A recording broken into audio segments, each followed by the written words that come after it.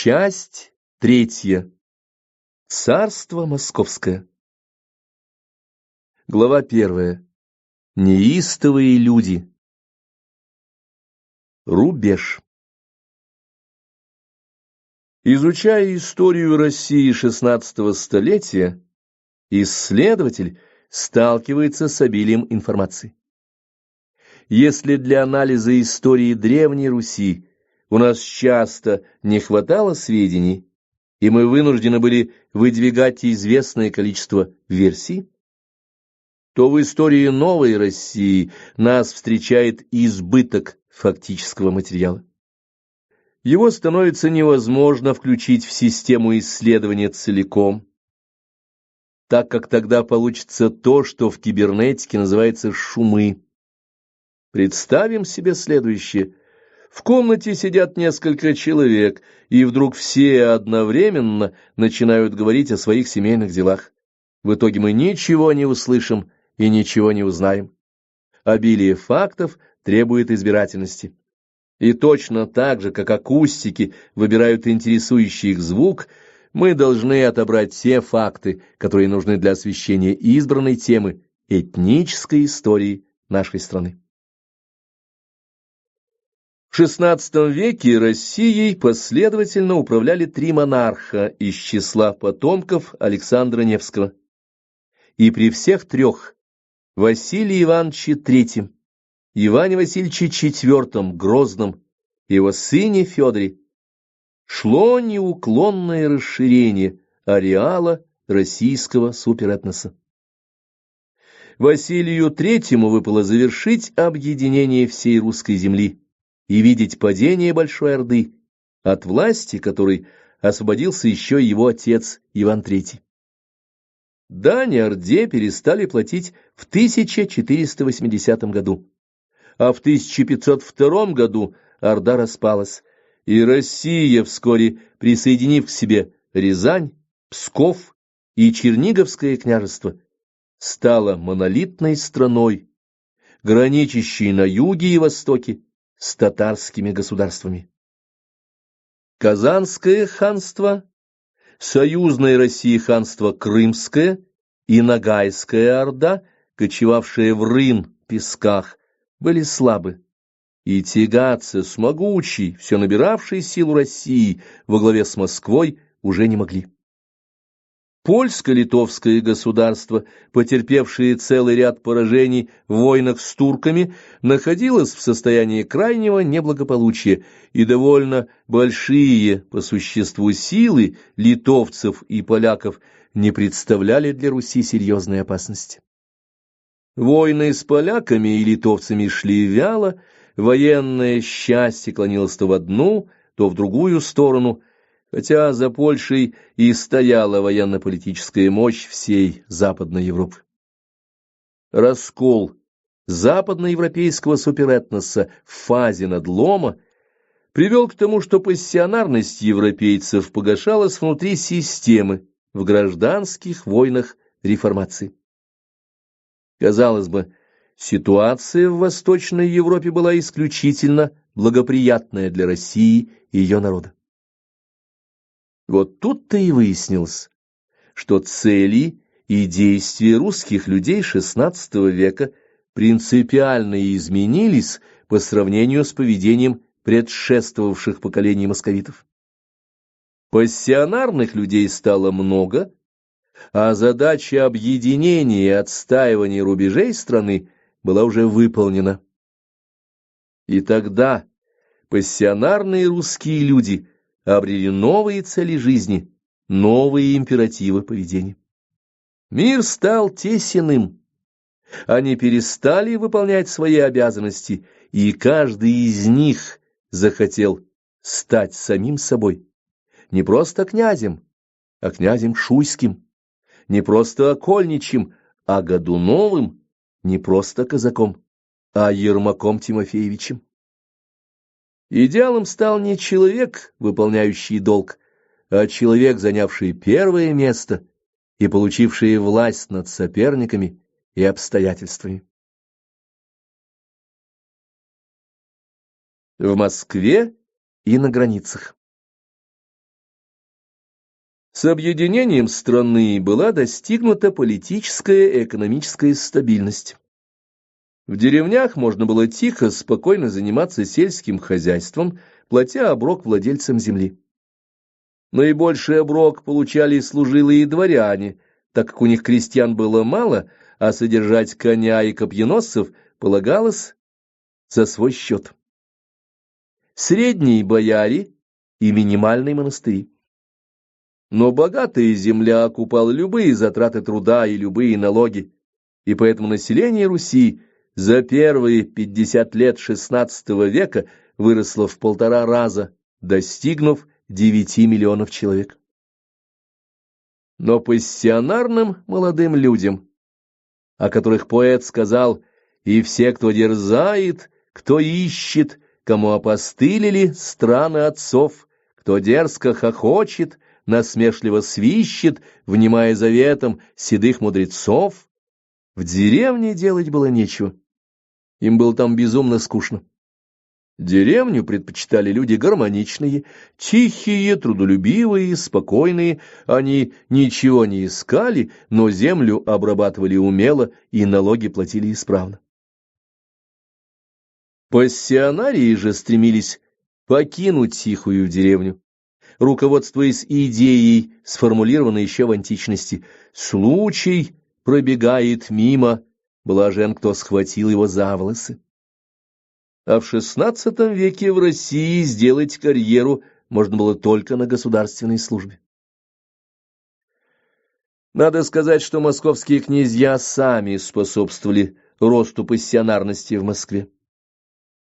Так Иван III решил, что мятежных новгородцев, а среди них пассионариев тоже было довольно много, следует перевести в Москву, дабы за ними было легко наблюдать. С теми же целями перевезли на Москву и множество мелких княжат из-под Путивля, Чернигова, Новгород-Северского, Курска. Аналогичным образом поступил Иван III с наиболее активными удельными князьями. В самом деле, мало ли что вытворит в Шуе князь Шуйский или в городе Адоеве князь Адоевский, а в государевой столице они под присмотром, тут люди ходят. Решение это было вполне логичное, государственное, но привело оно, как всегда, вовсе не к тем последствиям, на которые рассчитывали.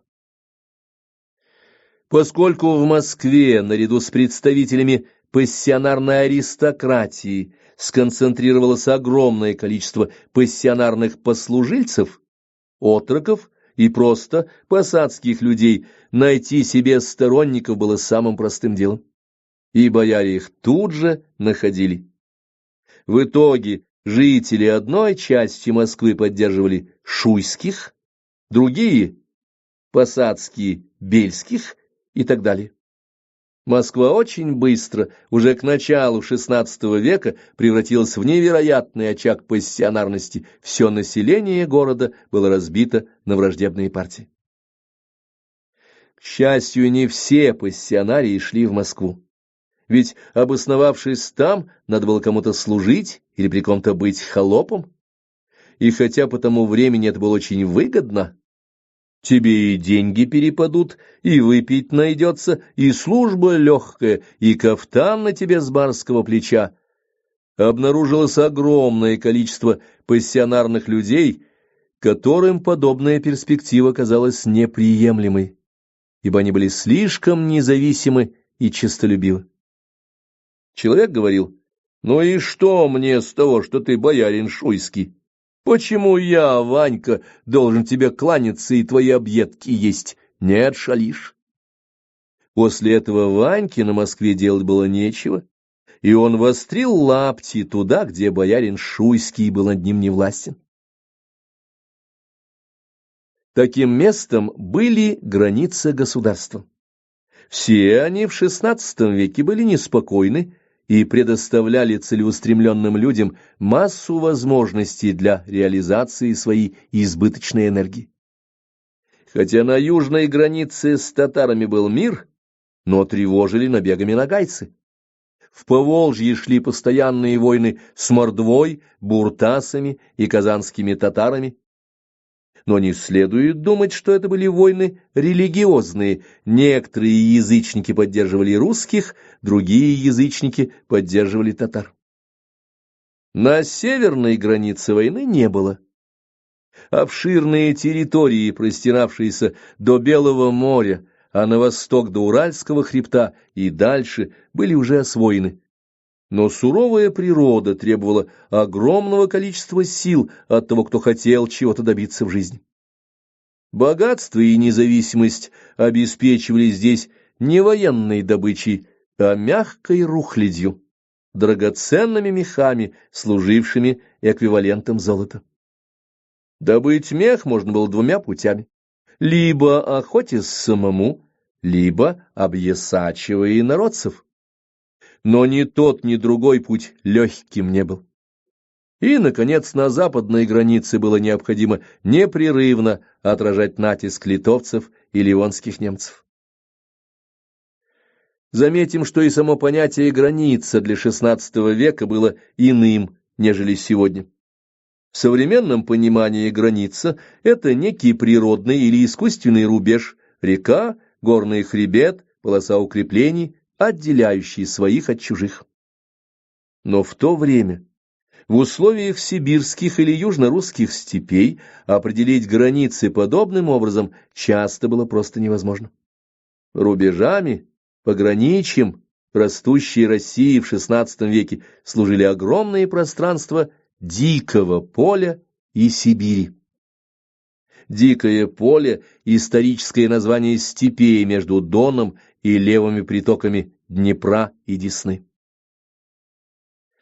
Подобная ситуация имела место и в XIX веке, когда создавались Соединенные Штаты Америки.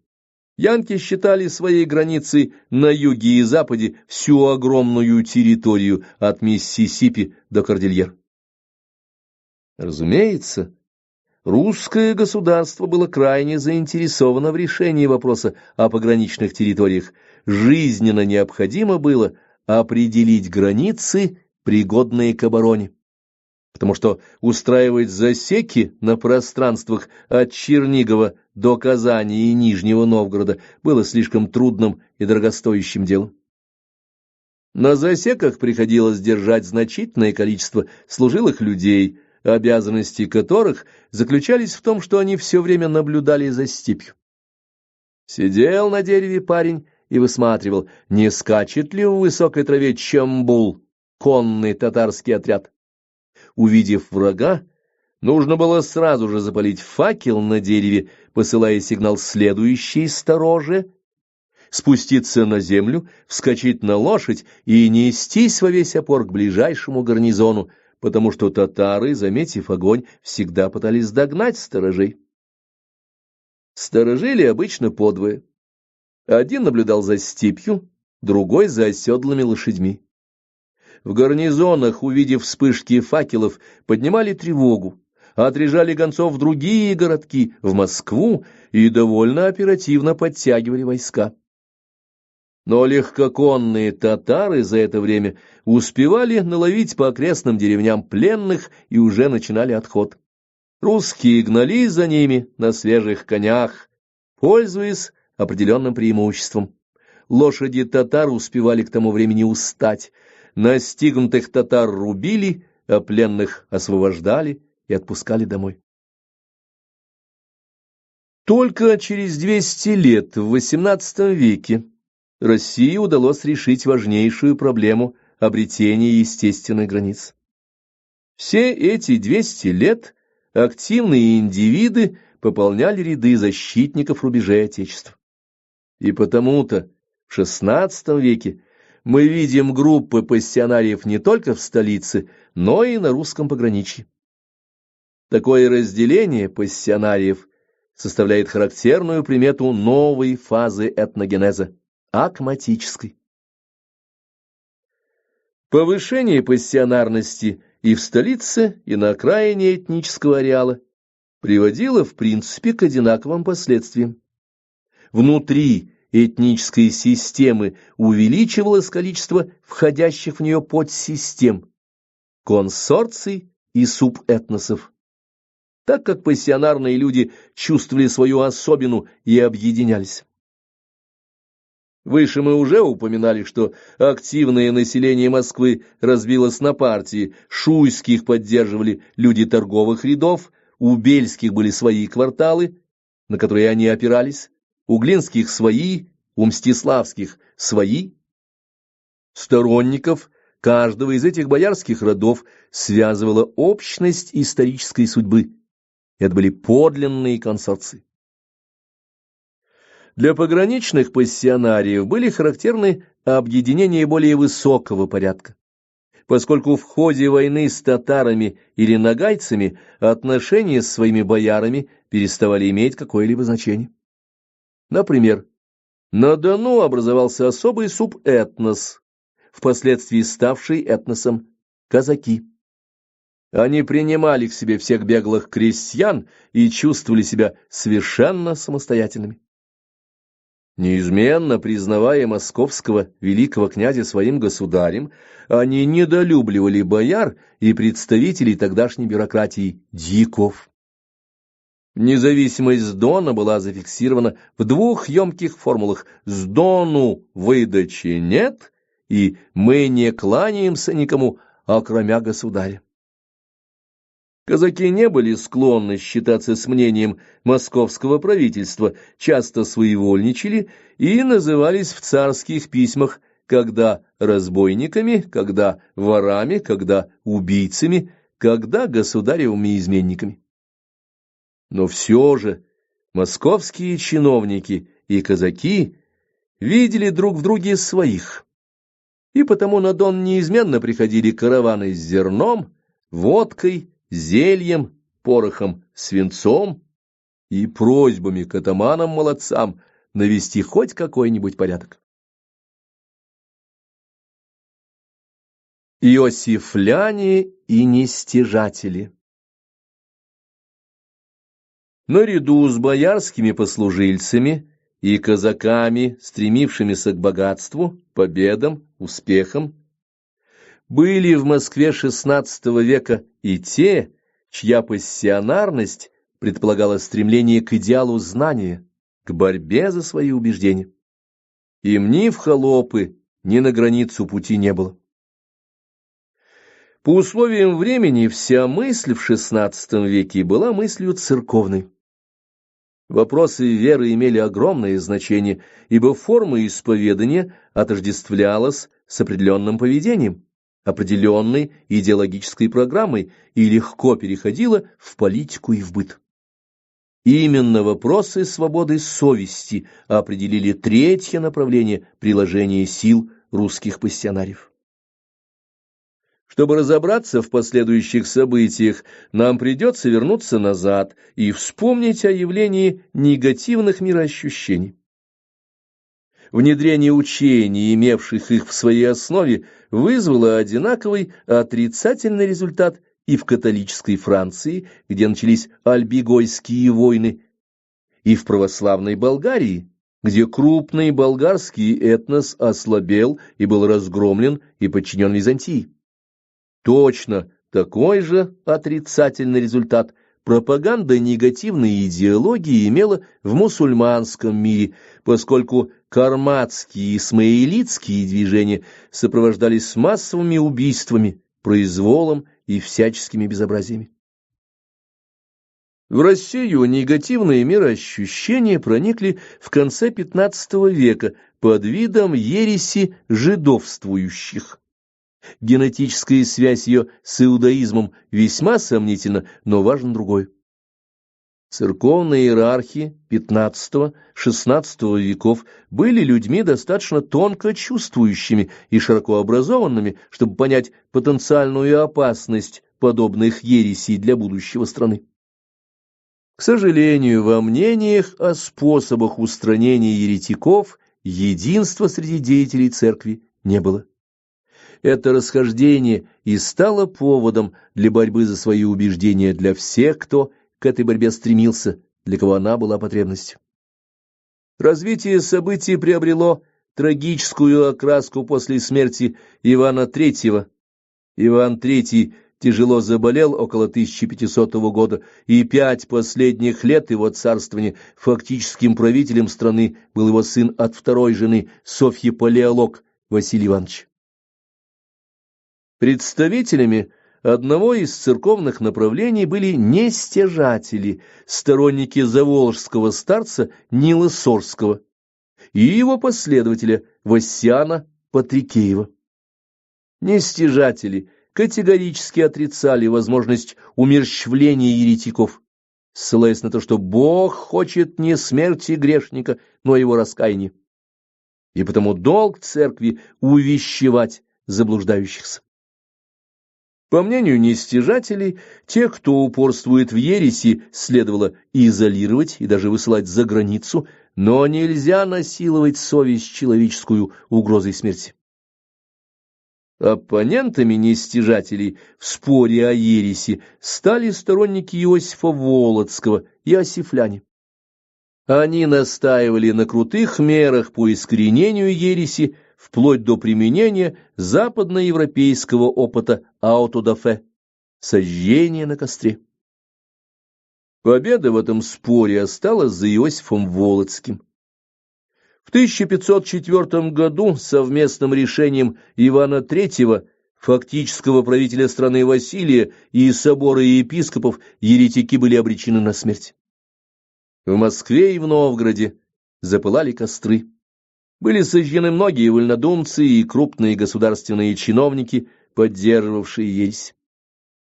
Невестка великого князя Елена Волошанка и его внук Дмитрий были посажены в тюрьму, где они и умерли. Но не только проблема борьбы с еретиками разделила иосифлян и нестяжателей. По-разному относились они и к судьбе имущества церкви.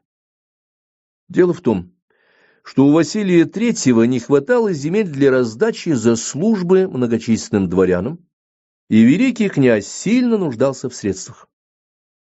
Зная это, нестяжатели предложили князю взять все имущество церкви в казну, оплатить таким образом службу у дворян и укрепить границы Руси. Причем взамен они потребовали права свободно высказывать свое мнение в соответствии с собственной совестью. Иосифляне со своей стороны готовы были поддерживать великого князя Василия III, но лишь при том условии, что он оставит церкви все ее имущество, богатое убранство храмов, прекрасные библиотеки, цветущие хозяйства монастырей. И в этот поистине критический момент решающими оказались семейные обстоятельства великого князя. Первой женой Василия III была Соломония Сабурова. Брак оказался бездетным, и под этим предлогом Василий III развелся с Сабуровой. Соломония негодовала, но великий князь был непреклонен. Затем он женился на красавице Елене Глинской. Род Глинских стоит того, чтобы рассказать о нем подробнее. Основателем рода Глинских был казак Мамай, то есть потомок самого Мамая, которого русские разбили на Куликовом поле. Где-то на Волыни этот потомок грозного темника принял православие. Сделав по случаю хорошую карьеру, он стал князем Глинским, равным по значению Рюриковичем и Гедеминовичем, и служил в этом качестве литовским князьям. Не поладив с литовцами, его потомок Василий Львович Глинский в 1508 году переехал в Москву, где его приняли с распростертыми объятиями. Дочерью этого литовского аристократа и была Елена Глинская. От нее Василий III имел 2 сыновей. Правда, злые языки говорили, что истинным виновником отцовства был молодой и красивый воевода сторожевого полка князь Овчина Телепнев-Оболенский. В вопрос о разводе с Сабуровой, естественно, вмешалась церковь, потому что по христианским законам бросать женщину без ее вины нельзя. Глава нестяжателей Вассиан Патрикеев смело осудил ничем с религиозной точки зрения немотивированный развод. Великий князь, понятное дело, мнением Васяна Патрикеева доволен не был. За первым конфликтом с нестяжателями последовал второй. Василий вызвал к себе в Москву для переговоров независимых черниговских князей Шемячичей, потомков Дмитрия Шемяки. Они получили охранную грамоту, приехали и были вероломно посажены в тюрьму. И снова Васян Патрикеев осудил поступок великого князя как нарушение честного слова, недостойное христианина. На этот раз терпение Василия иссякло. Васян Патрикеев был отправлен в Иосифлянский монастырь на строгое послушание, и там через некоторое время умер. Иосифляне победили. На юг и восток. В 1533 году скончался Василий III, оставив наследником трехлетнего сына Ивана Васильевича. Как это было принято, ребенок находился при своей матери, но в 1538 году Елена Глинская внезапно умерла. Подлинная причина ее смерти неизвестна, но среди современников находились люди, утверждавшие, будто великую княгиню отравили. Абсолютно точно известно другое: ее фаворита, князя Ивана Овчину, замучили до смерти. Власть перешла к боярщине, группе знатных бояр, которые приняли на коллективное регенство до совершеннолетия великого князя. Во главе коалиции стояли князья шуйские. Позже Иван Васильевич с горестью вспоминал обиды, нанесенные ему шуйскими. С точки зрения человека нашего времени, многие поступки шуйских вполне простительны. Вошел, скажем, князь Иван Шуйский в горницу, где маленький Иван играл с братом, и оперся на государеву постель. Ничего особенного. Однако стереотипы поведения меняются, и очень сильно. То, что для нашего современника безделица, для человека XVI века могло быть позором, порухой чести, и к такого рода вещам пассионарные люди в соответствии с этикетом относились серьезно. Такой поступок Шуйского по тем временам считался жутким гордением, такова оценка самого Ивана Грозного, и кичливостью. В общем, с Шуйскими Иван не поладил, и как только подрос, велел убить главу их клана, князя Андрея. Это случилось в 1543 году, уже после смерти кичливого Ивана Васильевича Шуйского. Так началось новое правление. Перед молодым государем стояли две внешнеполитические проблемы: упрочение восточной границы и развитие экономических отношений с Западной Европой. Решение первой из этих задач началось с войной с Казанским ханством, которая была, пожалуй, единственным по-настоящему кровавым эпизодом в продвижении России встреч солнца. В Казани было две партии: прорусская, капитулянская, и антирусская, ориентировавшаяся на турецкого султана. Антирусскую партию правильнее было бы назвать фантазерской, потому что турецкий султан, владения которого в Восточной Европе ограничивались бассейном Черного моря, оказать военную помощь не мог никак. Его войско до Казани просто не в состоянии было дойти. Тем не менее, сторонники Турции одержали верх. Они спровоцировали войну с Россией и поплатились за свои амбиции собственными жизнями и самой Казанью. 1552 год. На месте татарской Казани был построен русский город, но при этом значительная часть татарского населения уцелела. Прочие народы, входившие в Казанское ханство и подчинявшиеся казанским ханам, были присоединены к России на условиях гораздо более легких. Конечно, не стоит идеализировать наших предков. Но мусульманский гнет с его рабовладением и постоянной работорговлей на Волге был гораздо тяжелее той дани, которую наложила на Чуваши и черемисов Москва. Согласимся, что отдавать дань — дело малоприятное, однако с приходом русских, по крайней мере, уже никого не хватали и не продавали в Персию или Турцию. Что же касается русских, то для них необходимость взятия Казани была очевидной, ведь по окончании войны на землях Казанского ханства было освобождено до 100 тысяч русских пленных. Все они получили свою долю из военной добычи и были отправлены домой. Следующим шагом в восточной политике стал захват Астрахани.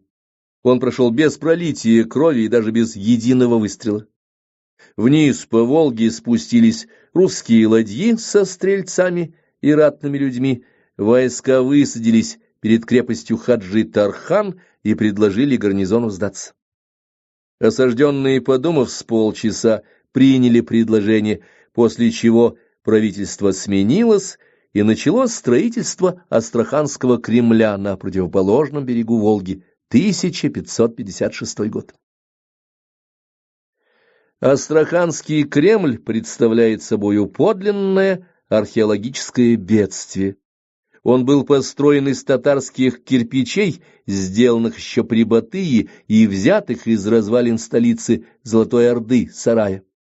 Но самое любопытное то, что при постройке сарая использовались кирпичи из развалин столицы Хазарии и Тиля. Такова оказалась культурная преемственность в Поволжье. Завоевание всей Волги вывело русских к Каспийскому морю, к Кавказу и колоссально облегчило торговлю с Персией, поскольку границей персидской сферы влияния был Терек. Продвигаться далее на север персы считали излишним. В результате большинство народов Поволжья и Северного Кавказа подчинилось московскому государству. Исключение составили лишь малые нагаи, занимавшие территорию современного Ставропольского края, прилегающую к Азовскому морю. Тяжелыми были для России отношения с другим обломком Большой Орды, Крымским ханством, зависевшим от Турции. С начала XVI века Крым вошел в сферу влияния Османской империи, осуществлявшей мусульманскую экспансию. Инструментом агрессии в юго-восточной Европе Турция избрала своих вассалов, крымских ханов-гиреев. Борьба, в которую была втянута и Речь Посполитая, была тяжелой, кровопролитной и завершилась лишь в XVIII веке победой России. Ливонская война. Непростым было положение и на западной границе.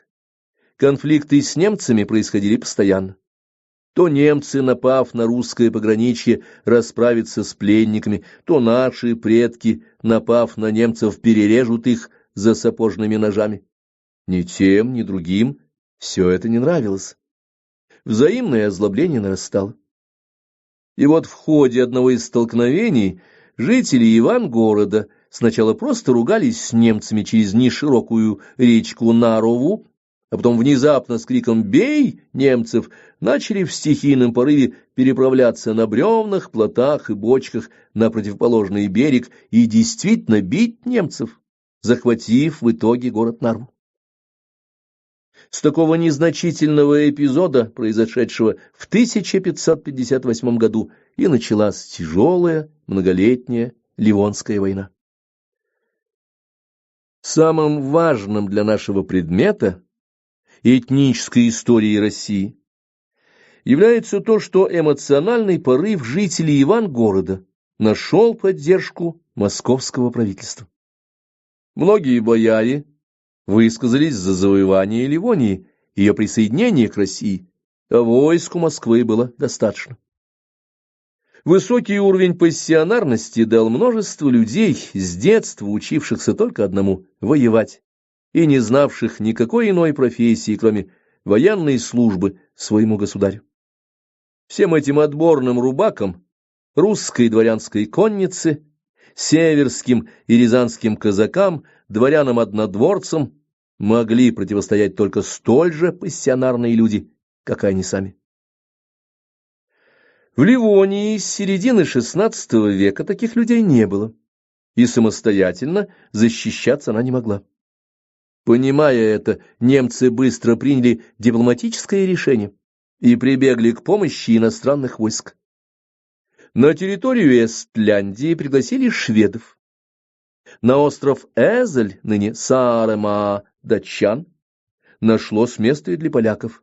1560-1561 годы. Несмотря на это, русские сумели захватить половину Ливонии, но единства по вопросу о том, что делать дальше, в московском правительстве не было.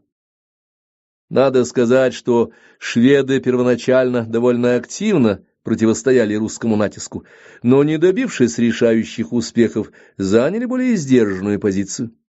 Поляки вообще предложили отдать русским ту часть Ливонии, которую Москва уже фактически захватила. В этом случае самим полякам отходила остальная часть Ливонии, включая Ригу, а этот город, имевший большое стратегическое значение, открывал торговый путь по Западной Двине. Еще в 1556 году в Москве появился замечательный человек, князь Дмитрий Вишневецкий. Происходил он из Турово-Пинских князей и, следовательно, принадлежал к Рюриковичам. Сам князь Дмитрий был человек храбрый и энергичный. Уважая эти качества, запорожское казачество избрало его своим кошевым атаманом, и он прибыл в Москву с предложением запорожцев захватить Крымское ханство. Царь поддержал Вишневецкого, и в 1558-1559 годах князь Дмитрий и царский воевода окольничий Данила Адашев совершили несколько набегов на Крым. Но в 1561 году правительству Ивана Грозного пришлось решать вопрос: сворачивать ли военные действия в Ливонии, перенося усилия на южные рубежи, или пытаться ликвидировать западноевропейский плацдарм. Взвесим сами. Намерение покорить Крым, вполне объяснимое постоянной опасностью татарских набегов, в реальных условиях XVI века было призрачной мечтой. Еще менее Россия была способна вести войну на два фронта. А вот стремление устранить немецкую угрозу и тем продолжить политику Александра Невского было и естественно, и осуществимо. Царь избрал борьбу на Западе, но война в Ливонии затянулась и оказалась для русских далеко неудачной. Тем временем в Польше в 1572 году пресеклась династия Ягеллонов, и изменился государственный строй. Поляки перешли к почти республиканскому типу правления, сохранив должность короля, они сделали ее выборной. Определив процедуру избрания короля на трон, польские магнаты выбрали французского принца Генриха Валуа. Генрих приехал, посмотрел на польские порядки и сбежал обратно в Париж. Нам такой поступок может показаться сумасбродством, но с позиции своего времени Генрих Валуа поступил абсолютно правильно. В XVI веке королевский трон не был синекурой. Должность короля была очень ответственной, а жизнь властителя и тяжелой, и рискованной. Соотечественники требовали от короля эффективного управления, но при этом он должен был считаться с настроениями подданных, ибо королевская корона снималась, как правило, вместе с головой. Потому-то французский принц и не захотел перечить польским вельможам. Впрочем, его внезапный отъезд спровоцировало то, что стал вакантным французский престол, и Генрих его занял. Лишившись Генриха Валуа, поляки в 1575 году выбрали королем Стефана Батория, семиградского вельможу, родом не то венгра, не то румына. Семиградье — историческая область на границе современных Венгрии и Румынии. Но не будучи поляком, Баторий был очень хорошим полководцем и сумел, благодаря своему таланту, выиграть для своих новых подданных Ливонскую войну. Русские войска оказались в итоге разбиты, а Баторию удалось остановить лишь под стенами Пскова, 1581 год. В 1582 году тяжелая для обеих сторон война была прекращена Запольским миром, а через 1,5 года было подписано перемирие со Швецией. Итак, Ливонская война, на которую было потрачено столько сил, окончилась для России плачевно. Россия потеряла завоеванную было Ливонию, к Швеции отошли Невское устье и Балтийские земли. Их удалось вернуть в 1590 году с тем, чтобы снова утратить в смутное время и снова вернуть лишь при Петре I. Кромешники. Победе России в Ливонской войне помешали не столько внешние обстоятельства, сколько значительные перемены внутри страны.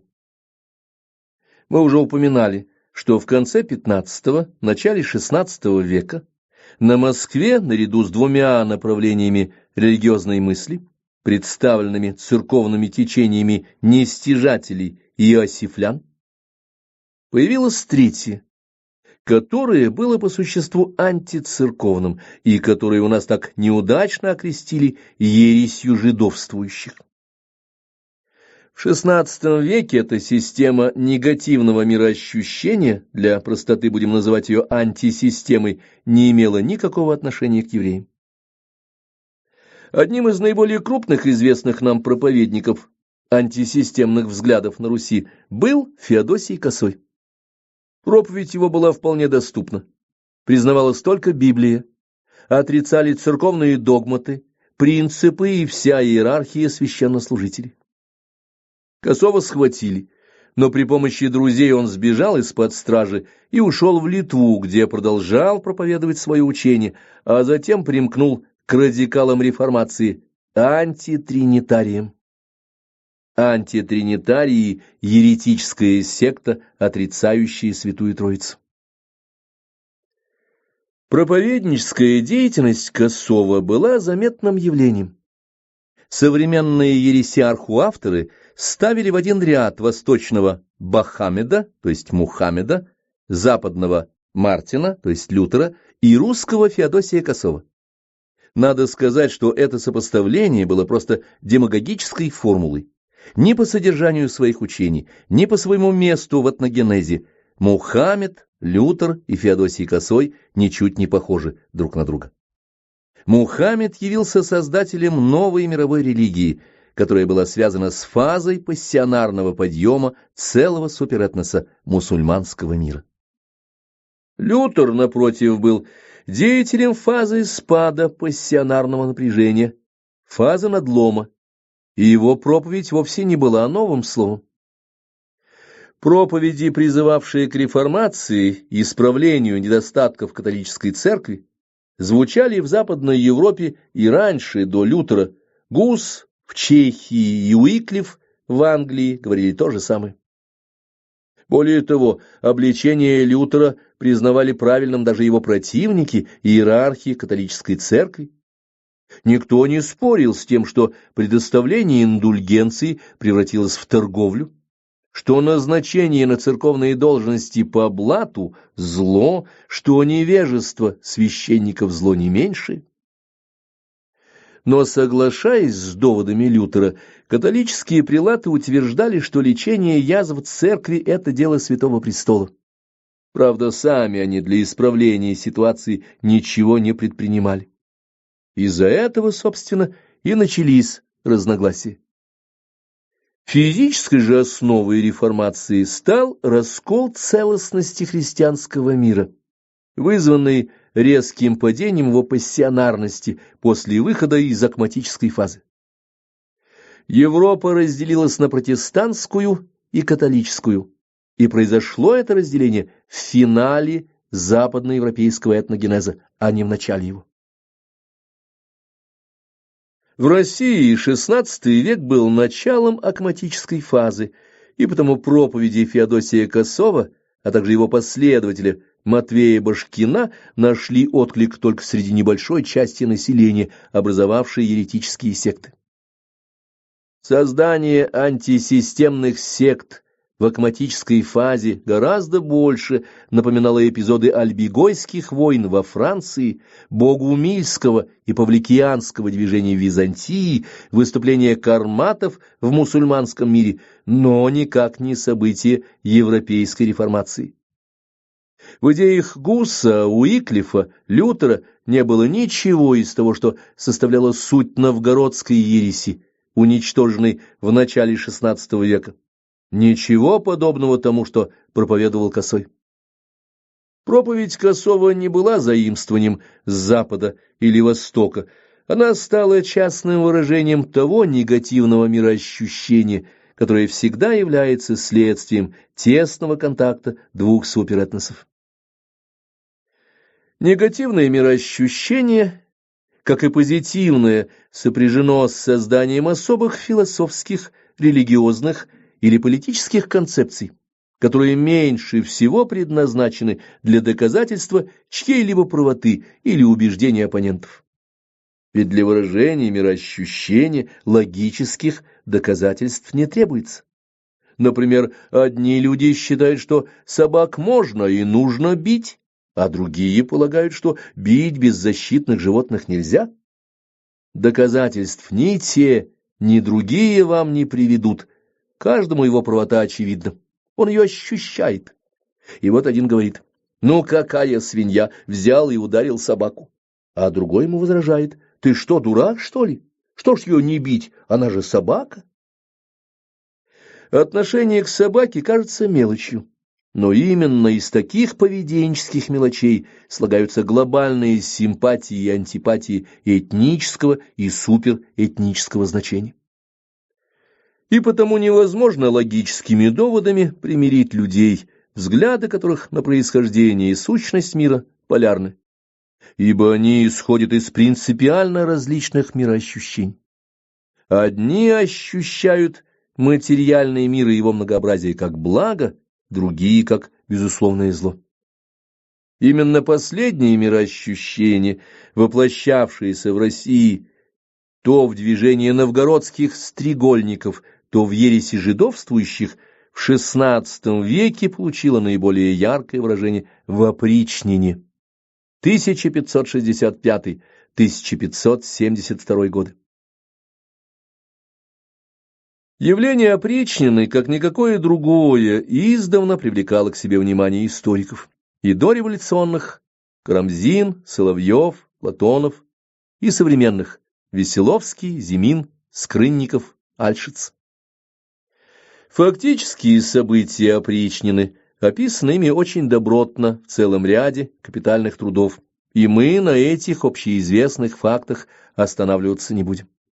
Отметим детали и моменты, непосредственно относящиеся к этнической истории.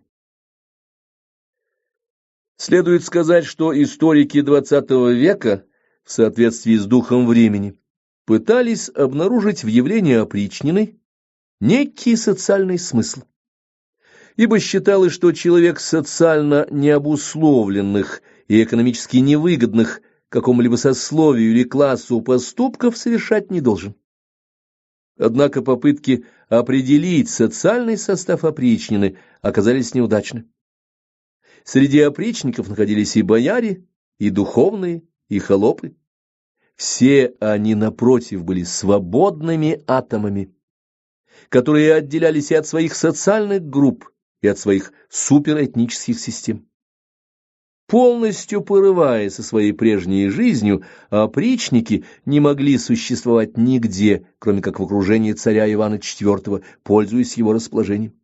Да и какой социальный смысл могло заключать в себе их поведение? Опричнина была создана Иваном Грозным в припадке сумасшествия в 1565 году. и официально просуществовала 7 лет.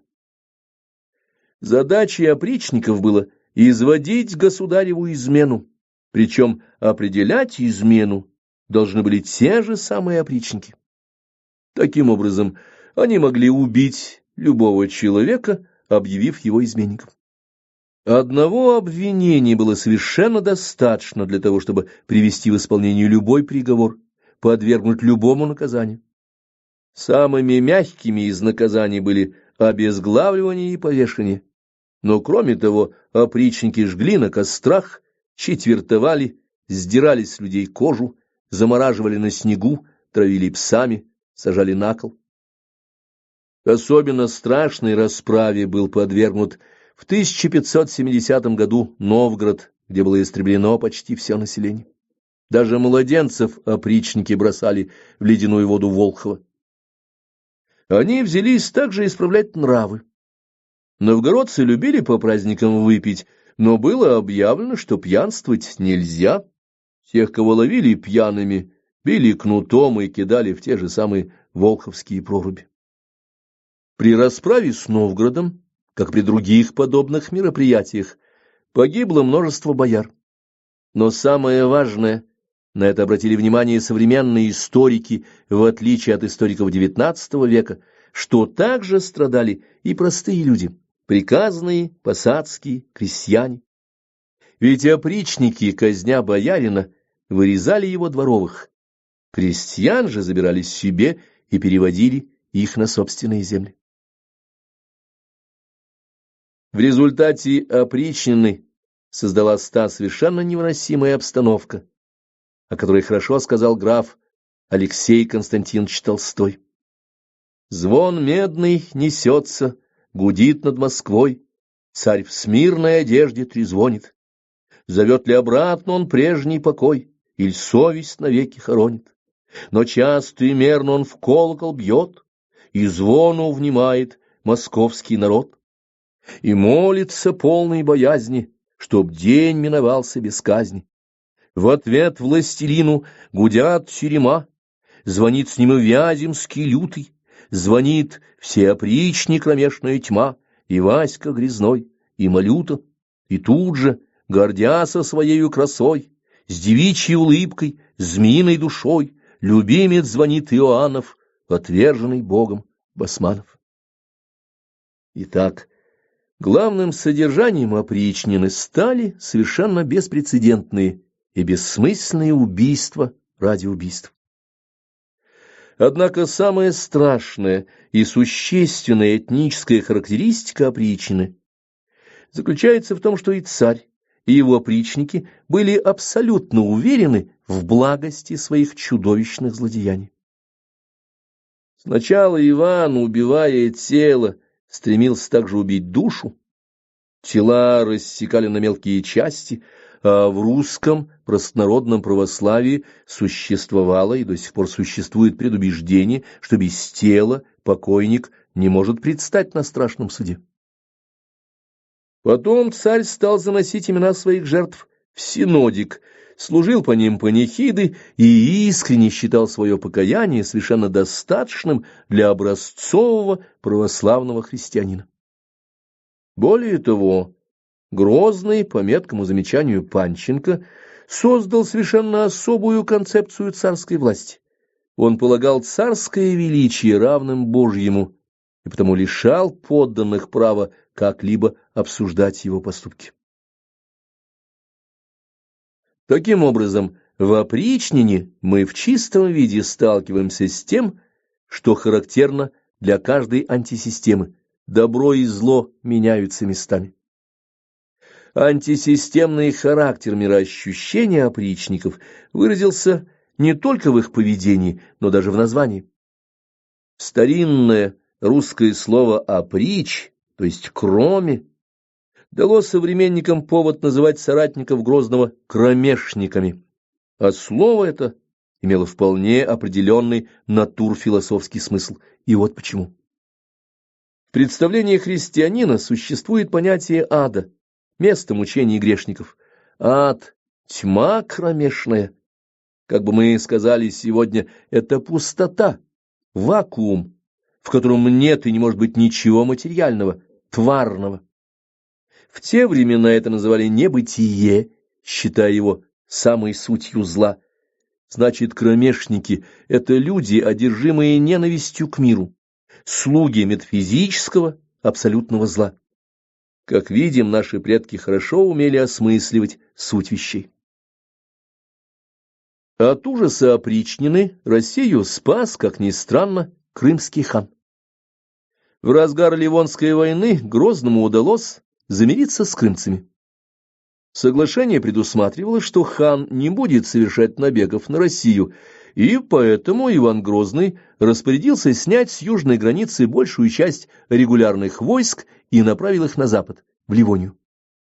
Но крымский хан нарушил договор. Отрядами конницы прорвал ослабленную границу, обошел заслоны, стоявшие вокруг Москвы, и напал на столицу. 1571 год. Татары обстреливали Москву зажигательными стрелами, в результате чего деревянный город выгорел через 3 часа. Пожар был колоссальным бедствием. Люди, даже уцелевшие, лишились всего имущества, многие погибли в пламени или задохнулись в дыму. Нужно было отражать нападение крымцев, и от имени царя было приказано собираться всем, кто может носить оружие, в том числе, конечно, и опричникам. И вот тут-то особые люди показали себя. Опричники либо просто дезертировали, либо прикидывались немощными и заболевшими, как говорили тогда, а объявляли себя вне тех. Убийцы беззащитных, они оказались неспособными сражаться с вооруженным и сильным врагом. Головы вождей опричнины, испугавшихся татарских луков и сабель, слетели на плахах. Были казнены и князь Вяземский, и князь Михаил Черкасский, и Василий Грязной, и воевода Алексей Басманов. Сыну Алексея Басманова, Федору, было предложено сохранить жизнь, если он согласится перерезать горло своему отцу, и он согласился. Иван выполнил обещание. Федору жизнь сохранили, его заковали в кандалы, отправили на север, посадили в тюрьму и там дали умереть. Зять Малюты. Конец опричнины, 1572 год, не означал конца антисистемы. Казнена была только верхушка опричников, да и то не вся. Например, Малюта Скуратов, самый страшный из них, уже после разгрома опричнины погиб на Ливонской войне. И хотя опричнина как институт была уничтожена, она не могла не оставить последствий. Большинство людей, бывших опричниками, уцелели. Кто-то из них был поверстан уже без всяких привилегий в служилое дворянство, кто-то пошел в монахи, кто-то в приказы. И при этом бывшие опричники оставались самими собой. Сохранив головы, они чувствовали и думали точно так же, как и до ликвидации опричнины. Кроме того, многие бояре, связанные так или иначе с опричниками, остались при дворе и у власти. Одним из таких бояр и был Борис Федорович Годунов. Всем известна характеристика, данная ему Александром Сергеевичем Пушкиным. Пушкин устами своего литературного героя так оценивает перспективы воцарения Бориса. «Какая честь для нас, для всей Руси! Вчерашний раб, татарин, зять Малюты, зять палача и сам в душе палач возьмет венец и бармы Мономаха». В этой характеристике Пушкин многое опустил, хотя в дальнейшем он, как тонкий мыслитель и гениальный поэт, рисует образ Годунова, весьма близкий к историческому прототипу. Борис Годунов происходил из татар, но его предки вышли из Орды еще при Иване Калите, то есть за 200 лет до его рождения, и, конечно, его происхождение не могло иметь решающего значения. Вчерашний раб принадлежал крупному боярскому роду и сам был окольничьим при Иване Грозном. Окольничий — второй по старшинству чин после боярина. Так называли доверенных людей, находившихся около царя, его советников. Борис Годунов был умный человек, прекрасный волевой администратор, именно поэтому он выдвинулся при Иване Грозном, а после его смерти возглавил правительство, чему способствовал тот факт, что сестра Бориса была замужем за сыном Ивана, царем Федором. Безвольный, добрый и благочестивый Федор, который начинал свой день с молитвы «Дай, Господи, никому не сделать ничего плохого», находился в полной воле Годунова, практически самовластно управлявшего страной от его имени. Первыми мерами, принятыми Годуновым после смерти Ивана Грозного, стали укрепление границ, заключение почетного мира с Речью Посполитой, восстановление крестьянского хозяйства. Кроме того, была успешно проведена война со шведами. С началом правления Бориса народ, по словам современников, отдохнул.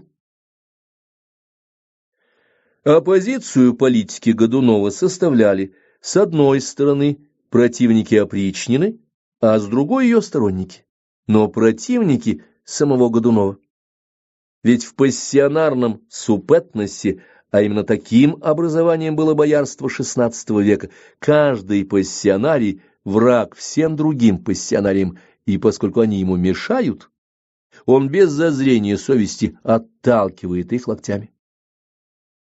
Борису Федоровичу, хотя и не без труда, удалось справиться со всеми своими противниками, и когда боярин Богдан Бельский попытался захватить власть на Москве и даже занял своими холопами Кремль, изображая из себя регента, то Годунов нанес ему такой толчок локтем, что Бельский оказался в ссылке на Нижней Волге. Активная внутренняя политика и укрепление границ государства постоянно требовали денег, и потому Годунов был вынужден в 1597 году ввести крепостное право, то есть отменить Юрьев день, в который крестьяне имели возможность переходить от одного хозяина к другому. Было определено, что каждый крестьянин должен постоянно жить и работать там, где он жил и работал в момент издания указа. Конечно, запрещение менять хозяев ударило по крестьянам очень сильно. И Борис Федорович, стремясь компенсировать ущерб, разрешил крестьянам писать любое количество доносов на своих господ и приказал принимать эти доносы к рассмотрению. Теперь, если какой-нибудь боярин говорил своему крепостному: «Иван, как ты хреново работаешь! Разве это запашка? Что ты делаешь? Проспал, небось, половину дня?» Тот спокойно возражал: «Ничего подобного, боярин, чего ты ко мне пристал?» и получал за это удар кулаком в зубы. Потом Иван шел к грамотному человеку, а такие были всегда, и за малую мзду быстро писался донос о том, что боярин хулил государя и хотел бежать в Литву. Из всего этого видно, что Борис Годунов был настоящим реформатором и по-своему справедливым, хотя и крутым человеком. Он хотел, чтобы всем было одинаково плохо.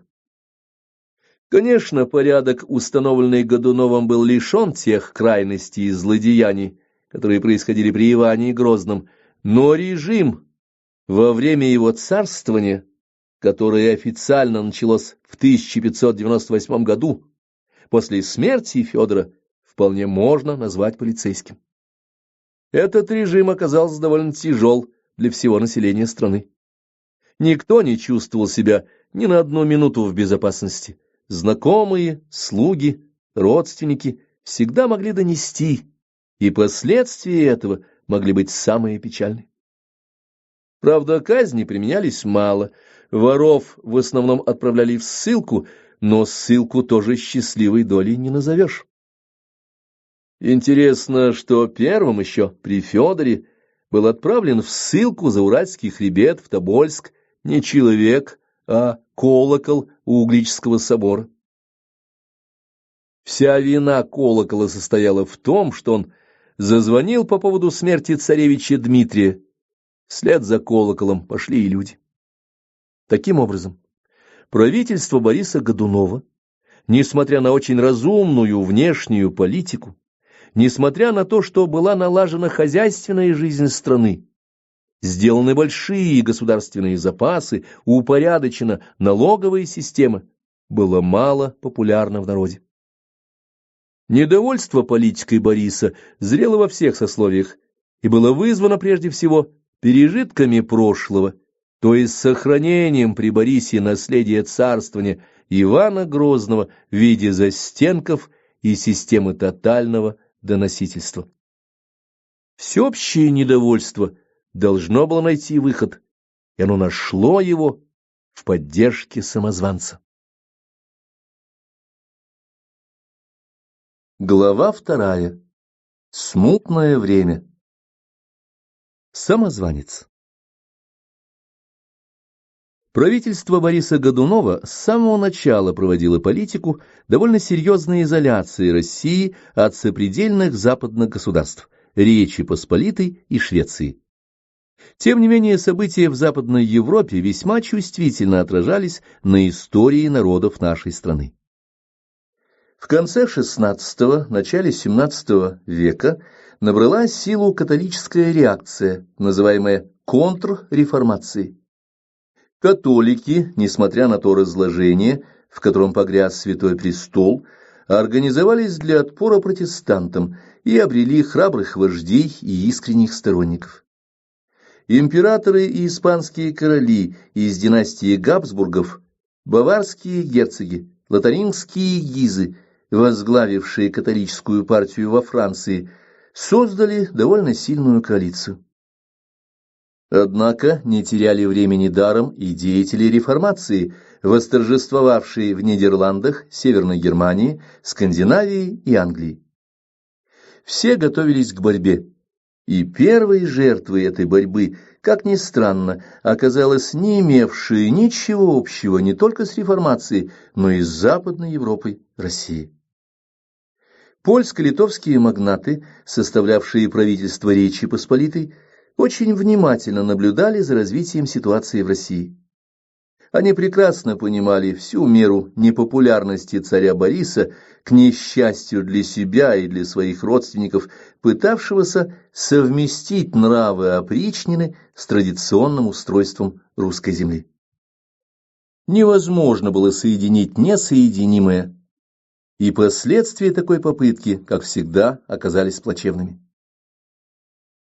В связи с этим, видимо, у поляков и зародился план использовать слабость позиции Годунова в своих интересах. Однако, по условиям того времени, для политической и военной борьбы требовался символ. Речи Посполитой нужен был претендент на царский престол, личность, которая в одном своем имени совместила бы, как в фокусе, весь комплекс политических, экономических, идеологических и прочих чаяний народа. Понятно, что таковой персоной мог быть только человек, предъявлявший законные права на престол, которые давались исключительно рождением. С точки зрения наших современников, династические права никакой роли не играют. Но люди XVII века этому обстоятельству придавали решающее значение. За незаконным претендентом его сторонники идти не могли, а законное право на русский престол, естественно, имели потомки Ивана Грозного. К тому времени один его сын, царь Федор, умер тихой и спокойной смертью, а другой, малолетний Дмитрий, был зарезан в Угличе неизвестно кем и при каких обстоятельствах, 1591 год. Загадка смерти царевича волнует историков до сих пор, но для нашей темы обстоятельства его смерти не важны. И тут объявился претендент на престол, который назвал себя спасшимся царевичем Дмитрием. Он-то и стал знаменем освобождения России от власти продолжателя опричнины Годунова. Александр Пушкин в своей знаменитой трагедии очень хорошо сформулировал эту роль самозванца. Лжедмитрий, будем называть его общепринятым именем, сам говорит Марине Мнишек, даме своего сердца: «Но знай, что ни король, ни папа, ни вельможи не думают о правде слов моих. Дмитрий я или нет, что им за дело, но я предлог раздоров войны, им это лишь и нужно. И действительно, всем была абсолютно безразлична степень правдивости его слов. Когда Лжедмитрий, боярский сын Григорий Отрепьев, принявший иноческий постриг, появился в 1601 году в Польше, первая реакция на его появление была очень сдержанной. Папа Римский, получивший известие о самозванце, наложил на письме ироническую резолюцию об объявившемся законном русском царе. Но поскольку Лжедмитрий в случае занятия им русского престола обещал обратить Россию в католичество, папа после некоторых раздумий решился все же поддержать сомнительное предприятие и дал свое благословение всем желавшим принять участие в походе Лжедмитрия. Возле самозванца начала группироваться самая разнообразная публика, решившая освободить Россию от власти Бориса Годунова. Это были и московские политические эмигранты, стремившиеся вернуться на родину, и малороссийские, северские и донские казаки, недовольные властолюбием царя, и просто польские авантюристы, жаждавшие легкой наживы и видевшие в планах Лжедмитрия хороший для этого случай. Но в целом силу Лжедмитрия было крайне мало. Численность его войска не шла ни в какое сравнение с военными возможностями московского правительства. Тем не менее, когда Лжедмитрий перешел со своим отрядом Днепр, служивший тогда границей, и вторгся в Северскую землю, 1604 год, то оказалось, что крепости сдаются ему без боя. Если какой-нибудь воевода, исполняя свой долг, пытался организовать оборону, народ и стрельцы кричали: «Ты что, сукин сын, делаешь? Ты против сына нашего царя, против государя, против Дмитрия Ивановича выступаешь?» Воевод в крепостях и всех сторонников Годунова вязали и выдавали самозванцу головами, принося присягу крестное целование, а Лжедмитрий милостиво прощал пленных врагов. Здесь надо сказать несколько слов о личности самозванца. Судя по его поведению, в частности, обращению с пленными, Лжедмитрий был человек несколько легкомысленный, но отнюдь не злой. Великодушие и щедрость хорошо сочетались в нем с умением завоевывать людские симпатии. Но, увы, этих качеств было недостаточно для человека, желавшего играть роль московского царя. Взятием крепостей дело, как известно, не кончилось. Против отряда Лжедмитрия были двинуты регулярные войска, многократно превосходившие силы самозванца, и его небольшой отряд был разбит на голову. Лжедмитрий укрылся в Путивле, и от окончательного поражения его спасло восстание севрюков, которые меньше всего думали о законности претендента на престол. В их восстании выявилась этническая противопоставленность потомков северян, древних обитателей Северской земли и великороссов. Восставшие сели в крепости Кромы и заявили, что будут продолжать войну за законного царя Дмитрия, имея своей истинной целью борьбу против Москвы. Их руководитель Карела очень хорошо организовал оборону, и царским воеводам Крома взять не удалось. А тем временем к Дмитрию подошли новые польские войска. Правда, поляки, выдержав лишь первый бой и увидев, что пахнет жареным, претендента покинули. Между тем, количество русских в войске Лжедмитрия росло. Он даже имел некоторые успехи в столкновении с московскими полками. И что самое главное, начали расти общенародные симпатии к самозванцу. Правительство Годунова и его полицейский режим стремительно утрачивали поддержку во всех сословиях. Финал был трагичен. Зимой 1604-1605 года выдвинутое против Лжедмитрия войско частично разбежалось, не желая сражаться, а частично перешло на сторону самозванца и двинулось во главе с ним на Москву. Столицу никто не хотел защищать, ни бояре, ни холопы, ни посадские, ни торговые люди. Никому и в голову не пришло рисковать жизнью, спасая Бориса Годунова и его сторонников. В результате Годунов скончался, как мы бы сказали, от потрясения. Его сына Федора схватили и убили вместе с матерью, дочерью Малюты Скуратова. Несчастной царевне Ксении Борисовне пришлось стать наложницей самозванца, который потом приказал постричь ее в монахини. Скончалась она в 1622 году. Таким образом, Лжедмитрий оказался на престоле. И ведь нельзя сказать, что его активно поддерживала вся страна. Скорее, своей пассивностью страна не оказала поддержки Годунову, всем слишком помнилась опричнина. Активную же помощь самозванцу оказали только 3 субэтноса – севрюки, обитатели Нижнего Дона, потомки хазар, говорившие по-русски, но, как и севрюки, не считавшие себя великороссами, и рязанцы, воинственные жители степной окраины. Рязанцы постоянно отражали татарские набеги, отвечая нападениями не менее жестокими, и вообще привыкли к войне настолько, что для них все были врагами – и степные татары, и мордва, и московиты, и казанцы. Кроме Северской земли, Дона и Рязани, отказалось поддержать Бориса Годунова все Поволжье, от Казани до Астрахани. Но поскольку население там было редкое, а поволжские города Саратов, Самара, Сызрань, Царицын представляли собой в то время небольшие остроги со слободами, то позиция Поволжья существенного влияния на ход событий не имела.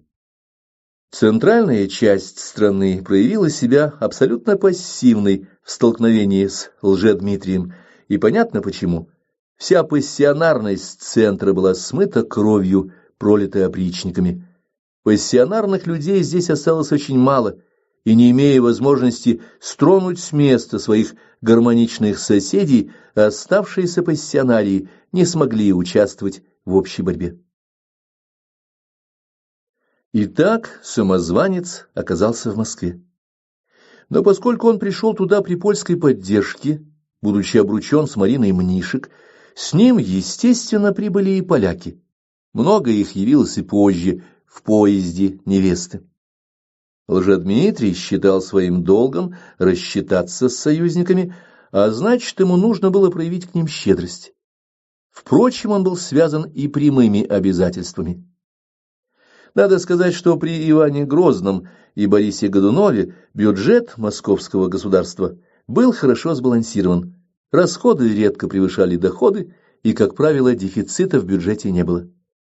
С воцарением Лжедмитрия деньги из государственной казны полились рекой, подарки и пожалования делались без разбора. Казна истощалась, и народ начинал удивляться нраву нового царя. Вот тут-то и сыграла свою роковую роль разница в стереотипах поведения русских и западноевропейцев.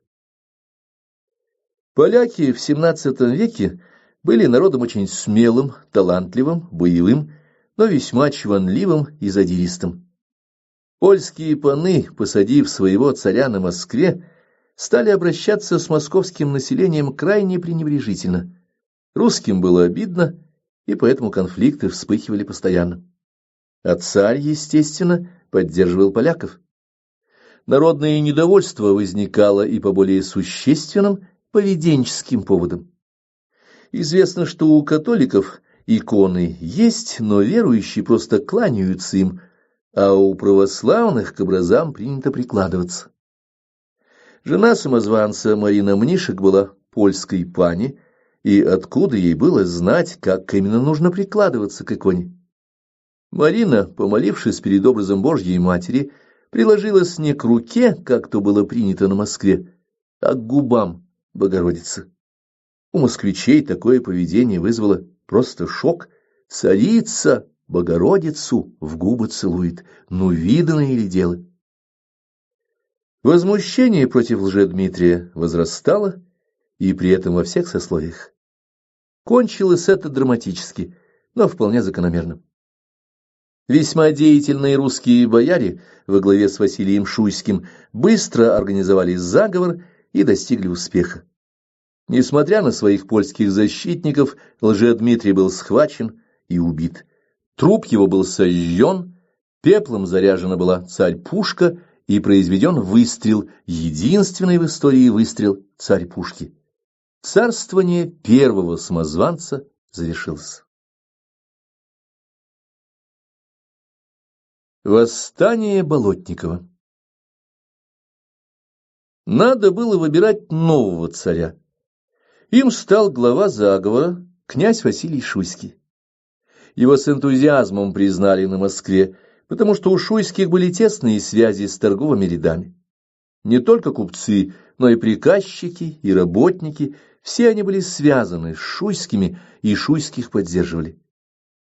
Василия Шуйского признали, хотя и без особого энтузиазма, по всему северу страны, но на юге подчиниться его власти отказались категорически.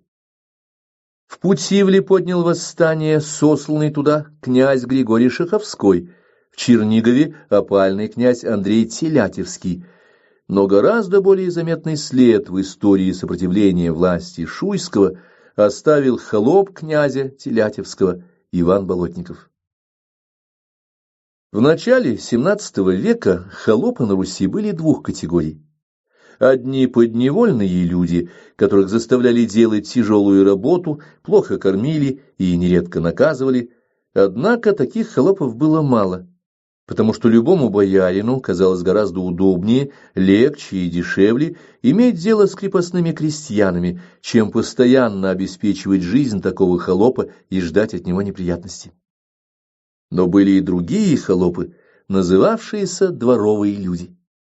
Ведь боярину необходима была надежная охрана, требовались верные люди, которым он мог бы доверить передачу секретного письма или исполнение какого-нибудь интимного поручения. Доверять подобные дела вольному человеку было опасно, ибо контролировать его дальнейшее поведение становилось невозможно. Холоп же был в полной власти своего господина. Но поскольку господа нуждались в преданных слугах, о дворовых людях заботились, такие холопы ходили в роскошных кафтанах, ездили на прекрасных лошадях и ели досыта. Трудно сказать, к каким именно холопам принадлежал Иван Исаевич Болотников. Но поскольку нам достоверно известно, что он воевал и попал в плен к татарам, скорее всего, он был холопом, ездившим на коне, а не работавшим с лопатой в огороде. Судьба его сложилась печально. Татары продали Болотникова туркам, он попал в галерные рабы и несколько лет греб на корабле тяжелым веслом. Эту галеру захватили австрийские суда, турок частью казнили, частью тоже превратили в галерных рабов, а христиан освободили. Так Болотников оказался в Европе, сначала в Венеции, а потом в Польше, у жены сандомирского воеводы Мнишка, тещи Григория Отрепьева. Там Болотников и встретился с новым самозванцем Лжедмитрием II. От него Болотников получил письмо с рекомендациями к мятежному Григорию Шаховскому, и, прибыв в Путивль, бывший холоп довольно быстро возглавил войска восставшего пограничья. Когда мы говорим «восставшие пограничье», мы, разумеется, по-прежнему имеем в виду три уже упоминавшихся субэтноса – севрюков, донцов и рязанцев. Именно они, недовольные подчиненностью Москве, последовательно поддержали вслед за первым самозванцем и второго. Такова этническая основа явления, называемого в исторической литературе крестьянской войной 1606-1607 годов.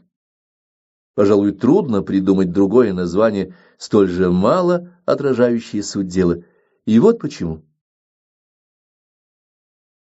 Восстание более энергичных жителей окраин против центра, утратившего пассионарность, встречаются в ходе этногенеза постоянно. Точно так же во Франции Гасконь, Прованс и Британь восставали против власти Парижа, а в Римской империи против принципов поднимались провинциалы. Пассионарный потенциал Рязани или Северской земли начала XVII века был много выше, чем в Москве, так как большее количество пассионарных людей уцелело от геноцида конца XVI века именно на окраинах России. Ведь в Северской земле, подальше от начальства, можно было жить в безопасности от опричнины. Угрозу там представляли только татары, но разве это была угроза по сравнению с опричниками? Итак, уцелевшие на юге пассионарии, возглавляемые князьями Шаховским и Телятевским, под военным руководством Болотникова, двинулись к Москве. Успех этого войска отнюдь не был вызван поддержкой крестьян, скорее наоборот. Когда Болотников подошел к Туле, царское войско растаяло. Дворяне, разъехавшись по домам, покинули своих воевод. Вслед за тульским дворянским ополчением неповиновение царю проявила сама Тула. Возмутились против правительства городские жители. Но что было самым главным, в лагерь восставших перешли дворянские полки. Воеводами южно-русских дворян стали рязанцы, полковники Григорий Сумбулов, Прокопий Липунов и сотник Истома Пашков. Рязанское дворянство, охранявшее примерно половину юго-восточной границы, представляло собой элиту правительственных войск. Именно с помощью этих военных профессионалов, а вовсе не крестьян, Болотников дошел до Москвы, попытался ее окружить и штурмовать. Началась единственная в истории страны осада столицы восставшими, длившаяся 5 недель. Бояр и их холопов в Москве было явно недостаточно для защиты города. Понимая это, царь Василий Шуйский набрал значительное войско, состоявшее из служилых и даточных людей. Что очень важно, войска набирались в центре и на севере страны из числа крестьян, принадлежавших монастырям и другим землевладельцам. Следовательно, как это ни парадоксально, защищали Москву от крестьянского ополчения, явившиеся по зову царя крестьяне, а в крестьянском войске ударной силой были дворянские пограничные полки. Для объяснения этого социального противоречия и для того, чтобы разобраться в событиях смутного времени, мы должны опуститься с высоких уровней этнической иерархии суперэтнического и этнического на уровень субэтнический, определяющий внутреннюю структуру этноса. Субэтносы есть в любом этносе. Например, сторонники Болотникова по отношению к полякам, татарам, немцам считали себя русскими, но, не считая себя москвичами, говорили: «Нет, мы не москвичи, мы севрюки». То же самое утверждали рязанцы и донцы. Когда же обнаружилась слабость центрального правительства, этого естественно ощущаемого противопоставления оказалось достаточно, чтобы периферийные субэтносы начали претендовать на лидирующее положение в русском этносе и российском суперэтносе. Именно схватка за власть между представителями разных субэтносов севера и юга страны, находящейся в акматической фазе этногенеза, и вызвала первую русскую смуту. Великороссия победила. Болотникова отбросили от Москвы. После поражения под стенами столицы в его войске произошел раскол. Черниговское и курское дворянство осталось с Болотниковым, рязанские же дворяне и казаки от него откололись и повели себя совершенно самостоятельно. Болотников с остатками своих сторонников был блокирован в Туле войсками из тверских, великоустюжских, костромских, ярославских крестьян и мелких помещиков. Капитулировал Иван Исаевич лишь тогда, когда осаждавшие запрудили Тульскую речку Упу и залили водой полгорода. Плененный Болотников вел себя вызывающе, кричал победителям: «Погодите, придет мое время, я вас закую в железо, зашью в медвежьи шкуры и отдам сам». Люди XVII века оскорбления переносили плохо и поступили сурово. Болотникова утопили. Несовместимость. Движение, вызванное появлением Лжедмитрия II, позже названного Тушинским вором, набирало силу. Почти одновременно с восстанием Болотникова в Польше произошел Рокош, мятеж Зебжидовского, бывшего краковского воеводы, который, кстати, присутствовал при тайном перекрещивании в католичество Гришки Отрепьева. Право на рокош было общепризнанным элементом стереотипа поведения польской шляхты XVII века и воспринималось как нечто само собой разумеющееся.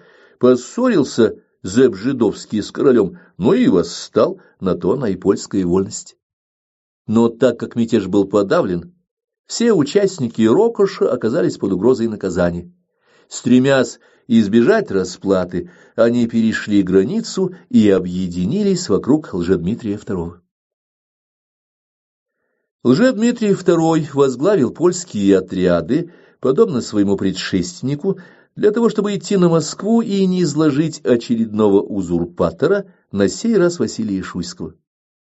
Обвинения в узурпации власти были, в общем, вполне справедливы.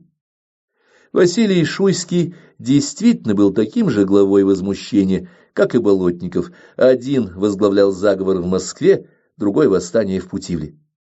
Однако у них были и важные отличия. Если Шуйский опирался на москвичей и жителей севера России, то в деятельности Болотникова просматривается тайная опора на Польшу. Тушинский же вор просто пришел к власти на копьях польских инсургентов, которые снова нашли себе дело, решив посадить своего ставленника на московский престол и затем получить полагающиеся приятности.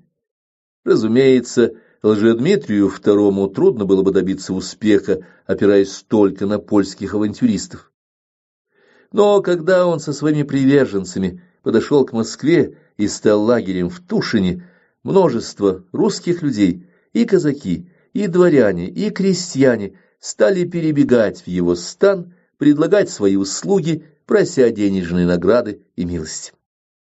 Получив пожалование от нового самозванца, эти люди с легкостью бежали обратно в Москву и предлагали свои услуги Василию Шуйскому, прося у него то же самое.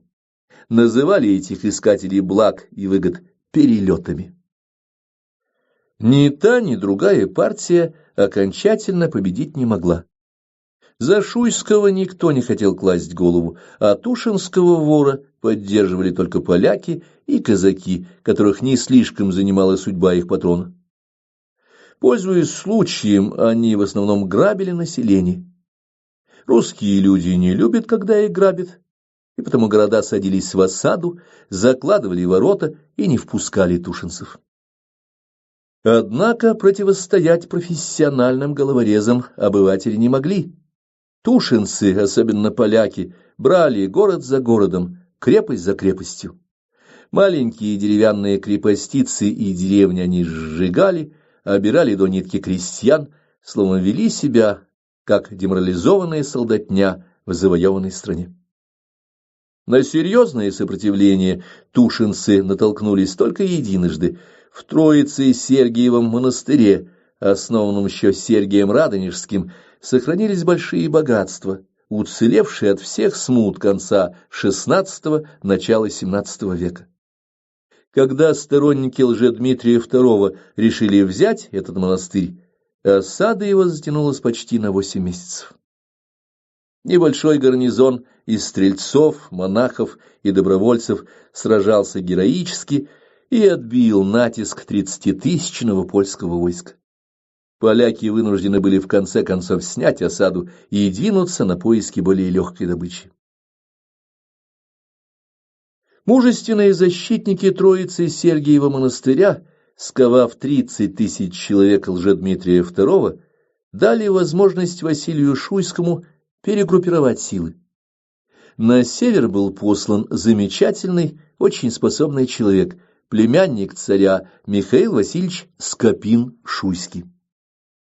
Собрав в северных городах ополчение из дворян, крестьян, посадских людей и купцов, он двинулся на Тушинского вора и разгромил его.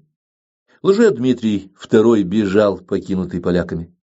С ним оставалась лишь часть казаков, касимовские татары, да неизменная спутница самозванцев Марина. Размолвка с оставшимися союзниками привела тушинского вора к гибели.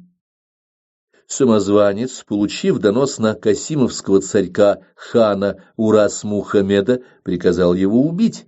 Он не видел в своем поступке ничего особенного, в Европе государи так и поступали, но просчитался, ибо татары, народ серьезный, посмотрели на поступок самозванца совершенно иначе. Терпеливо выждав некоторое время, татарский князь Урусов, друг убитого, зарезал тушинского вора. Декабрь 1610 года. К несчастью, национальный герой России, спаситель Москвы Скопин-Шуйский, вызвал зависть некоторых московских бояр и был ими отравлен. Май 1610 года. За смертью полководца последовала другая беда. Русское войско, шедшее на выручку Смоленску, который еще осенью 1609 года осадил польский король Сигизмунд Ваза, начав открытую агрессию против России, было встречено гетманом Жолкевским у села Клушино. Предательство немецких наемников, состоявших на московской службе, привело к поражению русской армии. Это роковое поражение и смерть великого ротоборца Скопина-Шуйского окончательно подорвали позиции царя Василия. В июне 1610 года Шуйский был низложен заговорщиками и пострижен в монахи. Власть в Москве перешла к семибоярщине во главе с князем Федором Мстиславским. Но 7 бояр, как сообщает иное сказание, точию 2 месяца власти насладишася. В конце сентября правительство бояр впустило в Москву поляков, которые и стали с этого момента хозяевами положения. Поляки предприняли активные военные действия на большой территории. Сигизмунд захватил, наконец, Смоленск, оборона которого под руководством боярина Шейна длилась больше года.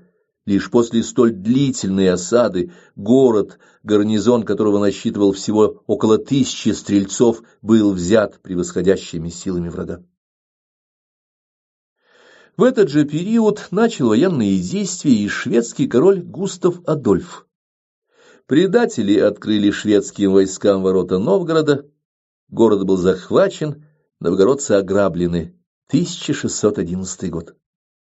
Густав Адольф, стремясь создать независимое от Москвы новгородское королевство, пытался захватить и Псков, но потерпел неудачу. Тем не менее, шведы интенсивно готовились к войне с поляками на территории России. Так страна, которая еще в 1604 году стояла несокрушимым утесом, уже через 7 лет стала просто удобным полем битвы для соперничавших европейских государств. К тому времени у Польши со Швецией сложились крайне напряженные отношения. В процессе контрреформации Польша стала оплотом католичества, а Швеция приняла лютеранство. Но шведский король Сигизмунд Ваза был ревностным католиком, и шведы с удовольствием заменили его лютеранином. Тогда поляки в пику шведам выбрали Сигизмунда своим королем. В результате шведский король, оказавшийся на польском престоле, стал готовиться к войне со Швецией. В этой легкости смены властителей ярко проявил себя феномен суперэтноса. При сильной политической вражде поляки и шведы принадлежали все же к одному этническому миру – Западной Европе, и оставались своими. Точно так же чувствовали себя французы в Германии, немцы во Франции, итальянцы в Дании, а испанцы в Италии. В России же все европейцы были чужими, равно как и русские в Европе. Чтобы убедиться в этом, достаточно посмотреть, какие последствия вызвала попытка посадить на московский престол польского короля. Положение Москвы было совершенно безвыходным. Василий Шуйский, сведенный с престола, был увезен в Польшу, где и скончался. Тушинского вора убили, правительства в стране не было никакого. Московские бояре решили предложить престол польскому королевичу Владиславу, и с этого момента начались сложности. Поскольку Россия представляла собою иной суперэтнос, условием поставления на царство являлось принятие претендентом православия. Но Владислав и думать не мог принять православие, ибо его отец был вождем католической партии. Во главе настаивавших на принятии королевичем православия стоял московский патриарх Гермоген, который по всей стране рассылал свои послания с призывом к восстанию и изгнанию латинин. Видя непреклонность Гермогена, поляки, стоявшие в Москве гарнизоном, арестовали его и уморили голодом. Однако перехватить инициативу они не смогли. Многочисленные послания патриарха достигли цели. Они переписывались, распространялись, читались на площадях и в храмах. Гермоген успел сформировать общественное мнение в пользу восстания, однако сил для решительного выступления не находилось. Север России был обескровлен, юг бунтовал, запад был захвачен Польшей, а Новгород — Швецией. В этой ситуации снова проявили себя рязанские дворяне во главе с уже известным нам Прокопием Липуновым и его братом Захаром, который заставил Шуйского отречься от престола. Понимая недостаточность своих сил, Липуновы попытались объединиться с казаками. Но ведь если даже в XIX веке дворяне и казаки были разными субэтносами одного великорусского этноса, то в XVII веке, когда пассионарность и дворян, и казаков была значительно выше, они представляли собою два разных народа России. А поскольку это были различные этносы, у них были и разные стереотипы поведения. И когда казаки пригласили Прокопия Липунова для переговоров в свой казачий круг, он спокойно явился туда, считая себя лицом неприкосновенным. Однако, столкнувшись с неуступчивостью Липунова, казаки зарубили его саблями, так как увидели в нем потенциальную угрозу своей казачьей вольности. После смерти Липунова рязанское ополчение разошлось. Первая попытка объединения русских сил против захватчиков оказалась неудачной. Спасители Отечества. Меньше других пострадала от смуты северо-восточная окраина Руси, тяготевшая к Нижнему Новгороду. Поскольку пассионарных людей там сохранилось больше, оттуда и пришли спасители России — князь Дмитрий Пожарский и Козьма Минин. Козьма Минин по прозвищу Сухорук был обыкновенным купцом из Нижнего Новгорода, а князь Дмитрий Пожарский — профессиональным военным, участвовавшим во всех войнах смутного времени. О том, что Минин и Пожарский спасли Россию, знают все. Но что им для этого пришлось сделать, мало кому известно.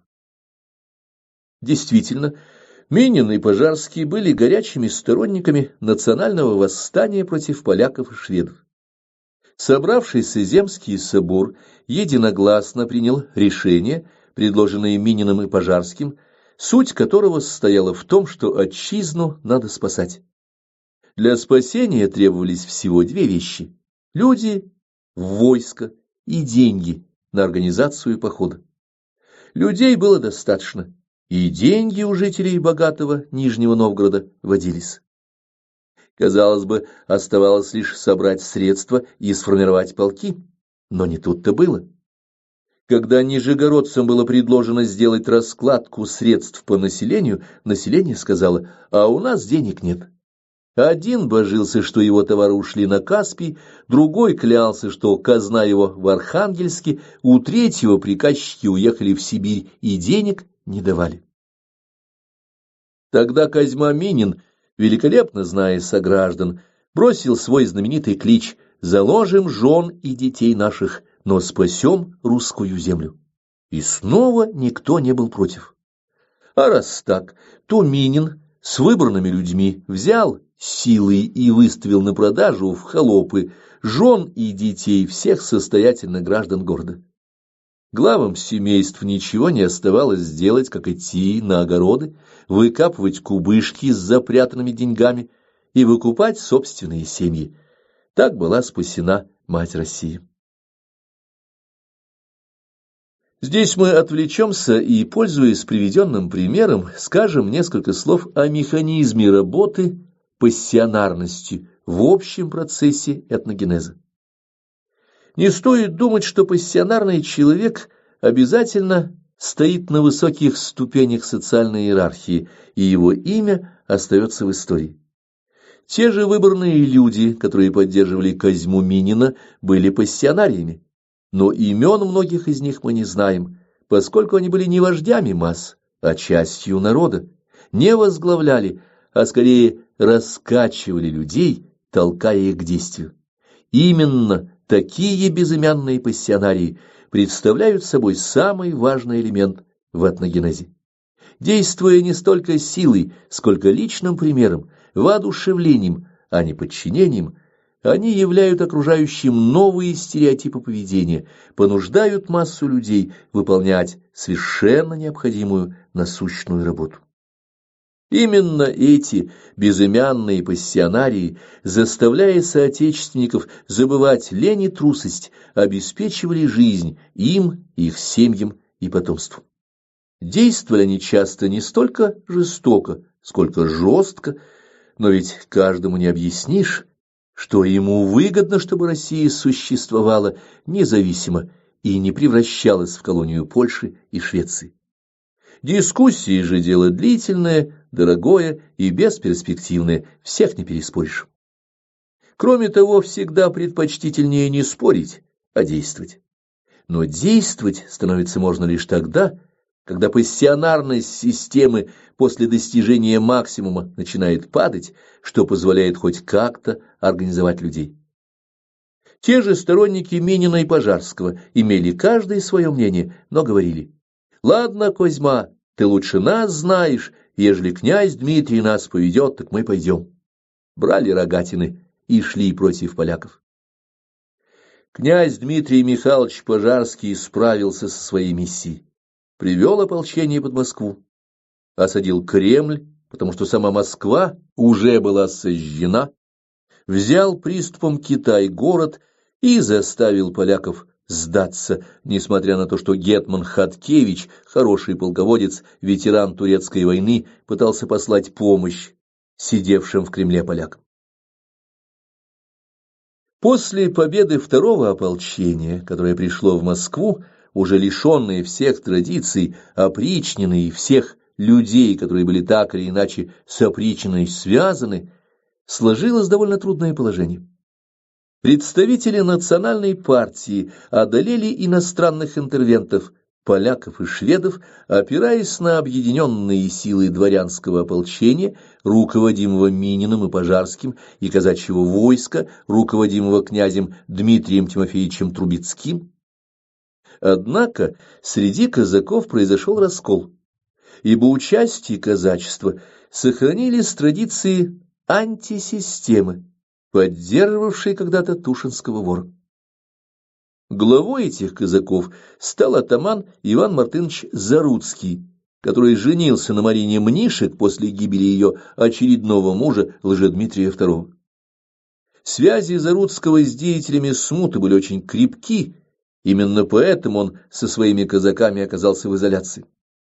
Оставшись без всякой поддержки и хорошо понимая ситуацию, атаман отступил на Дон, но Дон его тоже не поддержал.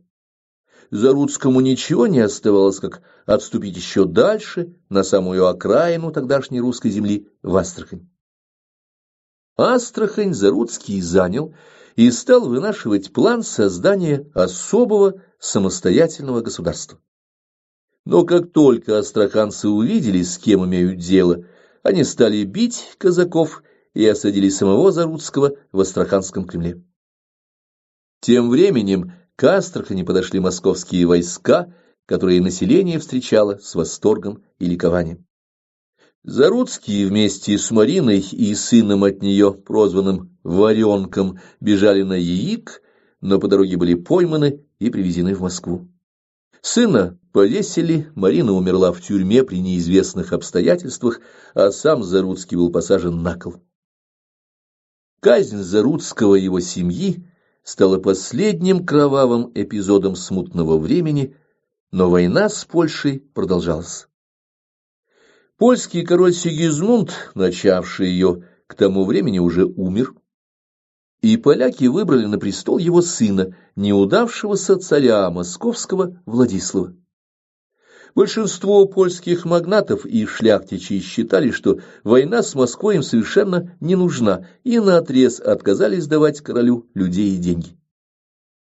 На скромные средства короны Владислав смог набрать небольшое количество немецких рейтар, с ними и двинулся на Москву и потерпел поражение. По Деулинскому перемирию 1618 года поляки отступили, оставив за собой русские города Смоленск и Чернигов, а также Запорожье. Ранее запорожские казаки сражались в польском войске. Шведы очистили Новгород, но сохранили за собой устье Невы и все побережье Финского залива, надежно закрыв России доступ к Балтийскому морю. Таким образом, смутное время завершилось, и итоги его были для России крайне неутешительны. Европейская территория страны заметно сократилась. Устроение. После изгнания иноземцев и окончания смуты самым насущным вопросом для русских людей стало восстановление своей государственности, выборы нового царя. У пассионарных людей акматической фазы принцип личной ответственности ценился очень высоко. Люди того времени полагали, и не без основания, что для уверенности в завтрашнем дне мало безликого правительства, а нужен один государь, который был бы символом власти и к которому можно было бы обращаться как к человеку. Поэтому выборы нового царя касались всех и каждого. Победители, казацко-дворянское ополчение, долго не могли сойтись во мнениях, все кандидатуры отметались. Дмитрия Трубецкого не хотели видеть на престоле дворяне, ибо он, хотя и был князем, командовал казаками. Князя Дмитрия Пожарского не хотели иметь государем казаки, ведь он был вождем дворянского ополчения. Но был еще один кандидат, тихий и совершенно бесцветный человек, 16-летний Михаил Федорович Романов. Отец Михаила, Федор Никитич Романов, интриговал в свое время против Бориса Годунова и был пострижен в монахи под именем Филарета. По поручению Боярской думы, после того, как 27 августа 1610 года Москва целовала крест на верность Владиславу, Филарет отправился с посольством к Сигизмунду III Вазе, но потерпел неудачу. Поляки арестовали его и довольно плохо обращались с послом в заключении. В тяжелые времена смуты Романов-старший был связан с тушинцами, но никакой заметной роли там не играл. Теперь же оказалось, что фамилия Романовых, именно в силу того, что она никак не проявила себя в прежние времена и, соответственно, не имела никакой поддержки, всех устраивает. Казаки были настроены в пользу Михаила, поскольку его отец, друживший с тушинцами, не был врагом казачеству. Бояре помнили о том, что отец претендента происходит из знатного боярского рода и к тому же состоит в родстве с Федором Ивановичем, последним царем из рода Ивана Калиты. Иерархи церкви высказались в поддержку Романова, так как отец его был монахом, причем в сане митрополита. Итак, все сошлись на нейтральном и тихом царе. Против высказалась лишь одна мать юного Михаила Федоровича, инокиня Марфа. Зная историю, эта женщина не пускала своего сына на царство, говоря, что это дело хлопотное, и что она не хочет, чтобы ее Мишеньку прикончили как Отрепьева и Тушинского вора. Но поскольку все обещали блюсти государя, то и ничего не оставалось делать, как стать матерью московского царя. Будущий же великий государь сидел в Костроме и знать ничего не знал. Судьба юноши была решена без его участия. В феврале 1613 года народ на Красной площади назвал своим государем Михаила Федоровича Романова. Выбор был крайне удачен, ибо, поцарствовав с 1613 по 1645 годы, сам Михаил Федорович ничего не предпринимал. Первоначально работу по устроению государства выполняли земские соборы. В состав земских соборов входили выбранные представители практически всех сословий.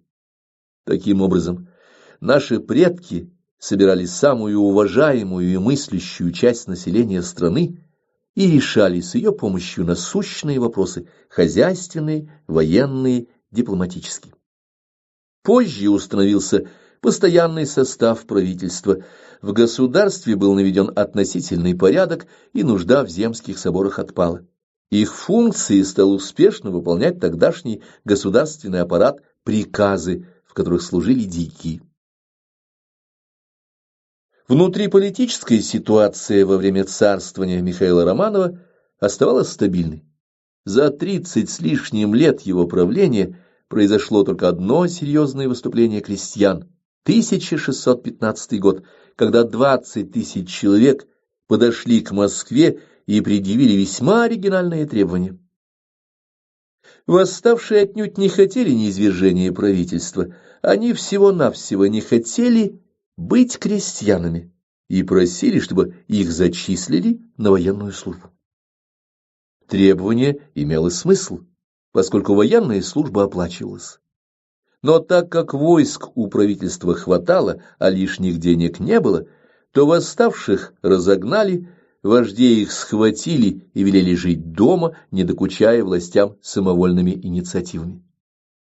Такой эпизод, довольно смешной с нашей точки зрения, весьма характерен для начала XVII века и отражает высокий уровень пассионарности населения. В первой четверти XVII века генофонд русского суперэтноса начал компенсировать тот урон, который нанесли русской пассионарности все смуты конца XVI – начала XVII века. В известном смысле повторилась ситуация начала акматической фазы первой четверть XVI века, когда большое количество пассионариев скапливалось в столице и на границах. Точно так же, как веком раньше их прадеды, русские пассионарии в 20-х годах XVII века не хотели ковыряться в земле, а стремились жить на границе, воевать, отстаивать веру православную или любые политические интересы, лишь бы найти применение своей избыточной энергии. Эта параллель хорошо объяснима с точки зрения общей теории этногенеза. Период времени от смерти Ивана III в 1505 году до начала царствования Михаила Романова в 1613 году представляет собой первый максимум пассионарности в акматической фазе, причем в первой половине этого периода пассионарность возрастала, а затем начала убывать. Новый подъем обозначился лишь в 20-х годах XVII века и, естественно, был похож на такой же подъем пассионарности акматической фазы начала XVI века. Потому и смутное время, с точки зрения этногенеза, это не случайность. И та кровь, которая пролилась, те пожары, которые жгли нашу землю, были следствиями пассионарной депрессии после перегрева середины XVI века. Естественным было и стремление народа избавиться от антисистемы, которая исподволь проникла к нам с запада в царствование Ивана Грозного. Спад пассионарности и ее подъем весьма по-разному отразились не только на политической расстановке сил в стране, но и на состоянии ее природных ресурсов. Своеобразный западник Иван Грозный, одно время даже собиравшийся бежать в Англию, еще в середине XVI века милостиво принял английского моряка Ричарда Чанслера, открывшего путь по Белому морю до Архангельска. Позднее Грозный предоставил англичанам чрезвычайно выгодные концессии на вывоз в Западную Европу пеньки для канатов, леса, мехов, семги и других товаров. Фактически, англичане использовали эти концессии с ущербом для нашей страны.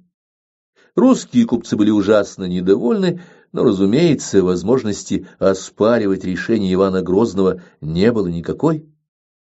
Кроме того, в опричнину Грозный набирал большое количество иностранных специалистов, немцев, шведов, ливонцев, которые стремились получить место, естественно, для того, чтобы вернуться домой с деньгами. И реализация концессий, и оплата специалистов проходили за счет расхода ресурсов страны, который никак не контролировался. Поэтому период спада пассионарности в акматической фазе на природе отразился весьма и весьма неблагоприятно.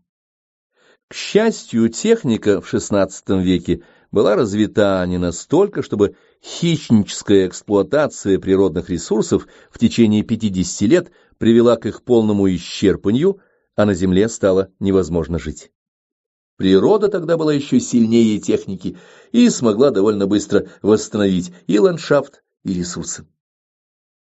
Когда же спад пассионарности сменился подъемом, русский этнос продемонстрировал совершенно иное отношение к природе родной страны.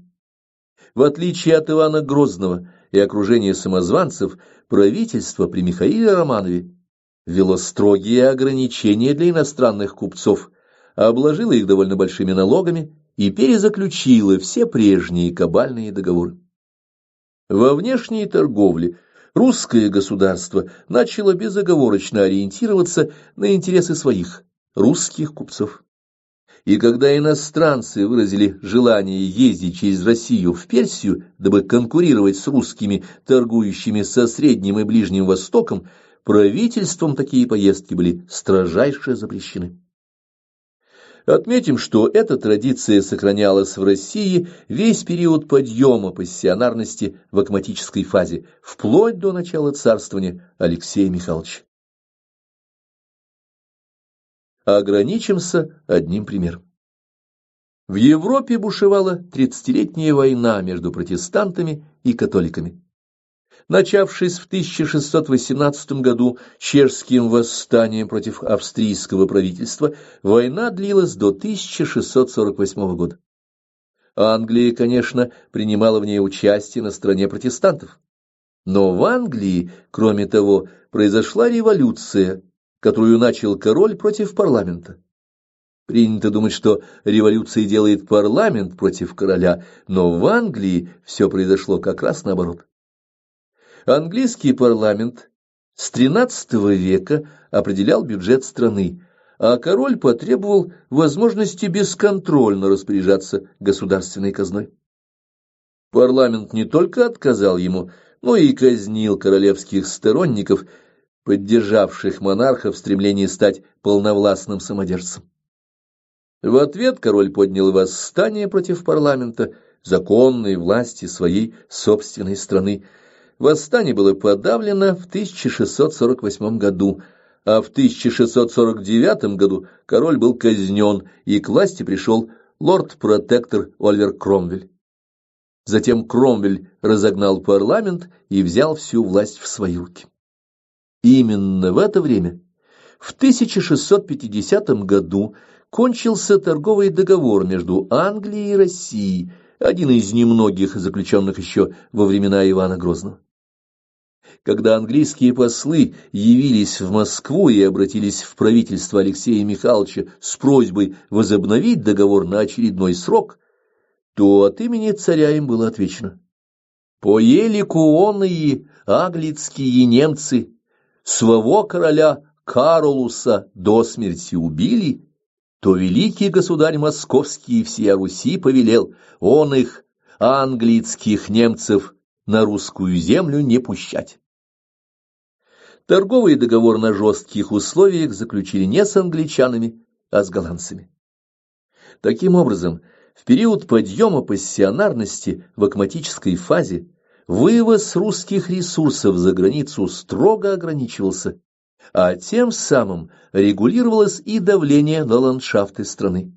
Природа в этот период действительно смогла отдохнуть. Единственным территориальным приобретением первых Романовых оказалась земля донского казачества. Казаки в пору после смуты направили свои усилия на грабеж Крыма и Северной Анатолии в Турции. Турецкое правительство, дабы избежать набегов казацких флотилий, соорудило в низовьях Дона крепость Азов.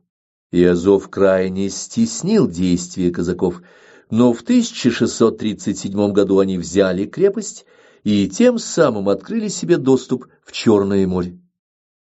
В 1641 году султан Ибрагим двинул под стены Азова огромное войско. Казаки выдержали долгую осаду, обратились за помощью к Москве и получили поддержку. В 1642 году казакам все же пришлось оставить крепость, но значение азовского сидения, хотя и не закончившегося присоединением Азова к русскому государству, заключается в том, что усилился процесс этнической интеграции донских казаков в российский суперэтнос.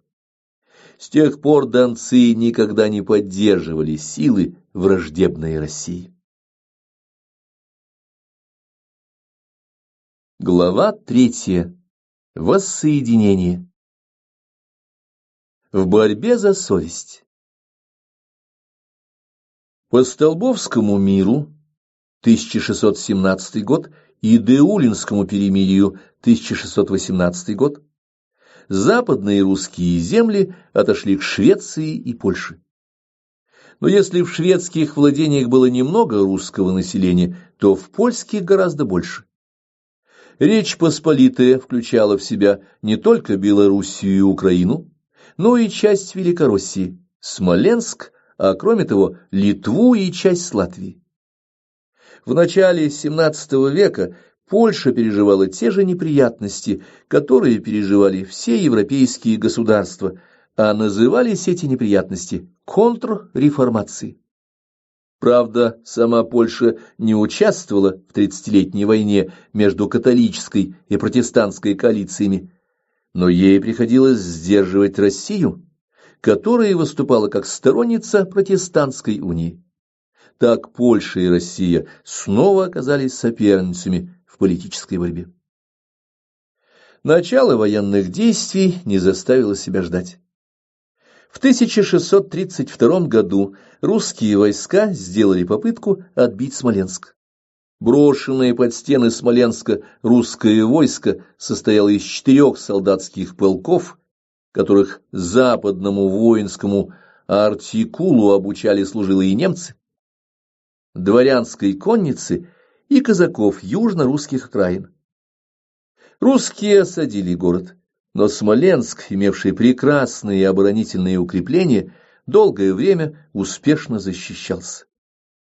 Когда же полякам удалось спровоцировать очередной набег крымского хана на юг России, дети боярские, дворяне, из-под стен Смоленска ушли на защиту южной русской границы, туда, где они были нужнее. Основной силой осаждавших стали теперь пехотные полки западного строя.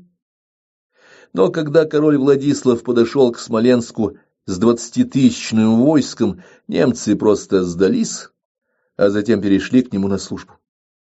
Оставшееся практически без командования, русское войско было окружено поляками, блокировано, принуждено капитулировать, выдав артиллерию и сложив знамена перед польским королем. 1634 год. Командующий русским войском боярин Шейн, герой обороны Смоленска еще во времена короля Сигизмунда III и Тушинского вора, был отпущен поляками в Москву. В Москве же несчастного Шейна, нисколько невиновного в поражении, обвинили во всех смертных грехах и казнили.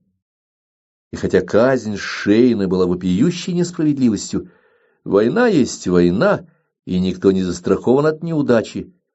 Истины ради, надо сказать, и другое. Жестокость в отношении Шейна стала выражением того возмущения, которое царило в Москве после Смоленской неудачи. Вскоре с поляками был заключен Полиновский мир. Король Владислав навсегда отказался от претензий на московский престол, но сохранил Смоленск и Чернигов. Таким образом, и после войны 1632-1634 годов земли России вместе с многочисленным русским населением оставались в руках Польши. Велико, Бело и Малороссы, которые оказались подданными Речи Посполитой, в целом были вполне лояльны по отношению к польскому правительству. Однако поляки относились к своим православным подданным свысока и даже с презрением. И ведь нельзя считать, что истинной причиной здесь явились религиозные разногласия. Православные, с точки зрения католиков, схизматики, раскольники, но их грех гораздо меньше, чем, скажем, у протестантов, которых католическая церковь считает еретиками. А ведь после реформации в Польше появилось множество ариан, антитринитариев, а также евангелистов и представителей других реформаторских религиозных течений. Почтенные люди разных сословий принимали чаще всего арианство и кальвинизм. Например, князья литовского происхождения Радзивиллы, одного из самых богатых и знатных родов в Польше, тоже делились на протестантов и католиков, однако вовсе не ссорились между собой и великолепно ладили друг с другом в вопросах веры. Но как только речь заходила о православных, от польской терпимости не оставалось и следа. Русское дворянство с занятых поляками земель было лишено всех прав на чины, а значит и всякой возможности делать карьеру. Русское купечество и городское ремесленное население было начисто вытеснено из торговли евреями, пользовавшимися покровительством католической церкви и польских панов. Механизм их взаимоотношений был крайне прост.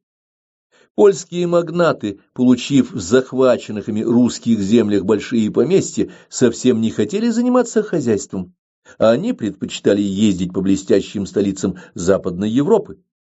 Да и в самой Польше, в Варшаве, Кракове тоже было не скучно, шли представления в театрах, давались балы, собирались застолья. Поскольку такой отдых был дорог, отнимал массу сил и времени, паны нуждались в посредниках, способных обеспечивать постоянный приток денежных средств. Таких посредников они нашли в лице евреев, которых пригласил в Польшу еще в XIV веке король Казимир Великий. Евреи неплохо устроились в этой стране, арендовали корчмы и лавки, занимались ростовщичеством и меной денег. В поместьях они становились доверенными лицами польских панов, факторами, и выжимали деньги из русских крестьян-арендаторов. Короче говоря, перед русским населением Речи Посполитой стоял выбор не столько тяжелый, сколько аморальный сам по себе: или переходить в католицизм и становиться поляками, или терпеть всевозможные унижения. Русские, украинцы и белорусы, жившие на захваченных Польшей территориях, пошли на огромные жертвы ради сохранения даже не свободы совести, этой свободы у них не было, а самой православной веры. Очень немногие переходили в католичество и униатство. В большинстве своем православное население отказалось менять веру греческую на веру латинскую. И ведь нельзя сказать, что безграмотные украинские казаки или белорусские крестьяне понимали теологические различия между православием и католичеством. Никому из них и в голову не приходило интересоваться таковыми различиями, ибо для множества людей определенное вероисповедание выступало прежде всего индикатором принадлежности к вполне определенному коллективу, своим. Те, кому по стереотипу поведения, мироощущению были ближе католики, примыкали к католикам. Те, кому были более симпатичны православные, пополняли их ряды. Но, может быть, поляки, вошедшие в круг западноевропейских народов, были осознанно убеждены в правоте догматов, принятых Римской Церковью? Ничуть не бывало. Двумя самыми массовыми сословиями у поляков была безграмотная шляхта и крестьяне, хлопы. Сословную границу между ними проще всего определить так. Хлопы – это люди, освобожденные от военной службы и обложенные налогами. Шляхта, напротив, подданные, освобожденные от налогов и обязанные короне военной службы. Разница между хлопами и шляхтой была, по сути, невелика. Подавляющее большинство шляхты составляло так называемая застенковая шляхта, аналог русских однодворцев. Ее представители обитали в крошечных хуторах, застенках, сами пахали землю вместе с крестьянами, поскольку все их дворянское достояние зачастую заключалось в дедовской сабле да польском гоноре. Мелкая польская шляхта составляла тоже военное сословие, что и казачество польской Украины, то есть окраины, ничем от него не отличаясь по существу. И потому у нас нет никаких причин думать, будто польские шляхтичи разбирались в теологических тонкостях лучше украинских казаков. Следовательно, причины кровавой борьбы, вспыхнувшей на Украине в XVII веке, лежат за пределами конфессиональных разногласий. К середине XVII века, когда Москва отбилась и оправилась от польско-шведской интервенции, и надежда на объединение двух государств под скипетром польского короля рухнула, в Польше появились представители католического ордена иезуитов. Орден иезуитов был основан испанским офицером Игнатием Лойолой в 1534 году. Официально объявленной целью деятельности нового братства стало противодействие реформации, борьба с ересью и расширение сферы влияния католицизма. Но стереотипы поведения, закрепленные в уставе этого ордена, свидетельствовали о том, что иезуиты являются реформаторами католицизма ничуть не в меньшей степени, чем последователи Лютера или Кальвина. Ограничимся одним красноречивым примером. По христианским догматам высшим судьей каждого человеческого поступка является сам Христос, и его оценка обнаруживается в нашей совести. Иначе говоря, каждый, кто искренне считает себя христианином, обязан ради спасения души соотносить свои деяния с своей совестью, а не оправдывать их доводами разума. Иезуиты же приняли тезис об абсолютном послушании младших старшим и считали обучение методом формирования веры. Именно поэтому в деятельности иезуитов к вящей славе Божией такое большое место занимала педагогика. Братья трудились по всему миру, открывая коллегии и академии, подготавливая войны, занимаясь шпионажем и подкупом с единственной целью – вернуть как можно больше еретиков в лоно католической церкви. С теми же целями развернули ученики Лойолы свою деятельность и в Польше. На территории Белоруссии была открыта иезуитская коллегия, которая активно вела католическую пропаганду. Прежде всего было объявлено, что соглашение Восточной и Западной церквей уже достигнуто и закреплено Флорентийской унией 1439 года, хотя к тому времени об этой унии успели забыть и сами католики. На этом весьма зыбком фактологическом основании всем православным предлагалось принять католическую веру как более совершенную. Разумеется, в доказательство превосходства католической веры ее проповедники приводили свои доводы. Так католик Петр Скарга, автор книги о преимуществе католической веры, говорил об универсальности латинского языка в богослужении и общении католиков, о превосходстве латыни над славянскими языками. В некотором отношении он был прав. Латинский язык наряду с греческим давно стал одним из основных богослужебных языков, и действительно, именно на латыни существовала огромная богословская литература. У Петра Скарги нашлись весьма толковые оппоненты из числа православных белорусов. Правда, имена многих из них неизвестны, поскольку возражения католикам в то время могли обойтись человеку дорого, но смысл аргументации вполне ясен. Они указывали прежде всего на наличие своей святоотеческой традиции славянского богослужения, на наличие практически всех необходимых переводов религиозной литературы на церковно-славянский язык. На этом основании они отрицали необходимость изучения чужого языка, практически им ненужного. И нельзя не признать, что правда здесь была целиком на стороне православных. Владение любым языком в полной мере подразумевает прежде всего возможность довести до своих собеседников сложные мысли с соответствующими деталями и нюансами. А такое знание языка возможно лишь при знакомстве с поведением того этноса, который на этом языке говорит и думает, при жизни в соответствующей этнической среде. В противном случае собеседники вынуждены ограничиваться примитивными штампами. Следовательно, навязываемая католиками замена церковнославянского языка на латинский могла привести только к упрощению форм духовной практики. Таким образом, католики по существу боролись за снижение интеллектуального уровня населения Восточной Европы, в чем их и упрекали, кстати сказать, не только православные, но и протестанты. Второй предмет споров католиков с православными породила проблема церковных авторитетов. Латиняне утверждали, и на первый взгляд весьма убедительно, что мнение церковных иерархов, как людей грамотных и знающих, предпочтительнее общего мнения простых прихожан.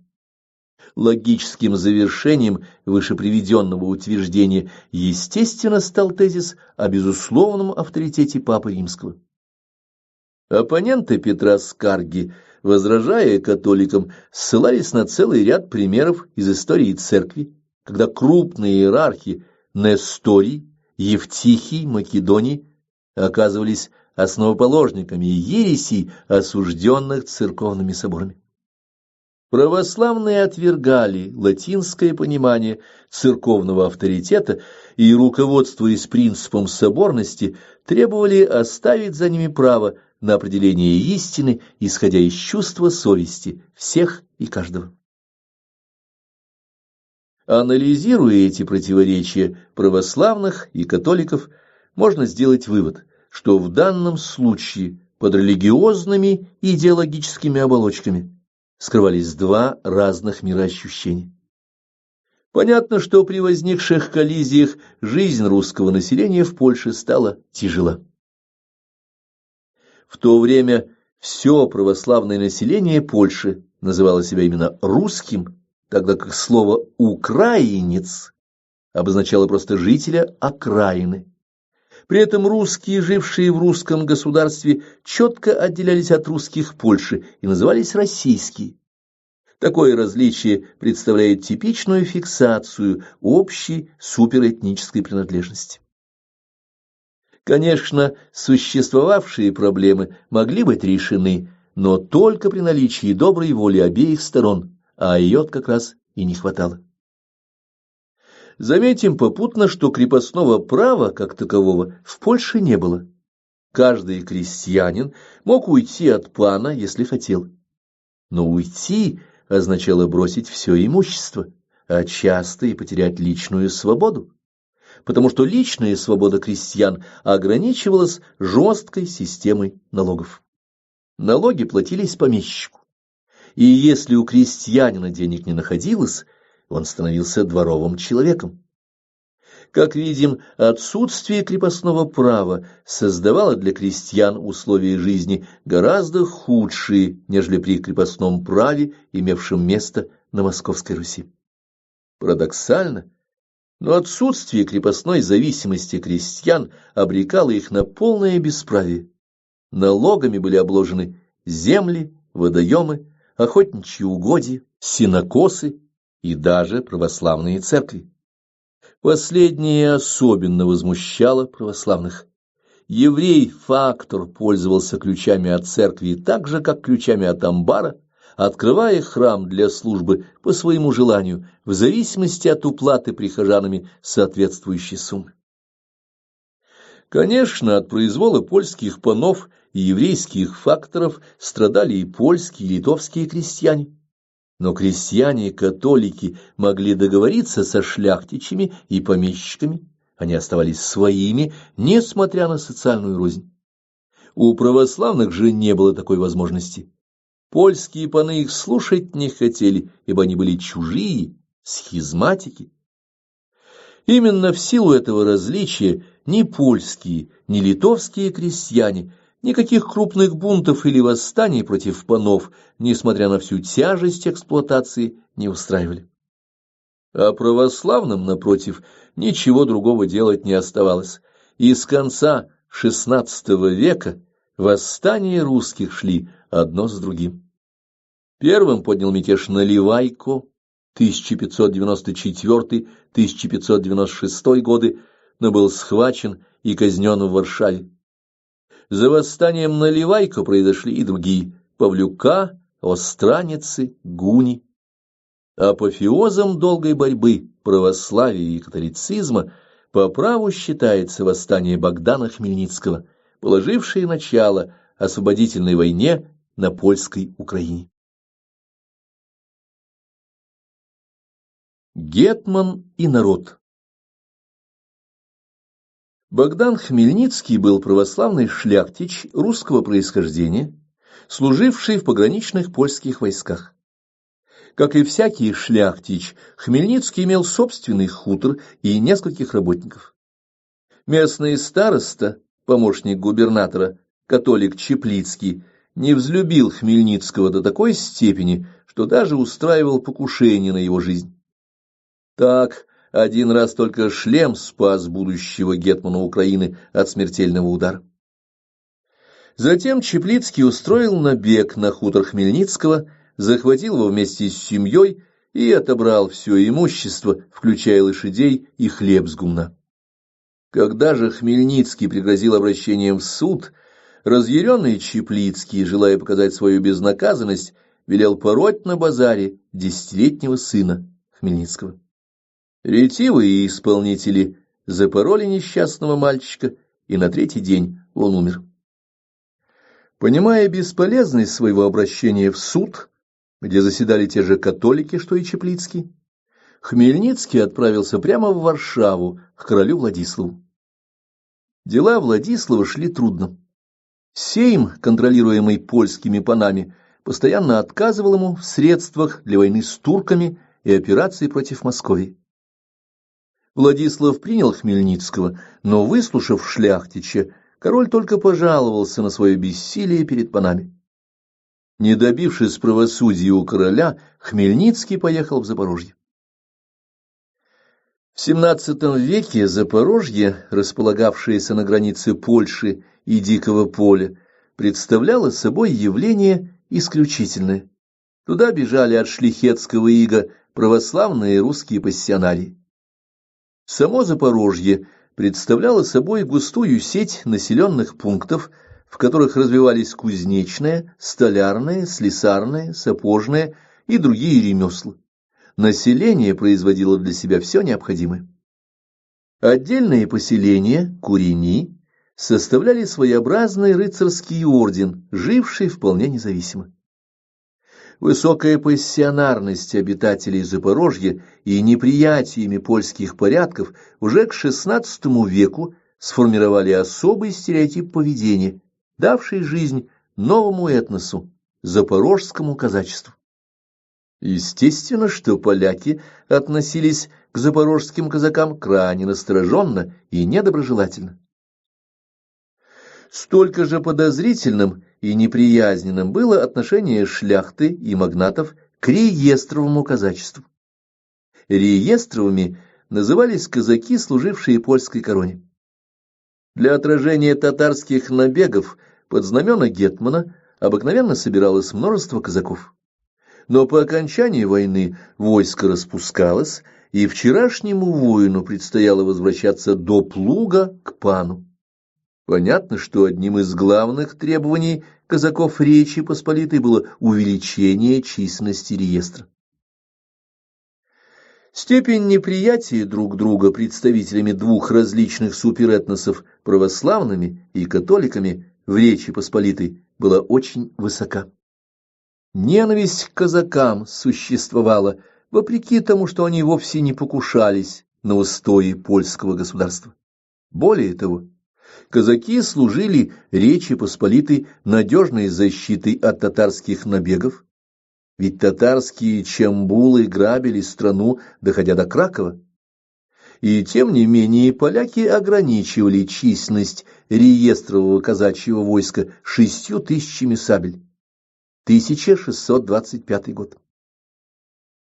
Такое половинчатое решение никого не могло удовлетворить.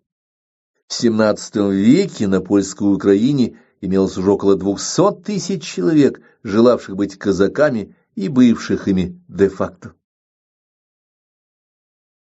В декабре 1647 года Запорожская сечь приветствовала Богдана Хмельницкого, который, благополучно обманув ловившую его на дороге стражу, явился к запорожцам и заявил: «Хватит нам терпеть этих поляков. Давайте соберем раду и будем защищать церковь православную и землю русскую». Призыв Хмельницкого был желанен и вполне понятен. Он стал доминантой всех последующих действий казаков. Причем первоначально Хмельницкий и его соратники отнюдь не ставили своей целью политическое отделение от Польши. Они хотели лишь добиться права жить в согласии с собственной совестью, при этом подчиняясь законам польского королевства. Требования казаков были кратки. Во-первых, зачислить в казаки всех желающих и предоставить казакам, как военному сословию, шляхетские привилегии. Во-вторых, запретить на Украине пропаганду католической унии, убрать всех униатских священников и вернуть захваченные католиками церкви православным, позволив каждому свободно исповедовать его веру. В-третьих, изгнать с Украины евреев. Эта политическая программа отражала чаяние всего угнетенного православного населения Украины. Запорожье немедленно выбрало Хмельницкого гетманом, и он получил огромную власть, так как у казаков при полной анархии в мирное время в походе соблюдалась жесткая дисциплина на основе беспрекословного подчинения гетману. Из Запорожья Хмельницкий отправился в Крым, где заручился обещанием помощи от крымского хана. Вскоре он выступил в поход с отрядом из 4000 запорожцев, к которым примкнуло еще 3000 казаков. Силы повстанцев были совершенно ничтожны в сравнении с мощью противника. Поляки могли выставить до 150 000 человек. Но мобилизовать эти войска для Польши оказалось невозможным. В стране царила абсолютная неразбериха, и паны, как всегда, отказались давать деньги королю на посполитое рушение шляхетское ополчение. Поэтому, столкнувшись с поляками в 1648 году, Хмельницкий, несмотря на ограниченность своих сил, одержал 3 крупные победы. Первый из них в битве при Желтых водах, где погиб сын польского гетмана Потоцкого Стефан Потоцкий. Затем последовала победа при Корсуне, где были захвачены в плен 2 польских гетмана Потоцкий и Калиновский, и, наконец, под Пилявцами, где посполитое рушение в панике бросилось бежать от казаков. Ожесточение борьбы нарастало. Характерен следующий эпизод. При Корсуне у поляков была хорошая немецкая артиллерия, пушки могли с легкостью остановить натиск казачьей конницы. И вот, дабы нейтрализовать артиллерию, Хмельницкий послал одного из своих верных казаков сдаться в плен полякам и дать показания, будто нападение казаков готовится с правого фланга. Казак сдался и умер под пыткой, повторяя ложную версию и зная правду о плане Хмельницкого. Казачья конница ударила по левому флангу польского войска, и пока обманутые поляки разворачивали орудие, победа была одержана. Представьте себе, каков был накал страстей, если этот герой-казак не только пожертвовал жизнью, но и в жестоких мучениях в течение нескольких часов сохранял силу воли, предпочитая купить победу у соратников ценою собственных страданий. Победы Хмельницкого не подтолкнули поляков к соглашению. В том же 1648 году скончался король Владислав, и панство на время забыло о казаках. На сеймах и сеймиках обсуждались кандидатуры нового короля. Воспользовавшись передышкой, Хмельницкий укрепился. Заняв Киев и украинские земли по обоим берегам Днепра, он фактически стал вполне самостоятельным правителем, гетманом Украины или Малой Руси. Но как только шляхта выбрала нового короля, Яна Казимира, началась подготовка к военным действиям против казаков. В XVII веке среди поляков сохранилось достаточное количество пассионариев, талантливых полководцев, волевых политиков, умных дипломатов, и они вовсе не собирались мириться с поражениями. Снова было собрано посполитое рушение, на средства короны были наняты немецкие артиллеристы и пехотинцы, посланы тайные агенты к крымскому хану, дабы побудить татар порвать союз с Хмельницким. И когда поляки перестали соблюдать условия достигнутого с Хмельницким перемирия, война возобновилась. В сражении 1651 года под Берестечком союзники казаков, татары, внезапно покинули Хмельницкого, а когда он попытался их вернуть, схватили его и увезли с собой в Крым. Казачье войско, оставшееся без полководца, было прижато к болоту. Принявший командование талантливый казацкий полковник Иван Багун попытался вывести своих через болото и велел было мастить гать, но поляки успели подвести артиллерию, гать была быстро разрушена пушечными ядрами, и большинство казаков погибло. Вскоре освободившийся из плена Хмельницкий вернулся, как говорится, к разбитому корыту. Поляки к тому времени соглашались определить число реестровых казаков лишь 20 тысячами, и Хмельницкий прекрасно понимал, что его согласие на такие условия равнозначно гибели начатого им дела. Ведь, как мы помним, казаков на Украине было около 200 тысяч, следовательно, 180 тысяч человек должны были опять идти работать на панов, опять платить евреям за аренду церквей, кабаков, охотничьих угодий, за само право жить. Никто из них не хотел возврата к прошлому, и поэтому восстание возобновилось. Но в сложившейся ситуации поляки имели явный перевес. Союза с татарами больше не существовало, и Украина, пограничная полоса земли, оказалась зажатой между Крымским ханством и Польшей. Тыла у Хмельницкого не стало, и защищаться было невозможно. Оценив ситуацию, умный гетман начал искать нового союзника. Естественно, что он обратился к православной Москве. Переговоры с Москвой начались в 1651 году. Но Москва по обыкновению отвечала медленно, и только в октябре 1653 года было принято решение о присоединении Украины к московскому государству. Соединение с Россией спасало подавляющее большинство православного населения Украины, и потому 8 января 1654 года в Переяславе, ныне Переяслав-Хмельницкий, Собравшаяся Рада поддержала политику присоединения к Москве словами «Волим под царя московского православного». Однако казаки и здесь остались верны себе, то есть своему стереотипу поведения.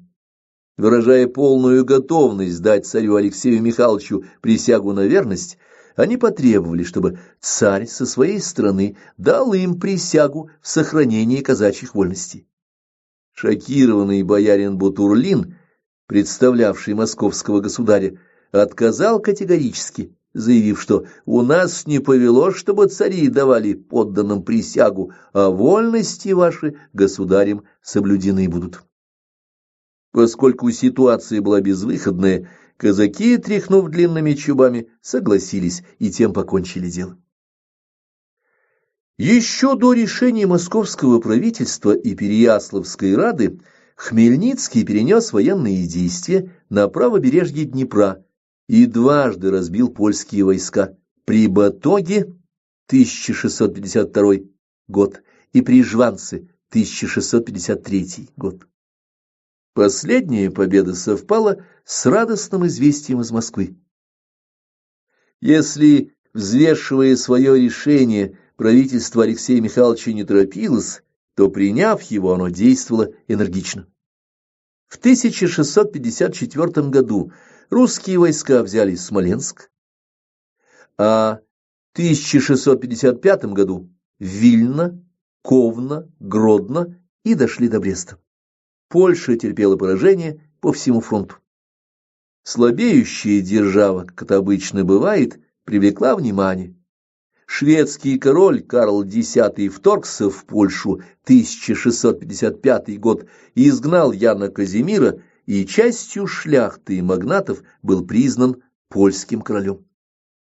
Теперь в Литве столкнулись интересы России и Швеции. За время последовавшей русско-шведской войны 1655-1659 годы ни одна из сторон не одержала решающей победы. Но зато успела оправиться Польша, казалось, уже находившаяся накануне своего первого раздела. Ресурсов пассионарности у поляков хватило на то, чтобы, организовавшись, выгнать шведов и вторгшихся с юга трансильванцев, румын, а в дальнейшем и отбить у России занятую было ею Литву. Народ и гетманы. Летом 1657 года умер Богдан Хмельницкий. Поскольку его сын Юрий был еще ребенком, гетманом Украины избрали генерального писаря, министра иностранных дел, шляхтича Выговского. Тот, хотя и принадлежал к числу православных, терпеть не мог Москву и московитов, мечтая отдаться под покровительство польского короля. В 1658 году война между Россией и Польшей за обладание Литвой и Украиной вспыхнула с новой силой. В решительный момент Выговский принял польскую сторону и заключил с Польшей политический союз, Гадичскую унию, возвращая Украину Речи Посполитой. Направленное на Украину русское войско под командованием князя Трубецкого было на голову разбито Выговским с помощью татар в битве при Конотопе, 1659 год. Казалось, что Украина потеряна для России навсегда. Но ни Выговский, ни его польские хозяева не учли накала пассионарности русского населения Украины, то есть недооценили возможности противника. Наиболее инициативные казацкие старшины выдвинули в гетмана Юрия Хмельницкого, и прославленное имя привлекло людей как знамя. Ополченцы Хмельницкого сделали то, что не удалось регулярному войску. В сентябре 1659 года войска двух гетманов встретились под Белой церковью, и казаки Выговского стали переходить к Хмельницкому. Покинутый войском Выговский бежал в Польшу и навсегда сошел с политической арены. В следующем 1660 году на помощь Юрию Хмельницкому двинулось московское войско под началом боярина Шереметьева. Польско-татарские войска встретили московскую рать на Волыни и под Чудновым окружили русских. Тут, к сожалению, проявилось ничтожество Юрия, немало не похожего на своего великого отца. Он испугался вступить в сражение и, предав русских, подчинился полякам. Шереметьев был вынужден капитулировать, и после этого 20 лет провел в крымском плену. Казачество снова взволновалось. Полковники Сомко, Золотаренко и запорожский атаман Брюховецкий собрали Черную Раду, на которой низложили сына Богдана Хмельницкого. Но если у Сомко и Золотаренко была программа воссоединения с Москвой, то Брюховецкий действовал как беспринципный авантюрист, и именно его поддержали запорожцы. Став гетманом, Брюховецкий демагогически выставлял себя защитником Галутвы, Голодьбы и врагом старшины. Много заслуженных казаков и старших лишились имущества и голов. В 1663 году были казнены и соперники Брюховецкого в борьбе за гетманскую булаву, полковники Сомко и Золотаренко. А тем временем Ян Казимир заключил мир со шведами и перенес основные военные действия на Украину. Он хотел, пройдя левобережной Украиной, выйти в тыл русским армиям и оказаться перед беззащитной Москвой.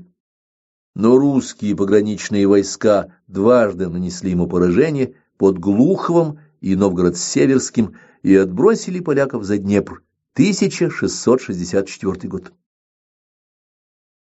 Обессиленная Польша вынуждена была искать передышки, и в 1667 году было заключено Андрусовское перемирие, в соответствии с которым к русскому государству отходили старинный русский город Смоленск, Киев и вся левобережная Украина.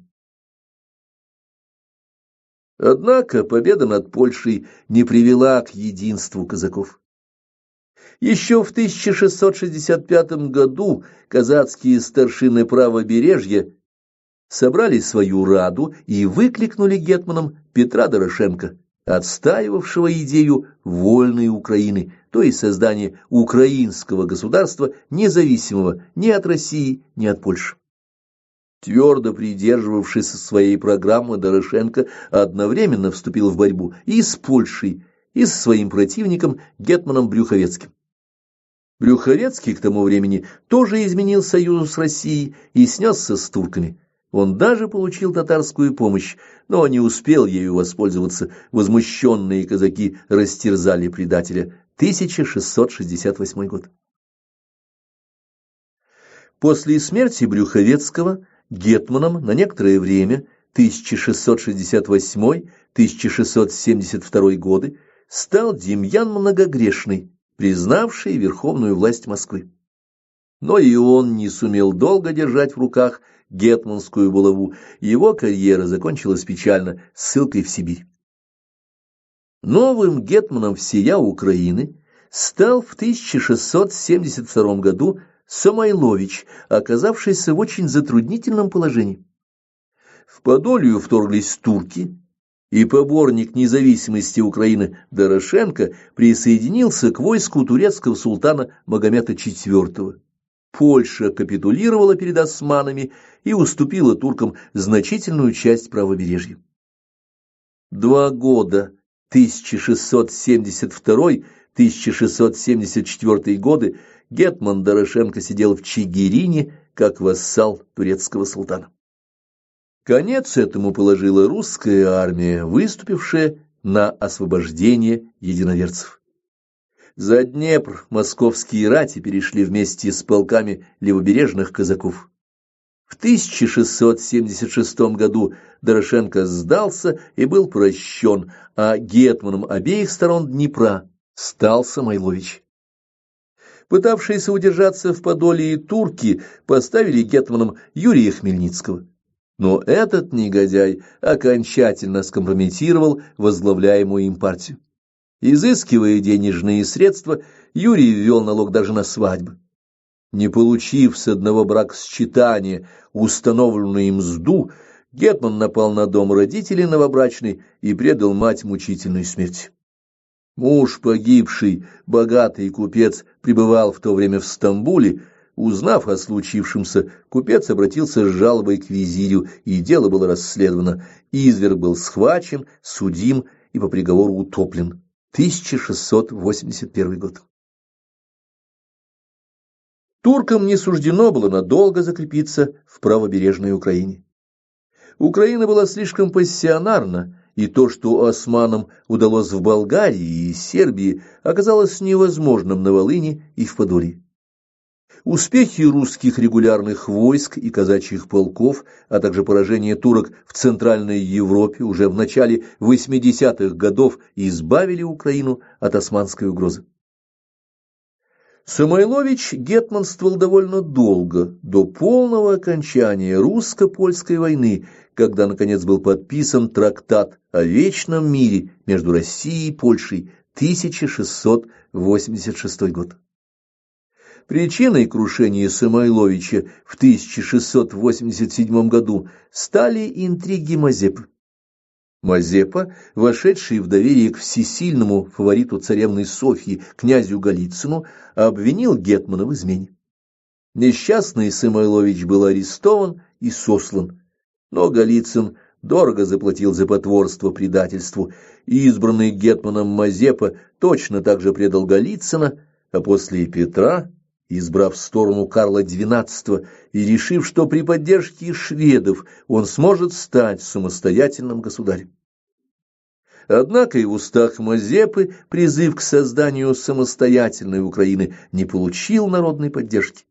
За Мазепой пошли только его сердюки, охрана и запорожцы, которые в это время уже были настроены против союза с Россией. Вся остальная слободская Украина выступила в поддержку царя московского православного и удержала Полтаву, ключевую крепость, под которой и был разбит союзник Мазепы Карл XII, 1709 год. Полтавская битва, собственно, ставит точку в истории воссоединения Украины с Россией. Заканчивая этот рассказ, уместно попытаться объяснить следующее. Почему поляки проиграли войну с Россией за Украину, а многочисленные попытки украинских гетманов от Выговского до Мазепы присоединиться к Польше или обрести самостоятельность неизменно были обречены на неудачу? Историки дали множество объяснений этому, но если учитывать этнические причины происшедшего, то ответ на поставленный вопрос будет не похож на все предыдущие. Подобно большинству наших современников, польские паны и украинские старшины были убеждены, что их воля преобразует жизнь, и потому они игнорировали объективные природные зависимости, формирующие человеческое поведение. Так поляки считали, что достаточно привлечь к себе казацких старшин, дав им шляхетские привилегии, и все казаки будут верно служить. Что можно убедить русских православных людей, будто католическая вера лучше, и они станут ревностными католиками. Точно так же многие гетманы полагали, что в зависимости от политической обстановки и их выбора можно подчиняться то России, то Польше, и что удача в борьбе за независимость определяется их умением обмануть московских бояр или вовремя договориться о союзе с турецким султаном. На самом же деле, как мы могли убедиться, первостепенное значение имела единая суперэтническая принадлежность России и Украины, массовая поддержка своих, которыми были единоверцы. Об это всеобщее ощущение единства, как волны о скалу, разбивались рациональные планы волевых, умных искателей власти. Два близких этноса, русский и украинский, соединились не благодаря, а вопреки политической ситуации, поскольку народное «волим» или «не волим» неизменно ломало те инициативы, которые не соответствовали логике этногенеза. Последствия выбора. Выбор, сделанный на основе естественного мироощущения народа, оказался правильным. Дабы убедиться в этом, достаточно сказать несколько слов о дальнейшей судьбе и роли украинского народа в российской истории XVII-XVIII веков. В отличие от поляков, ограничивавших, как мы помним, число реестровых казаков, московское правительство увеличило реестр на 60 тысяч человек по сравнению с требованиями Богдана Хмельницкого. Фактически, реестр охватывал все население Слободской Украины. Кроме того, сохранилось 5-7 тысяч запорожских казаков. При польском господстве Украина могла только мечтать о подобном положении. Но ни о какой дискриминации украинцев в составе России не было и речи. Более того, в XVII веке очень сильно возросло интеллектуальное влияние украинцев на население России. Украинские монахи и священники, люди образованные, поднаторевшие в диспутах с католиками, знавшие языки, высоко ценились Московской патриархией. Позже, говоря об истории русского церковного раскола, мы будем иметь возможность убедиться, что раскол был конфликтом великорусской, московской и украинской православных традиций. Украинские монахи сумели победить в этом конфликте и оказали тем самым решающее воздействие на изменение русских церковных обычаев. Имена Епифания Славенецкого, Симеона Полоцкого, Феофана Прокоповича стали неотъемлемой частью истории русской культуры. Впоследствии, когда на смену национальной политике России пришла политика имперская, украинцы тоже оказались не в проигрыше. Решающую роль здесь сыграли как раз этнические отличия украинцев от великороссов. Эти отличия определялись и этническим субстратом. В состав будущего украинского народа вошли торки, когда-то жившие на границе степи, и проявлялись в некоторых чертах стереотипа поведения. Например, украинцы и тогда были более усердными служаками, нежели русские, а также в характере связи этноса с ландшафтом. Об этом имеет смысл рассказать подробнее. Великороссы, как и донские казаки, расширяя свой этнический ареал, селились, как правило, по берегам рек. Река, ее пойма, служила базой хозяйства русского человека, его основной связью с кормящим ландшафтом. Украинцы, напротив, сумели освоить просторы водоразделов. Они выкапывали колодцы-креницы, делали запруды на ручейках и имели достаточное количество воды. Так на водоразделах возникали хутора с садиками, и поскольку земля была плодородной, особых забот о хлебе насущном украинцы не знали. Когда же при Екатерине II 1762-1796 годы в результате двух военных кампаний были завоеваны сначала северный берег Черного моря, а потом Крым, исчезла и существовавшая ранее угроза со стороны татар. При этом для заселения стали доступны новые степные пространства, дикое поле. В XVIII веке украинское население быстро росло, и в его составе имелось множество пассионариев, ибо их пассионарные предки, сложившие головы в междоусобицах конца XVII века, успели оставить законное и незаконное потомство. Подавляющее большинство украинских казаков были записаны в реестр, поэтому возможность сделать карьеру была практически у каждого. Весь XVIII век украинцы этим и занимались. В итоге дочь царя Петра I, Елизавета Петровна, вышла замуж за Алексея Разумовского. Брак был марганатическим, без оглашения. Его брат Кирилл Разумовский стал последним гетманом Украины.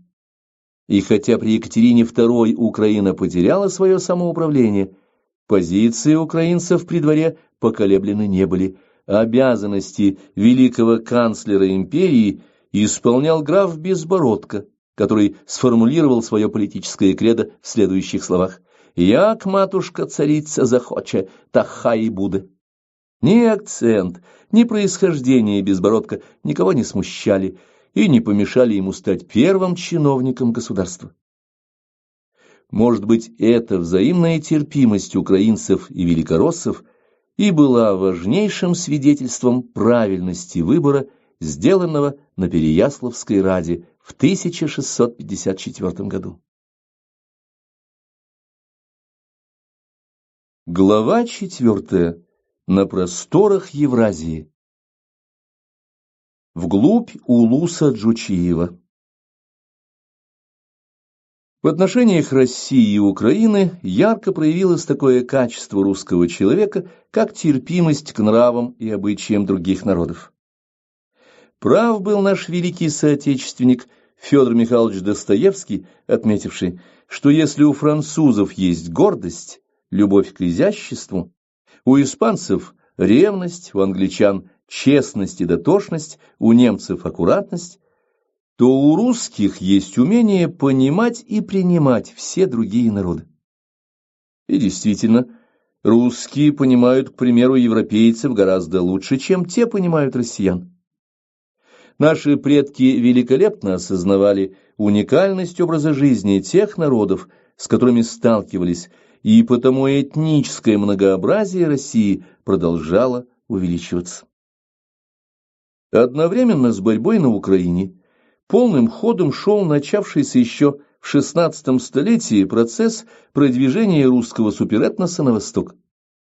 С взятием Волжского рубежа, Казанского и Астраханского ханств, Россия вышла к сибирским лесостепным пространствам Джучиева-Улуса. Граница Московского царства терялась в Предуралье, разделенном рекой Камой на северную, лесную, и южную, степную зоны. В южных степях кочевали два народа – башкиры и нагаи. На севере же, в безопасном удалении от степняков, во второй половине XVI века начали вырастать торгово-промышленные поселения – фактории. Здесь проявил свою энергию род Строгановых. Как мы помним, Джучиев-Улус еще в XIII веке разделился на три части – золотую на Волге, белую на Иртыше и синюю Орды. На огромных просторах синей Орды, простиравшейся от Тюмени до Мангышлака, Шейбани-хан и его потомки пытались сохранить гибнущие традиции устроения монгольского улуса. Но в XVI веке им пришлось столкнуться с оппозицией местных князьков. Так, во времена Ивана Грозного один из таких племенных вождей, Едигер, боролся с шейбанидом Кучумом за право возглавить сибирские улусы. Попытка Едигера опереться в этой борьбе на силы Москвы оказалась неудачной. Связанный Ливонской войной, Грозный не имел лишних сил для сибирской экспедиции в поддержку Едигера.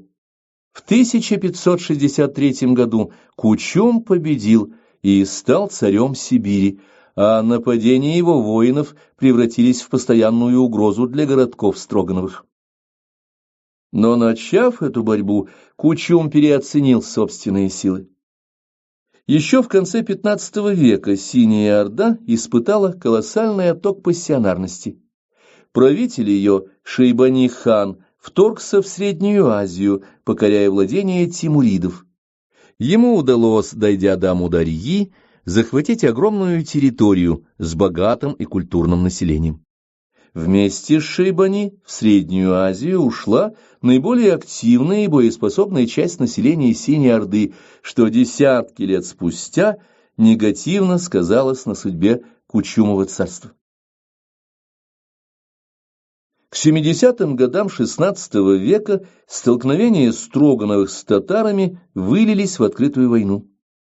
Для защиты своих владений промышленники вербовали отряды из казаков и иных охочих людей. В 1581 году нанятый Строгановыми и возглавленный атаманом Ермаком отряд отправился в Сибирь для войны с ханом Кучумом. Состав отряда был пестрым. Наряду с великороссами и казаками имелись в нем и другие ратные люди, татары, литовцы и даже добровольцы из числа пленных немцев. Что же касается численности отряда, то силы Ермака выглядели скромно. Казаков насчитывалось чуть больше 500 человек, а ратных людей 300. Как видим, с самого начала освоения Сибири казаки шли на восток не одни. В конце XVI – начале XVII века активно шло в Сибирь и население русского севера, прежде всего жители Великого Устюга, желавшие попытать счастье за каменным поясом. Обычно каждый отряд, ватага, отправлявшийся в Сибирь, состоял из основного ядра казаков и примкнувших к ним устюжан. Все они назывались землепроходцами. Казаки и великороссы вместе продвигались через дикие места, перетаскивали лодки через пороги, сражались плечом к плечу и при этом всегда помнили, кто из них казак, а кто русский устюжанин. Судя по материалам такого авторитетного исследователя северо-востока Сибири, каким был Багарас Тан, разница между потомками казаков и великороссов сохранялась там до начала XX века. Экспедиция Ермака 1581 года прошла, несмотря на малочисленность его отряда, весьма успешно. Землепроходцы овладели столицей Кучума, городом Искер. В Москву от Строгановых ушла грамота, извещавшая о приращении русского государства обширными сибирскими землями. Для устроения новых территорий немедленно направились царские воеводы, князь Болховский и Глухов, которые соединились с казаками в 1583 году. Война с Кучумом велась долго и шла с переменным успехом. В 1584 году Кучум сумел нанести казакам чувствительное поражение, тогда погиб сам Ермак, и вновь занять свою столицу. Однако в дальнейшем русское продвижение на восток стало необратимым.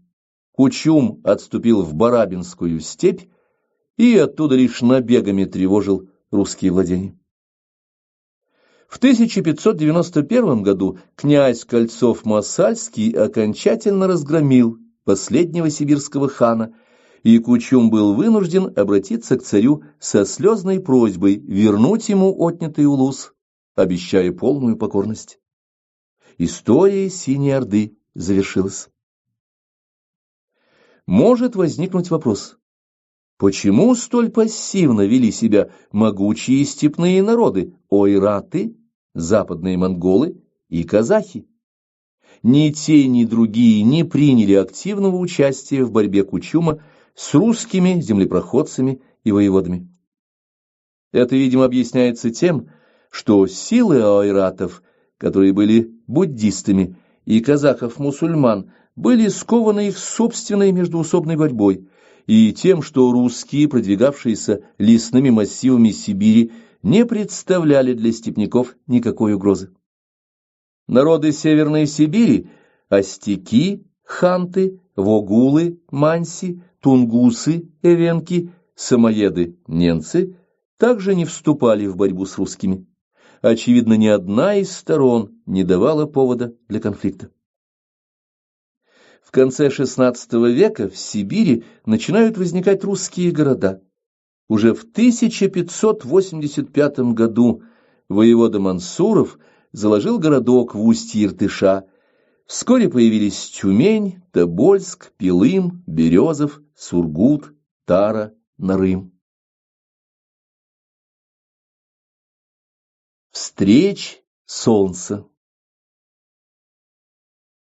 Когда прекратилась смута, продвижение русских на восток возобновилось с новой силой, и уже к 1621 году потребовалось создание Тобольской православной епархии.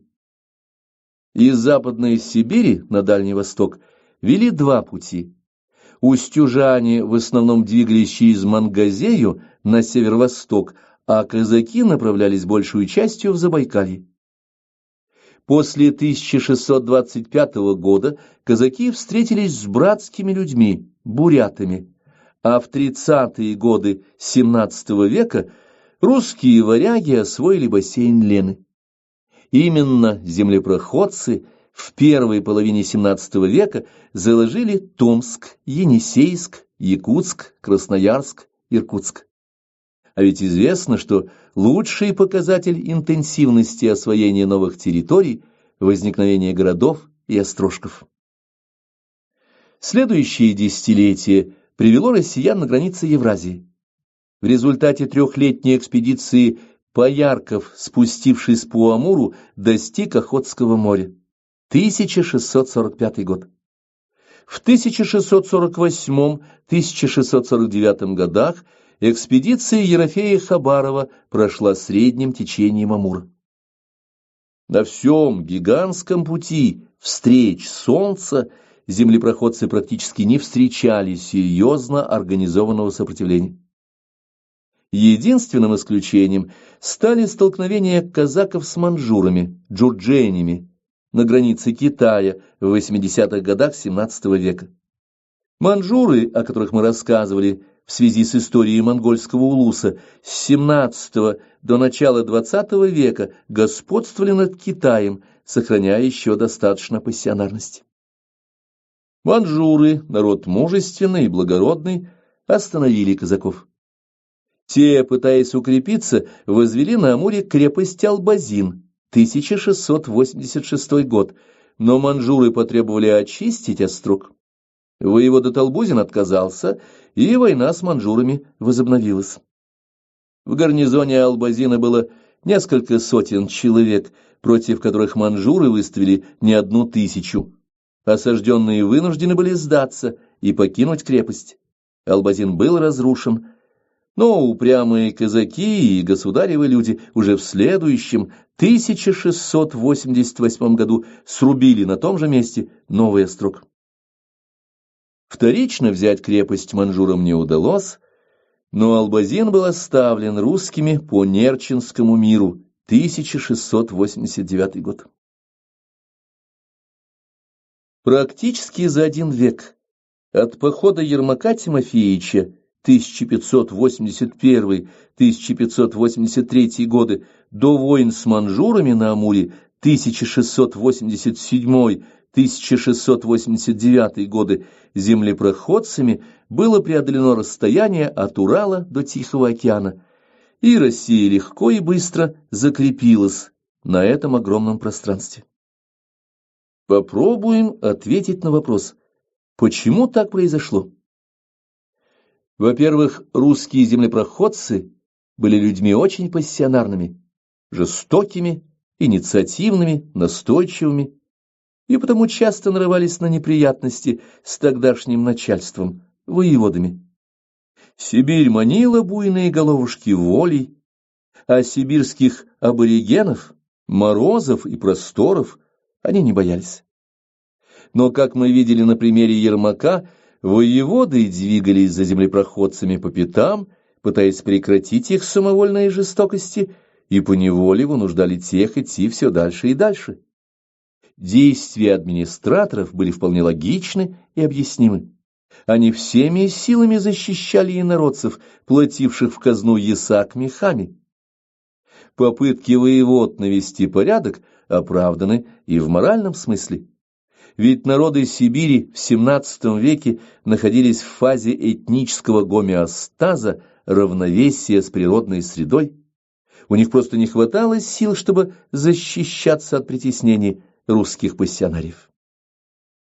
Во-вторых, продвинувшись в Сибирь, наши предки не вышли за пределы привычного им кормящего ландшафта речных долин. Точно так же, как русские люди жили по берегам Днепра, Оки, Волги, они стали жить по берегам Оби, Енисея, Ангары и множества других сибирских рек. Но самым важным с точки зрения этногенеза является третье обстоятельство. Русские переселенцы и администрация в основной своей массе легко устанавливали плодотворные контакты с народами Сибири и Дальнего Востока.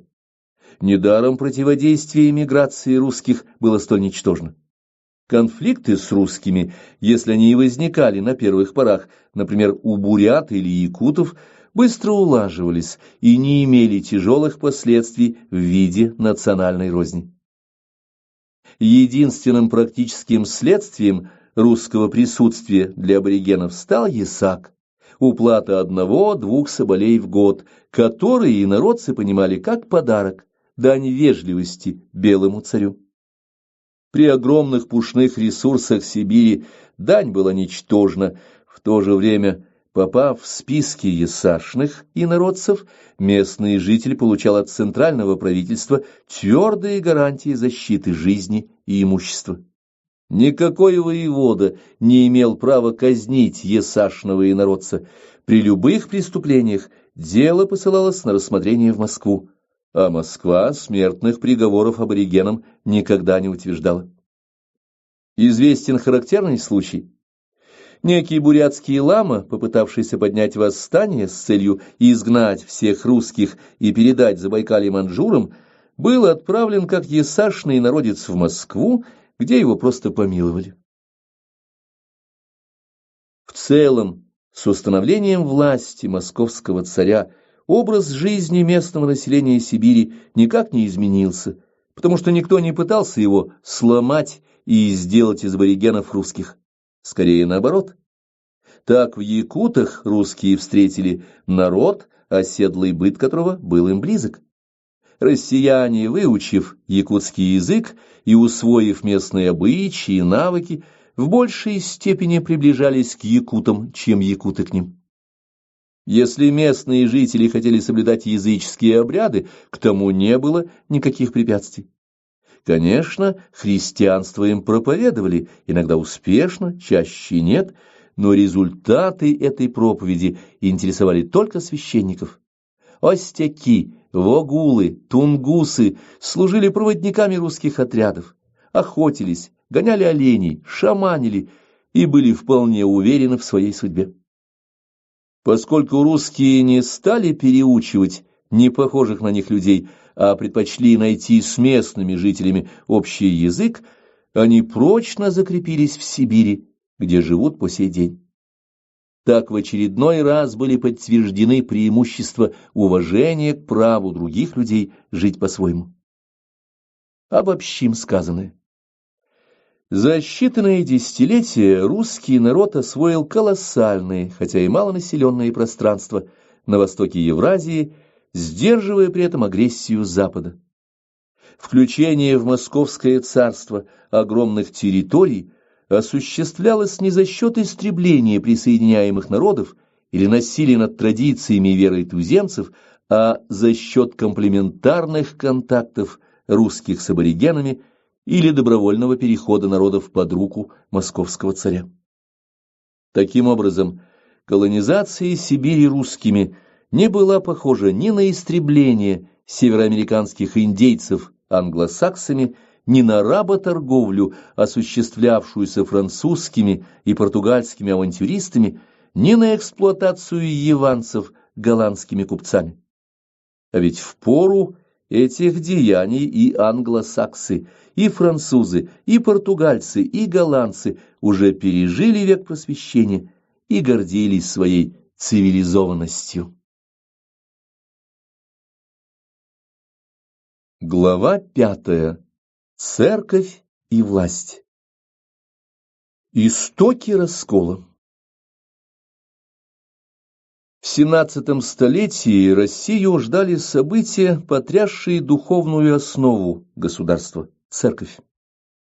Мы уже упоминали о конфликтах XV-XVI веков, связанных с борьбой между иосифлянами и нестяжателями. В XVII веке интеллектуальные споры получили свое продолжение в крайней форме церковного раскола. Как и всегда в акматической фазе, при всеобщем увлечении борьбой за власть, дела более прозаические, хозяйственные нужды, забота о просвещении, культуре и тому подобное, не то чтобы игнорировались, но поневоле уходили на второй план. Жизнь же, прежде всего проза, то есть обычай, обиход, традиция, а смута ввергла страну в большой беспорядок, даже в хаос. Беспорядок обнаружился и в церкви, которая не смогла выполнить роль духовного врача, хранителя нравственного здоровья народа. Естественно, что после смуты реформа церкви стала самой насущной проблемой. Реформу проводили не архиереи, а священники. Протопоп Иван Неронов, духовник юного царя Алексея Михайловича Стефан Ванифатьев, знаменитый Аввакум. Эти ревнители благочестия действовали по двум направлениям. Во-первых, в области социального христианства, под которым подразумевались устные проповеди и непосредственная работа среди паствы, закрытие кабаков, устройство богоделин, приютов для сирот. Во-вторых, они занимались исправлением обряда и, собственно, богослужебных книг. Остро стоял вопрос о так называемом многогласии. В храмах Великороссии для экономии времени практиковались одновременные службы разным святым и разным праздникам, ибо службы были очень длинные, и выстаивать их целиком московитам было недосуг. То в Орду надо ехать, то в Тверь, а то с татарами шибко. В предшествующие времена многогласие никого не волновало. Иначе взглянули на него в эпоху бунтов и самозванцев. Теперь, казалось, и в этом был резон, что прихожане выходят из-под влияния Слова Божьего. Это надлежало исправить, и было исправлено, единогласие восторжествовало.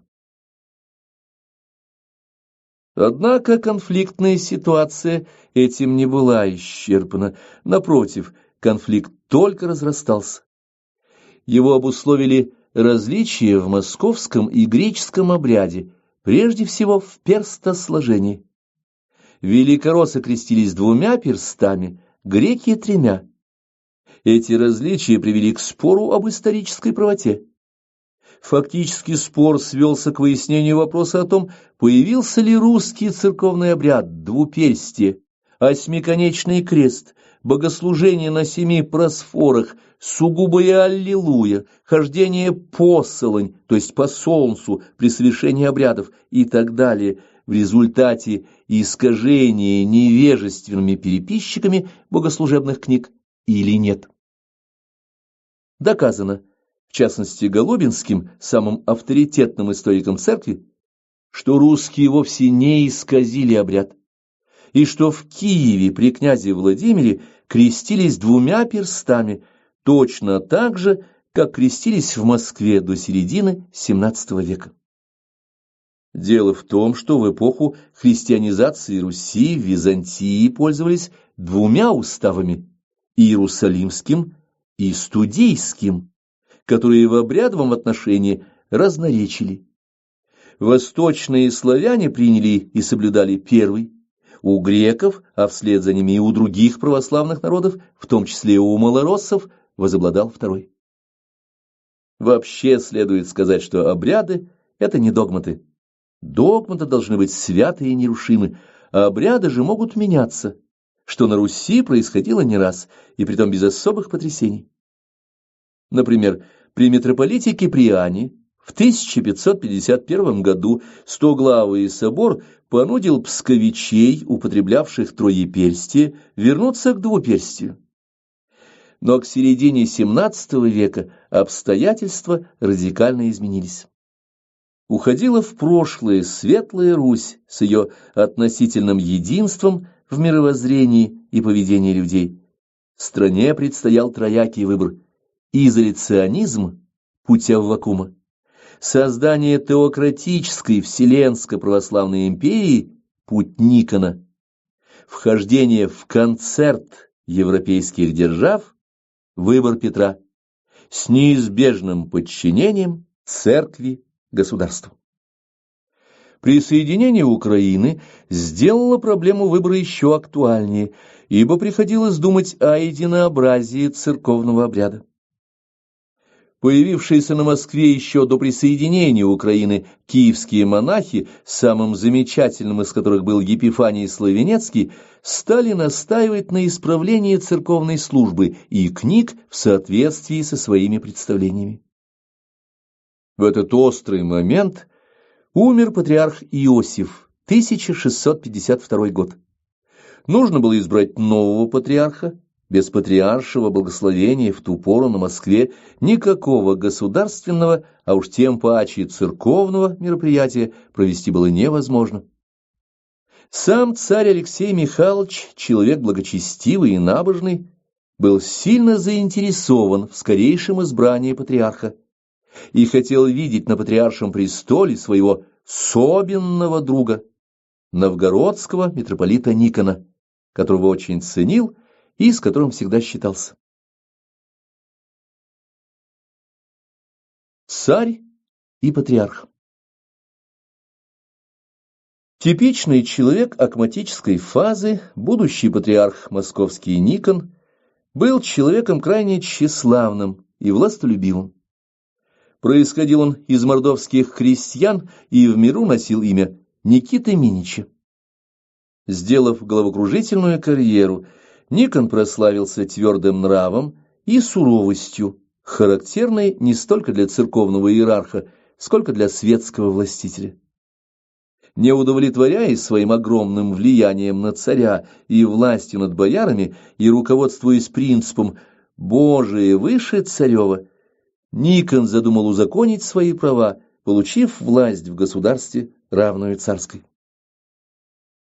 Вопрос об избрании Никона на патриарший престол был решен заранее, так как многие бояре поддержали желание царя и в пользу кандидатуры Никона высказались в своих посланиях православные патриархи Востока – Константинопольский, Иерусалимский, Антиохийский и Александрийский. Никон, конечно, знал об этом, но, желая иметь абсолютную власть, прибег к давлению.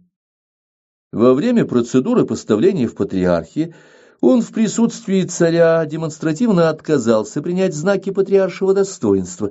Все были потрясены, сам Алексей Михайлович опустился на колени и со слезами на глазах умолял Никона не отказываться от сана. И тогда Никон сурово спросил, будут ли его в случае избрания чтить как отца архипастыря, и дадут ли ему устроить церковь в соответствии с его желаниями. Лишь получив царское слово и согласие на это всех присутствовавших, Никон согласился взять символ патриаршей власти, посох первого, жившего в Москве русского митрополита Петра. Царь исполнил свое обещание, Никон получил огромную власть и аналогичный царскому титул великого государя, 1652 год. Но, будучи человеком пассионарным, Никон, в соответствии с духом времени, не всегда был сдержан, распоряжаясь своей властью не только по отношению к людям церкви, но и по отношению к князьям и боярам. Поэтому Алексею Михайловичу иногда приходилось браться за перо и в письмах просить Никона быть помягче к тому или иному вельможе, который имел несчастье прогневать патриарха. Ревнители благочестия поначалу совсем не опасались вновь избранного патриарха, ибо были с ним коротко знакомы и принадлежали к числу его единомышленников. Так же, как и они, Никон был сторонником введения единогласия и сам в начале своего патриаршества крестился 2 перстами. Но Епифаний Славенецкий не терял времени даром. Через некоторое время он сумел убедить Никона, что его друзья неправы и исправлять церковные книги все-таки необходимо. В Великий пост 1653 года Никон в особой памяти, меморандуме, предписал своей пастве принять троеперстие. Сторонники Ванифатьева и Неронова воспротивились этому и были Никоном сосланы. Тогда же в Москву прибыл горячий поклонник, а после столь же горячий противник Никона, антиохийский патриарх Макарий, и в стране было официально объявлено о введении троеперстия, а те, кто продолжал употреблять при молитве двоеперстие, были преданы церковному проклятию. Позднее, 1656 год, церковный собор подтвердил такой порядок, и пути Никона и его бывших друзей разошлись окончательно. Интересно, что именно отношение к своим бывшим друзьям ярко характеризует императива поведения Никона. Когда Иван Неронов, сосланный Никоном, решил примириться с нововведениями, он был немедленно прощен. Никон отнесся к нему великодушно. Его, как видим, интересовало лишь беспрекословное подчинение своей патриаршей власти. Но те, кто, как протопоп Аввакум, не пожелали поступиться своей совестью и склониться перед властью Никона, продолжали оставаться в ссылках. Вот поведение, характерное для человека акматической фазы, стремящегося к идеалу победы. Ему не важны доводы или поиски истины в интеллектуальных спорах, для него важно, чтобы все признали его власть, и никто не смел с ним спорить. Так совершился раскол русского православия. Сторонники древнего благочестия оказались в оппозиции к официальной политике, а дело церковной реформы было поручено украинцу Епифанию Славенецкому и греку Арсению. Интересен вопрос. Почему Никон оперся не на своих друзей, а на приезжих монахов-украинцев? А главное, почему эту политику Никона поддержали большинство прихожан, и собор, и царь Алексей? С этнологической точки зрения ответ очень прост. Сторонники Аввакума отстаивали превосходство местного варианта православия, сложившегося в северо-восточной Руси в XIV веке, над традицией вселенского, греческого православия.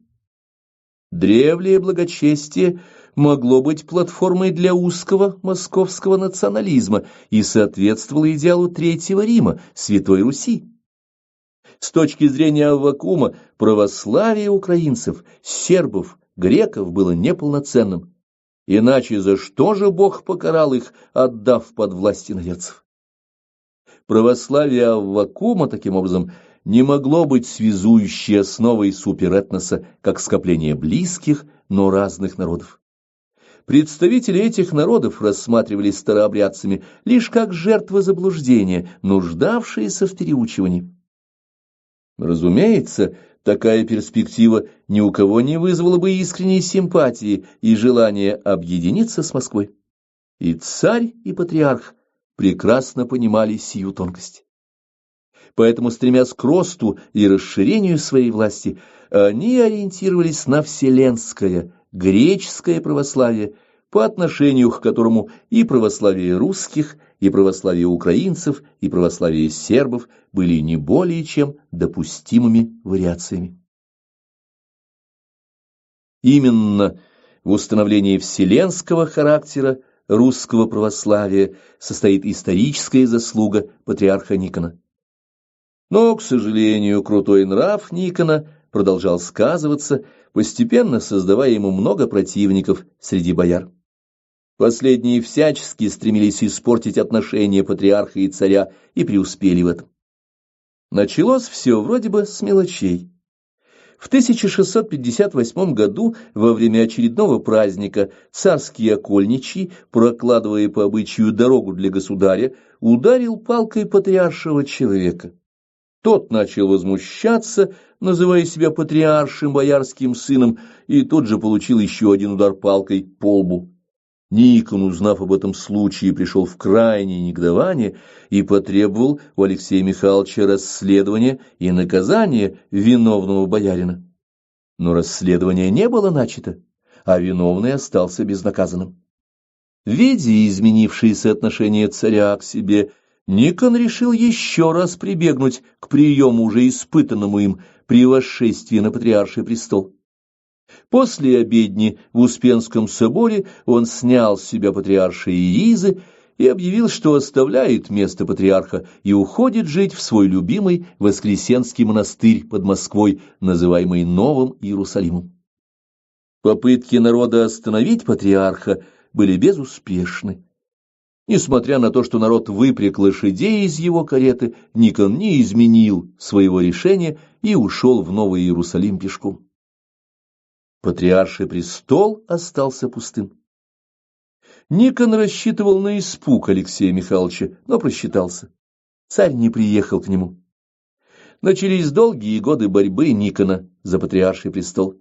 Перипетии этой борьбы очень интересны, но мало существенны для нашей темы.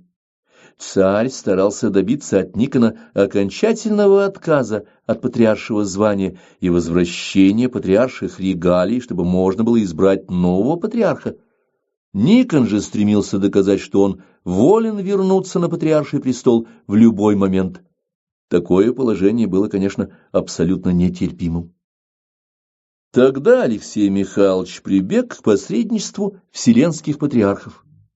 Однако дождаться их приезда оказалось нелегко. Только в 1666 году в Москву прибыли двое из 4 патриархов – Антиохийский и Александрийский, имевшие, правда, полномочия от 2 других православных патриархов Константинопольского и Иерусалимского.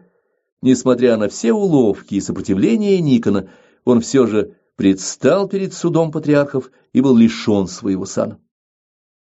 Однако тот же собор 1666-1667 годов подтвердил правильность всех церковных реформ, предпринятых Никоном. Нововведения патриарха получили официальные утверждения, но самому Никону суждено было наблюдать торжество своей политики простым монахом, сосланным в отдаленный северный монастырь. Совершенно иной была судьба Аввакума. Костры. Сосланный в Пустозерск, 1667 год, опальный протопоп не прекратил своей проповеднической деятельности. Приходившие к нему богомольцы уносили в своих посохах многочисленные послания, обличавшие никониан, звавшие к защите традиций древнего благочестия. Вместе с тем раскольники не ограничились только проповедью старого обряда. Множество проповедников выступило с призывами к самосожжению, как единственному пути спасения души. Хотя принято считать, что будто бы проповедь самосожжения принадлежит Аввакуму, на самом деле это не совсем так. Аввакум не проповедовал самосожжение, рассматривая его лишь как одно из средств в борьбе с никонианами, допустимое для всех желающих. Прекрасный знаток бунтажного века Панченко показал, что проповедь самосожжения возникла не на пустом месте. Она была предварена теорией самоуморения старца Капитона, деятельность которого развернулась еще в 30-х годах XVII века.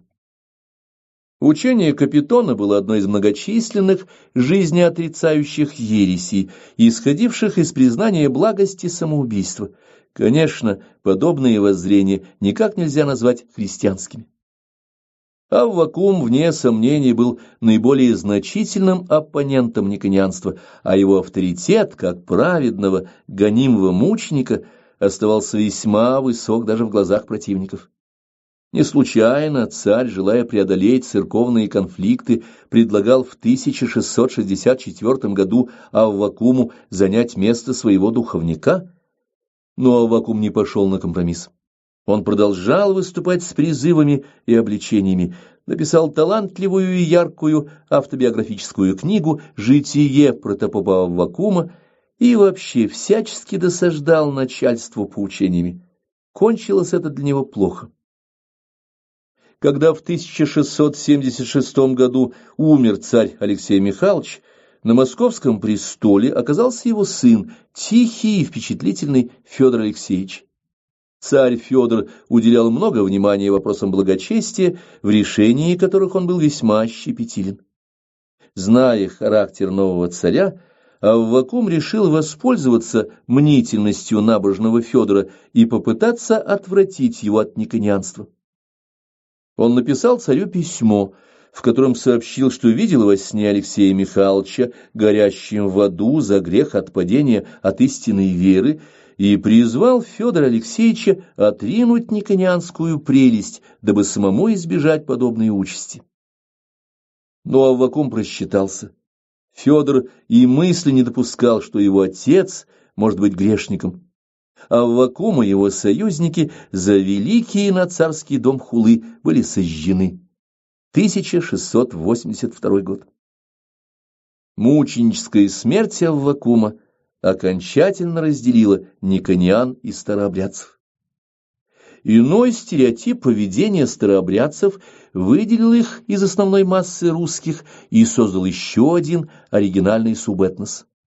Но при этом общие этнические связи разрушены не были. Так старообрядцы своими партизанскими действиями весьма помогли Меньшикову одержать победу при Лесной, 1708 год. Но в дальнейшем, в XVIII-XIX веках, распавшись на множество толков и согласий, старообрядцы постепенно потеряли пассионарность и превратились из активного субэтноса в конвиксию.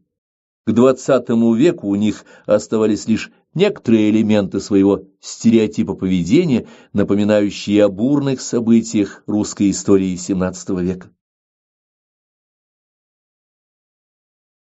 Правительство и стрельцы. Война с Польшей за Украину, возвращение Смоленска, освоение Сибири – все это потребовало от России огромных усилий, которые частично были компенсированы достигнутыми результатами. Страна при Алексее Михайловиче в ряде западных районов вышла на те границы, которые она имела до смутного времени.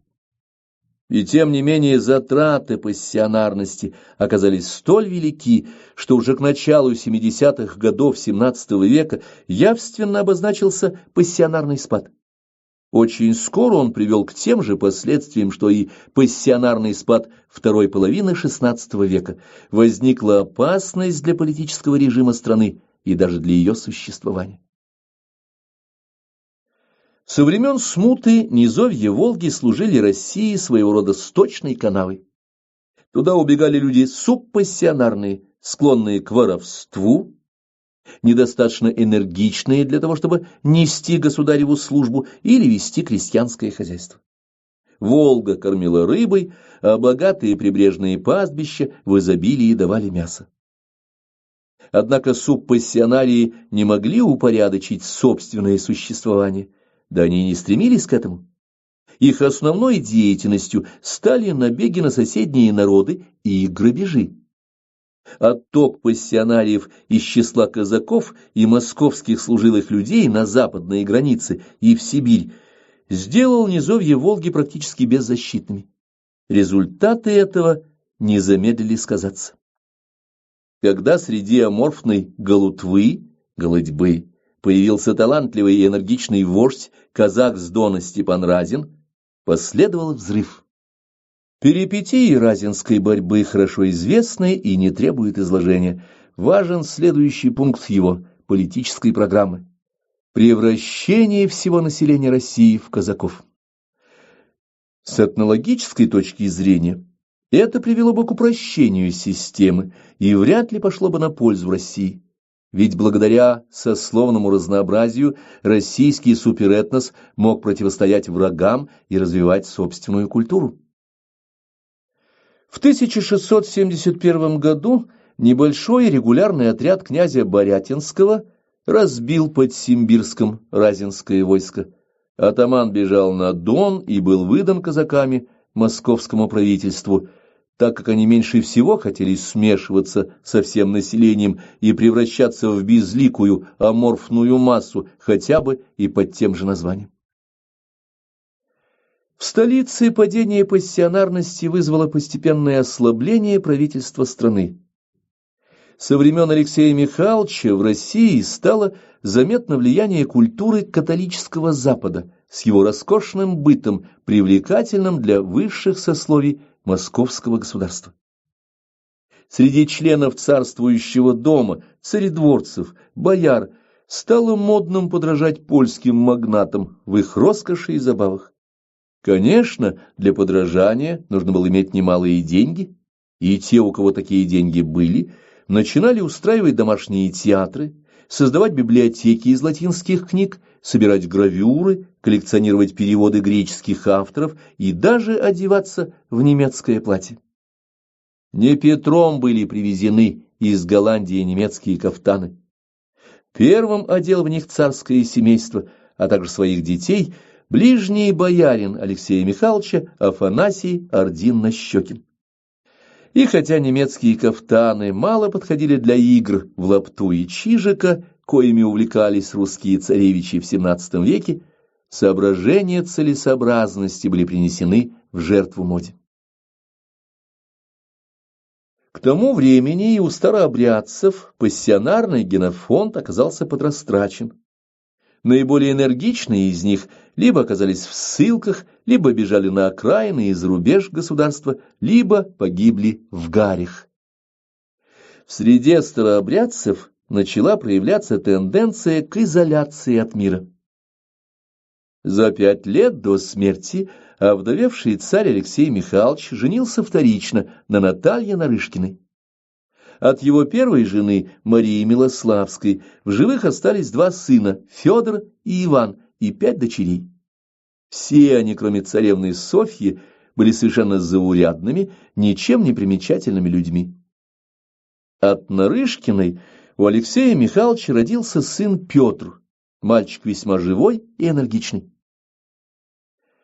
В 1676 году началось правление Федора Алексеевича. Для него и других детей Милославской, многие из которых были ровесниками Нарышкиной, молодая вдова царя Алексея являлась мачехой, а мачеха для русской жизни – явление страшное, и мачеху не жалуют, и мачеха детей от первой жены не любит. Не всегда, конечно, случается именно так, но факт остается фактом. Между Нарышкиными и Милославскими разгорелась упорная и долгая вражда. Недалекая Наталья Кирилловна Нарышкина имела при дворе очень слабые позиции, а царевна Софья была особой весьма энергичной, напоминающей по характеру своего отца, а еще больше своего прадеда, патриарха Филарета. Наталью Кирилловну и она, и ее родственники во главе с боярином Иваном Милославским страшно ненавидели. Но что могла сделать одна богатая боярская семья против другой богатой боярской семьи? Очень немного. Можно было поинтриговать, можно было лишить чужого ставленника должности или послать его на воеводство в далекую Тотьму или Тобольск, но расправиться с враждебной семьей физически было нельзя. Милославские сделали все, что могли. Ближайшего советника Алексея Михайловича, боярина Артамона Матвеева, устроившего брак Нарышкиной с царем, они сначала назначили воеводой в далекое Верхотурье, а затем, лишив чина, сослали в Пустозерск, навлекли опалу на братьев царицы и удалили от дел ее немногочисленных сторонников. Но торжество Милославских оказалось преждевременным. В 1682 году, совсем молодым, скончался государь Федор Алексеевич. На трон можно было посадить одного из 2 царевичей, Ивана или Петра. Причем формально Иван Алексеевич имел все преимущества, ибо был старше. Однако ни Боярская дума, ни народ не могли прийти к единому мнению. Вопрос решила позиция патриарха Иоакима, официально являвшегося первым лицом в государстве. Иоаким высказался за избрание Петра Алексеевича по чисто государственным соображениям. Царевич Иван был больным ребенком. Участь Милославских стала незавидной. Теперь их ожидали опала и ссылки. Не желая покорно дожидаться уготованного им судьбой, Милославские были полны решимости действовать. В этот критический момент определяющим фактором стали настроения московского стрелецкого войска. Поскольку в то время большая часть мужского населения страны была в той или иной степени связана с военной службой, одни служили, другие обеспечивали их всем необходимым, то в каждом маломальски значительном населенном пункте главную роль играл его гарнизон. Естественно, самый большой гарнизон был в столице. Специальное городовое войско насчитывало 40 000 человек и состояло из стрельцов. Стрельцы появились на Руси после того, как 500 сдавшихся литовцев поступили на русскую службу и обучили москвичей пищальному бою. Пищалью называли несовершенное ружье, стрелявшее на небольшое расстояние.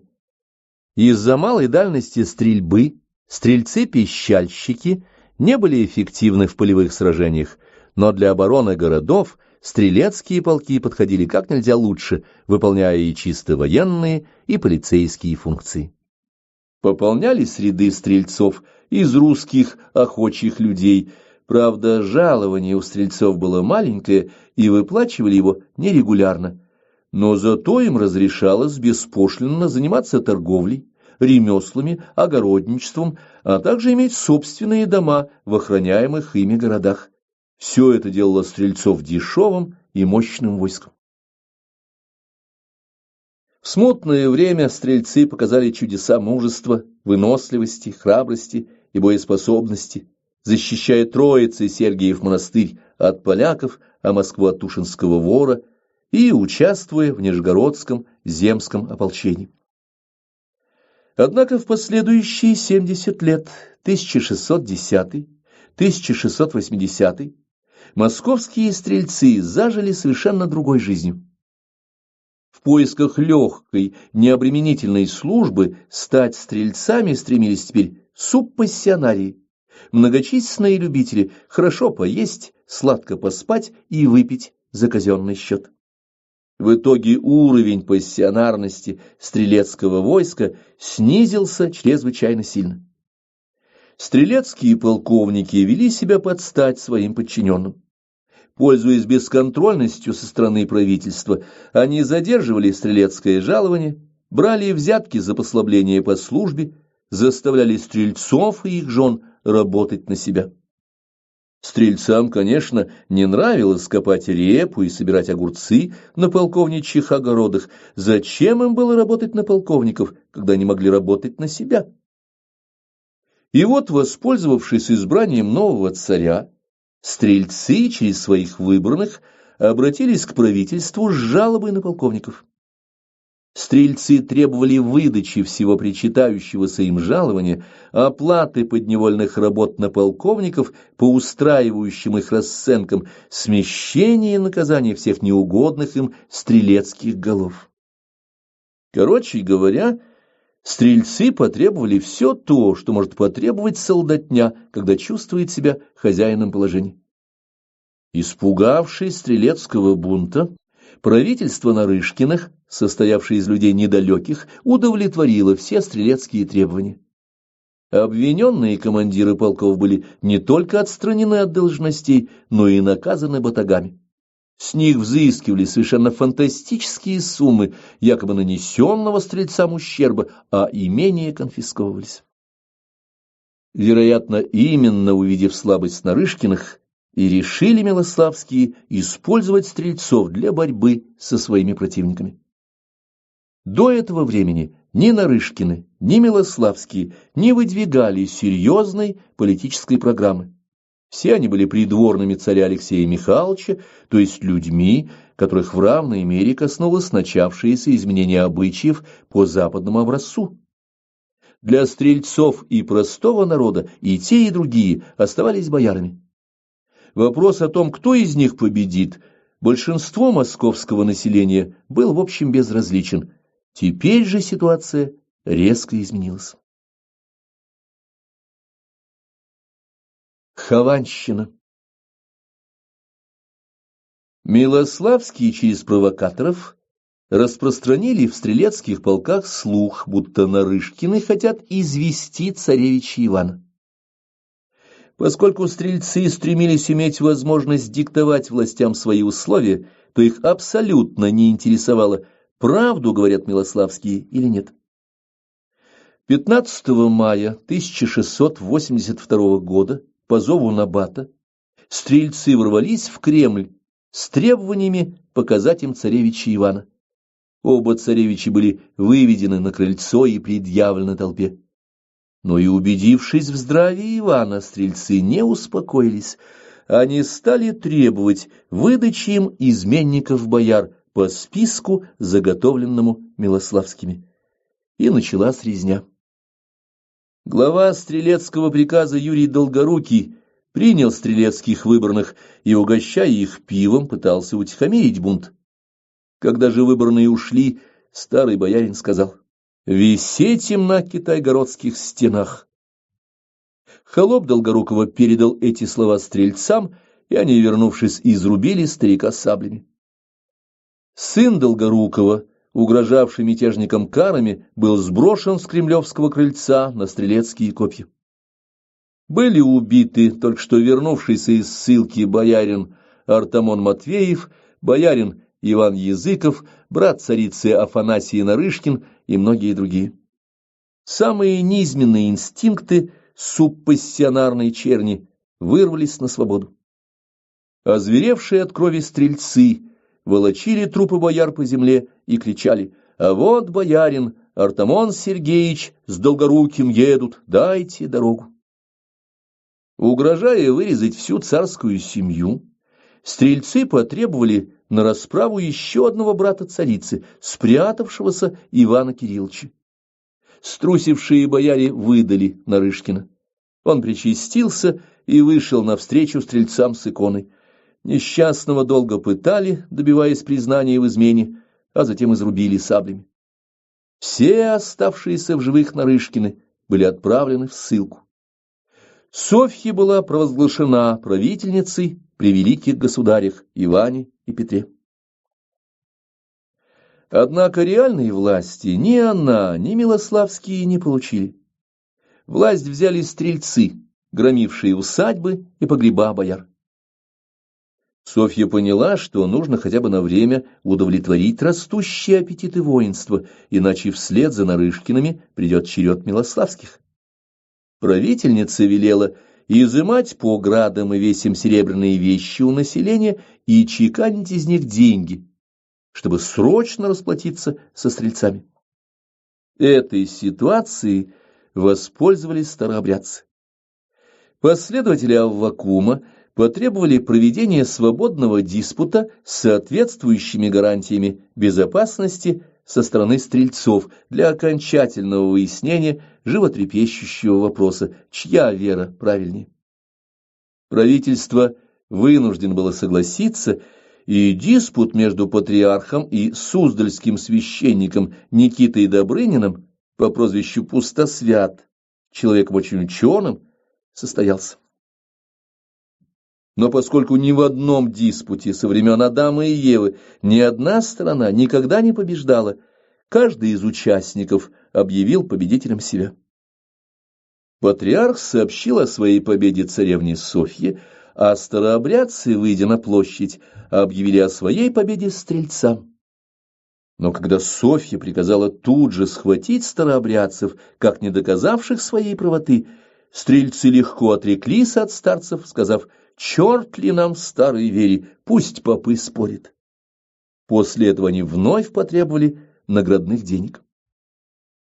Как только эти деньги, фактически плата за жизнь доверившихся им старообрядцев, были им выплачены, стрельцы успокоились. Никиту Добрынина казнили, отрубив ему голову, а остальных старообрядцев отправили в ссылку. Как видим, никаких целей, характерных для движения пассионарных людей, у стрельцов не было. Как и всякие субпассионарии, они стремились лишь к получению благ с минимальными затратами сил, чего и добивались, постоянно шантажируя правительство. Будучи субпассионарным шлаком, стрельцы представляли собой крайне удобное орудие в руках любого авантюриста. И такой авантюрист нашелся.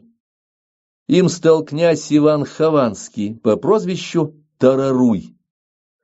Прозвище свое новый глава стрелецкого приказа получил за склонность к разговорам и пустым обещаниям.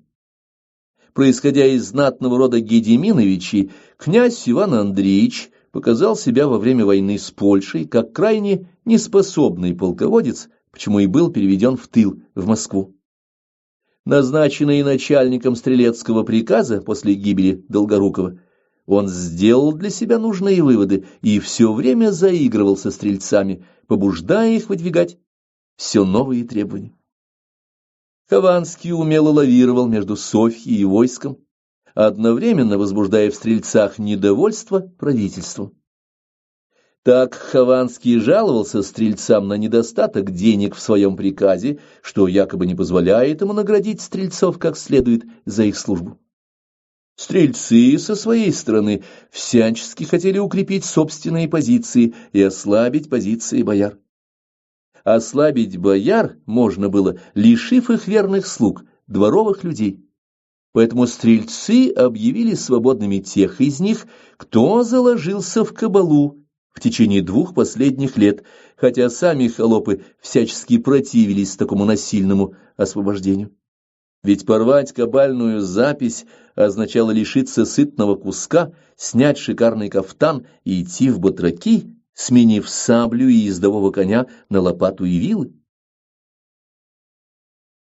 Поскольку Хованский не мешал стрельцам проводить реформы согласно их вкусам и наклонностям, популярность его в стрелецком войске росла.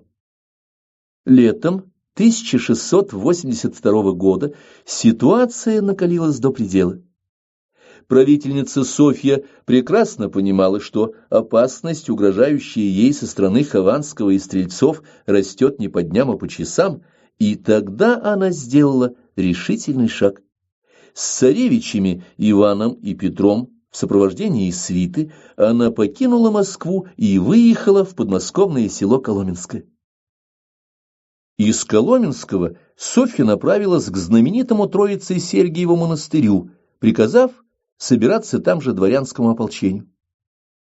Отъезд царевны поверг стрелецкое войско в смятение.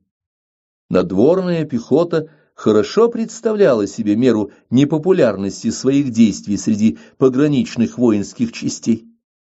Столкновение с дворянским ополчением также не сулило стрельцам ничего хорошего.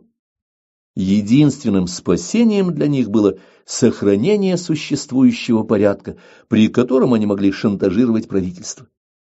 Поэтому в Коломенское направилась стрелецкая депутация с целью убедить Софью в отсутствии у стрельцов злых умыслов и вернуть ее в Москву. Софья благоразумно отказалась возвращаться, но, стремясь выиграть время, успокоила стрелецких выборных, притворившись ничего не подозревающей глупой женщиной. Меж тем всем боярам под предлогом встречи сына украинского гетмана Самойловича было предложено явиться в село Воздвиженское, где Софья сделала остановку по пути к монастырю. Направился туда и не ожидавший подвоха Хованский. А в это время боярин Михаил Лыков, отчаянный пограничный рубака, получил приказ Софьи схватить Хованского и с небольшим отрядом дворян напал на его лагерь. Смяв шатер Хованского конем, воевода схватил спавшего князя Ивана за шиворот и, перекинув через седло, привез его к царевне Софье. Без лишних проволочек тут же в пыли у дороги Хованскому отрубили голову. Испуганные перспективой войны с дворянским ополчением стрельцы и не подумали подняться на защиту своего начальника. Почувствовав силу и решимость Софьи, они согласились на все условия правительства, выдали зачинщиков и приняли в качестве начальника стрелецкого приказа преданного Софье и крутого на расправу думного дьяка Федора Шакловитова.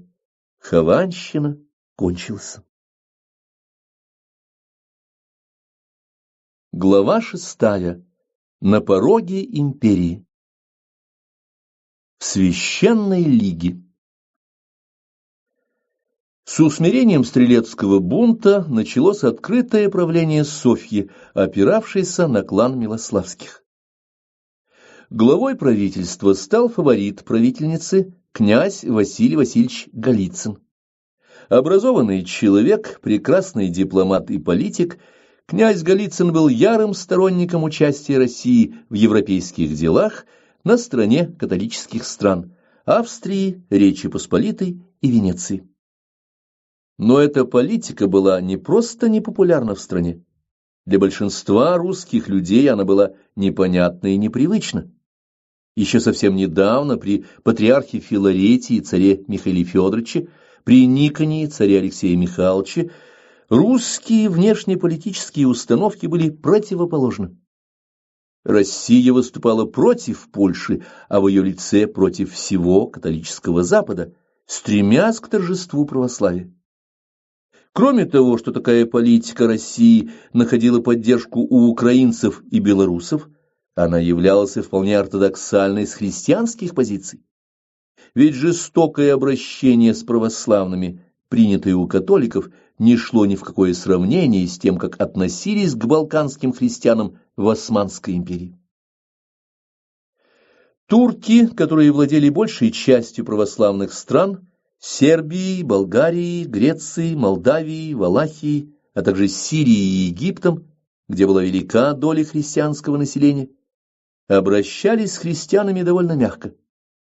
Конечно, христиане не могли служить в армии и носили оружие только в исключительных случаях, сделать большую карьеру они могли, лишь приняв ислам. Но тот, кто не желал делать карьеру и не хотел принимать ислам, мог спокойно жить и работать, свободно посещать христианские храмы, читать и даже издавать православные богослужебные книги. Свобода совести рассматривалась как один из принципов государственного устройства империи, ибо турки XVII века здраво полагали, что лучше собирать с христиан дополнительный налог, чем разжигать в своей стране гражданскую войну. А деньги были очень нужны туркам для содержания войск. Внешних войн Османской империи хватало.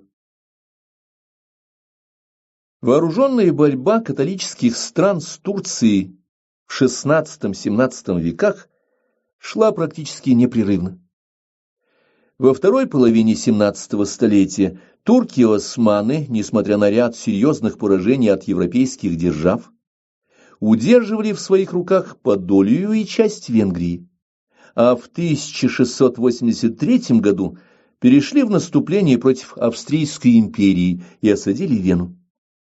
Польский король Ян Собеский, решив, что оставлять Австрию в таком положении слишком опасно, принял активное участие в обороне города. По европейским источникам турецкие войска под Веной насчитывали около 200 тысяч человек, включая обслуживающий персонал.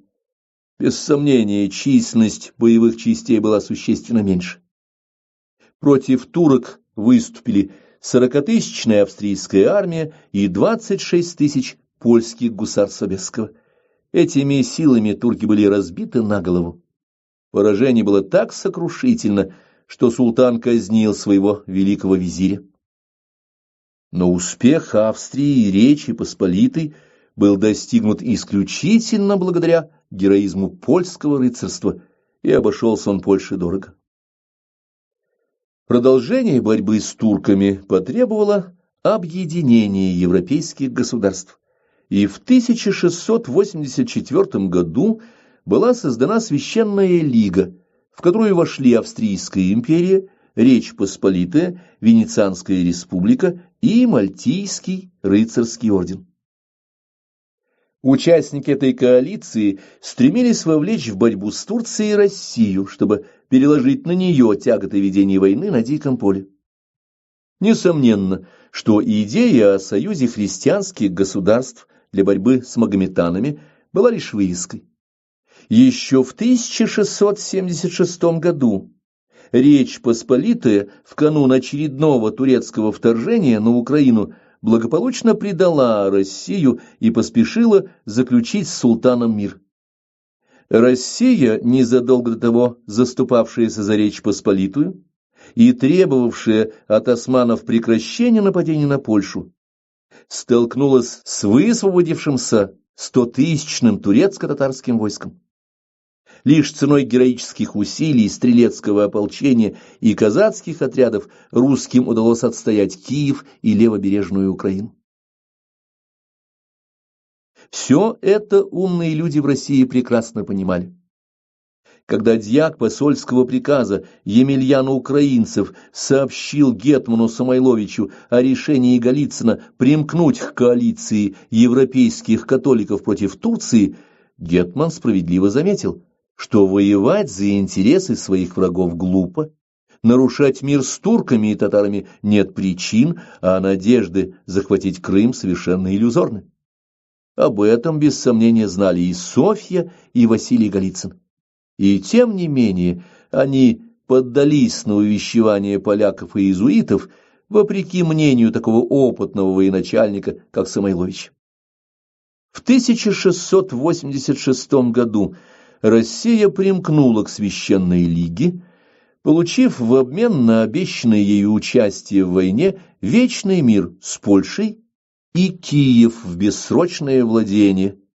Он по Андрусовскому перемирию 1667 года перешел к России на 2 года, да так и не был возвращен полякам.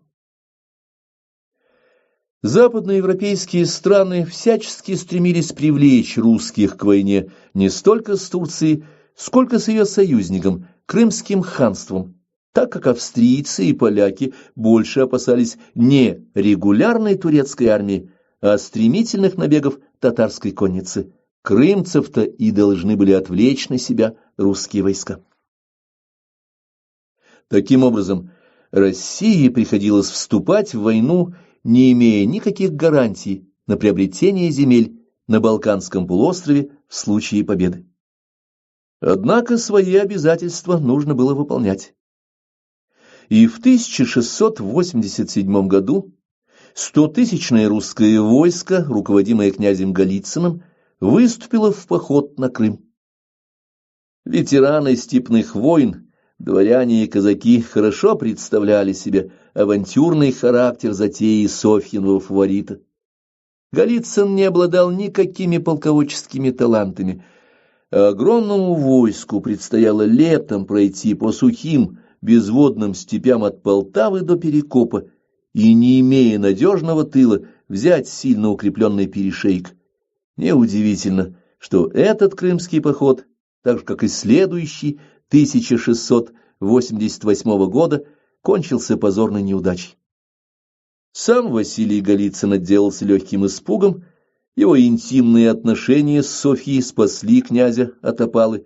Виновным в провале Голицын при помощи интриг Ивана Мазепы объявил Самойловича, менее всех повинного в неудаче и изначально возражавшего против голицынской авантюры. Гетмана лишили должности и сослали в Сибирь по надуманному обвинению, а гетманскую булаву, как мы уже упоминали, получил ставленник Голицына Мазепа. Накануне реформ.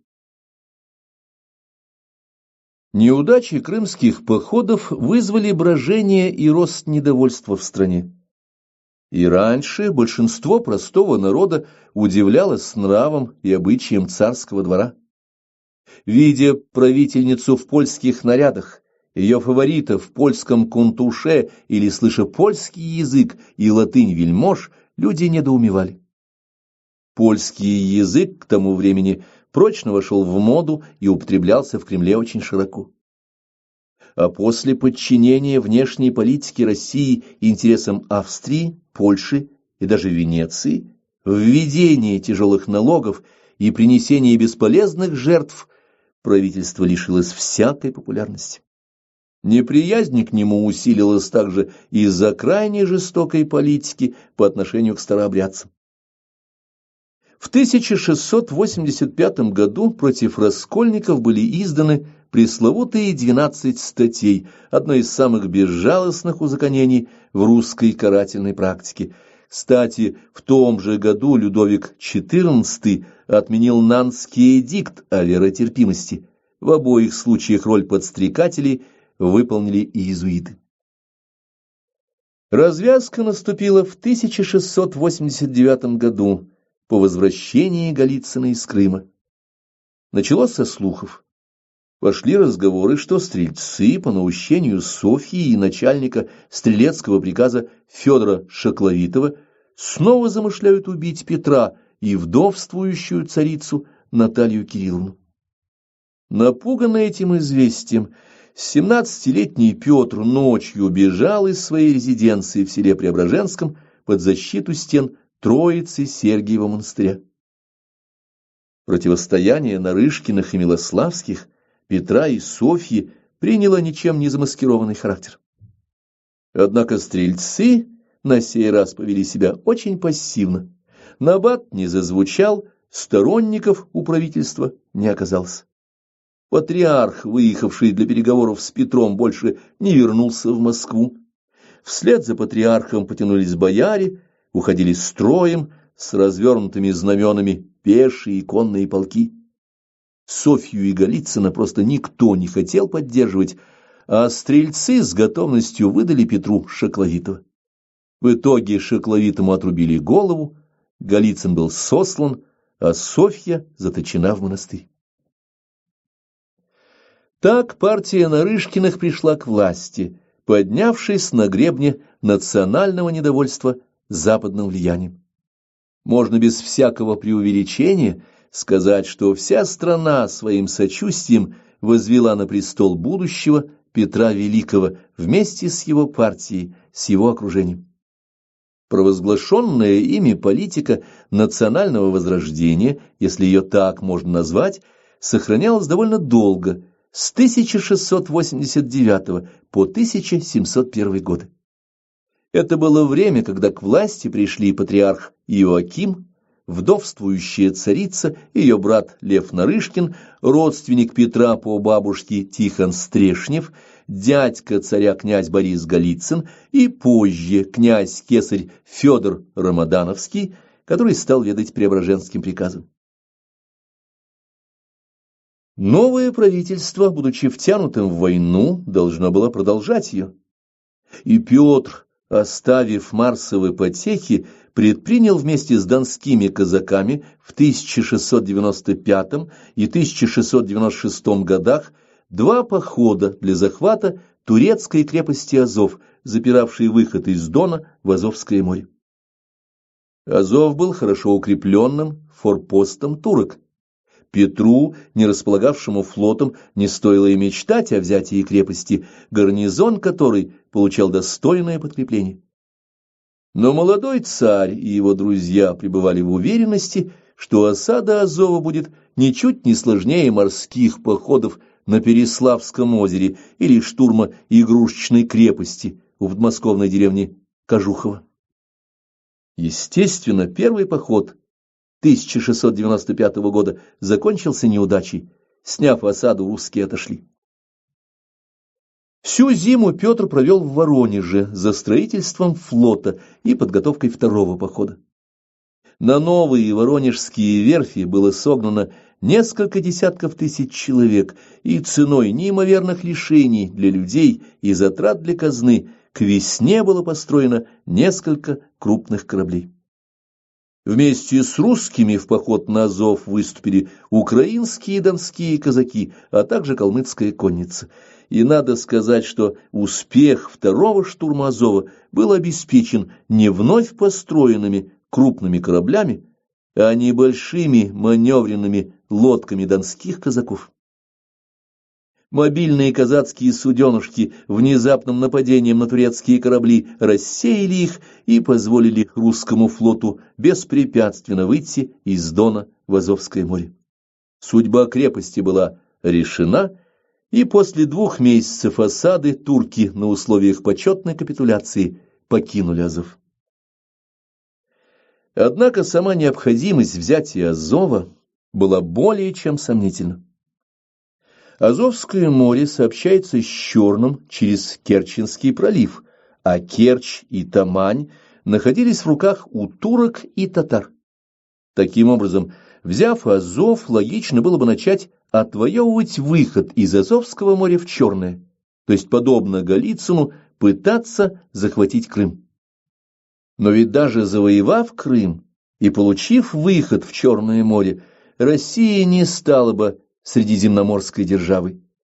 Для настоящей конкуренции в Средиземном море с венецианцами и англичанами русским необходимо было получить проливы Босфор и Дарданеллы, то есть ни много ни мало захватить Стамбул, а об этом и речи не могло идти в конце XVII века.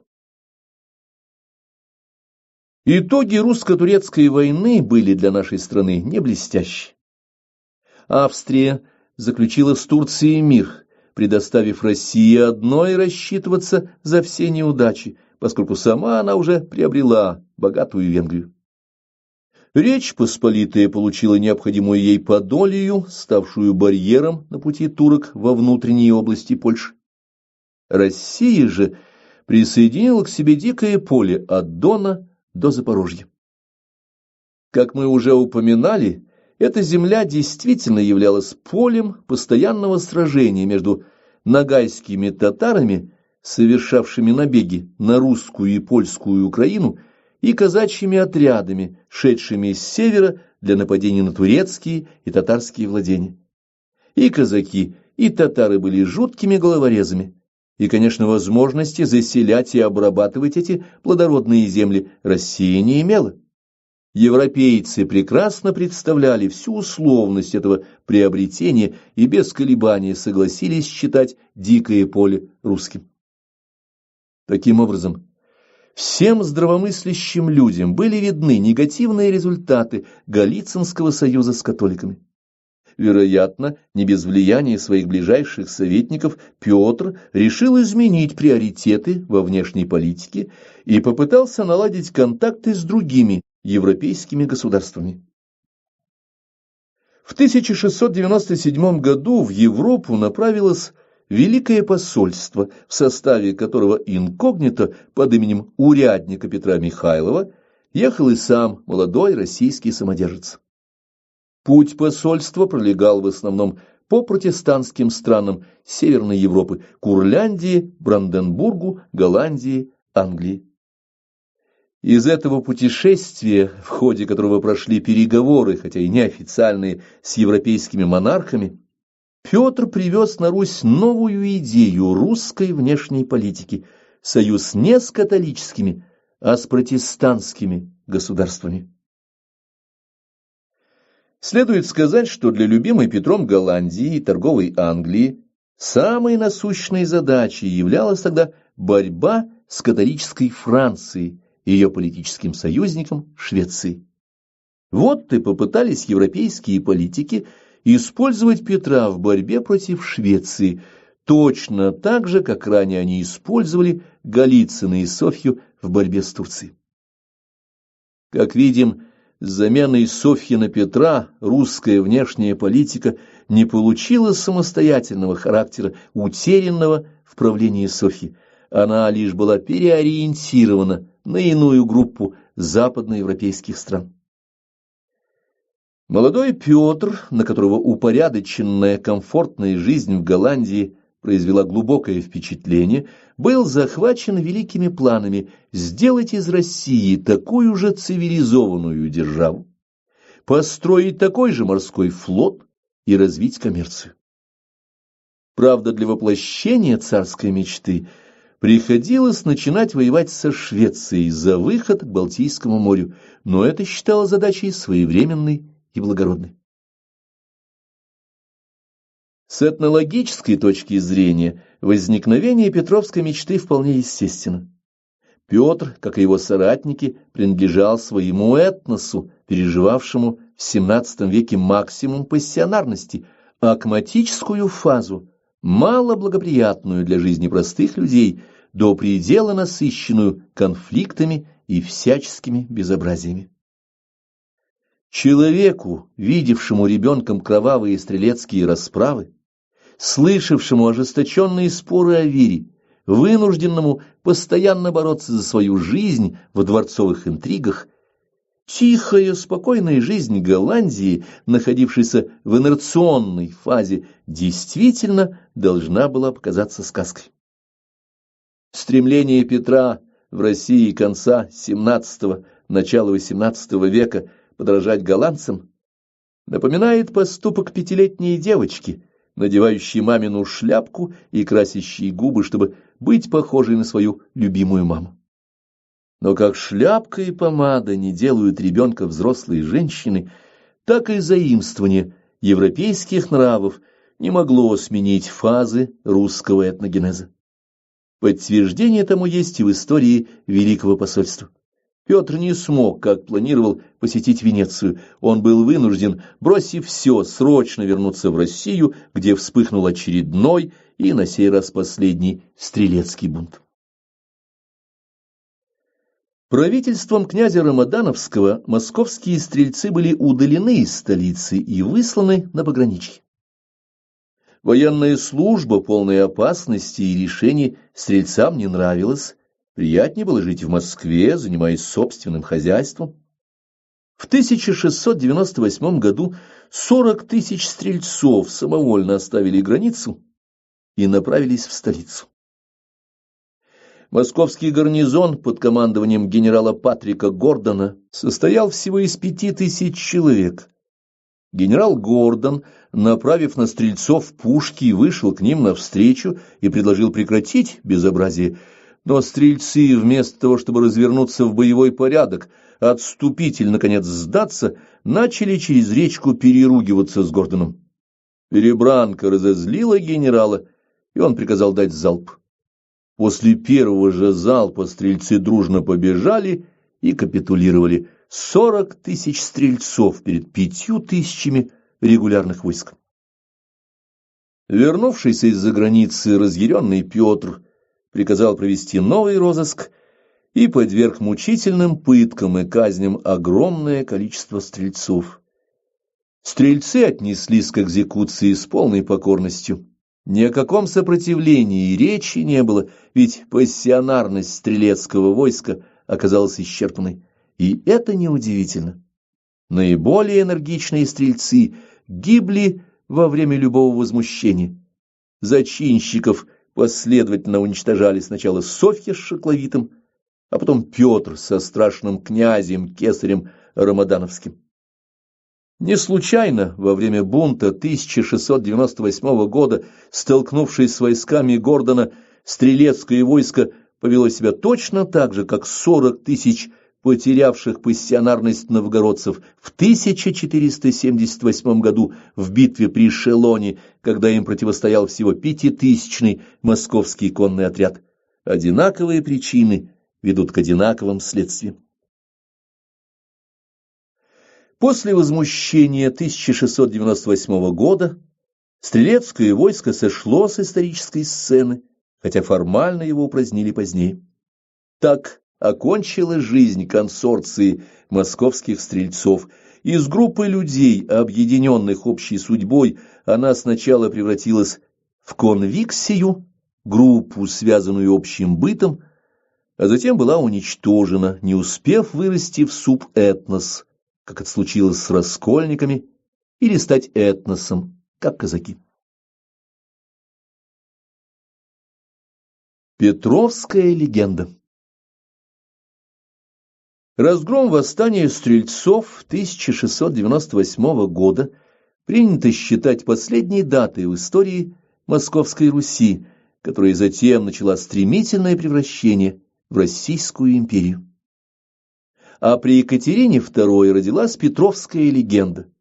Легенда о мудром царе-преобразователе, прорубившем окно в Европу и открывшем Россию влиянию единственно ценной западной культуры и цивилизации.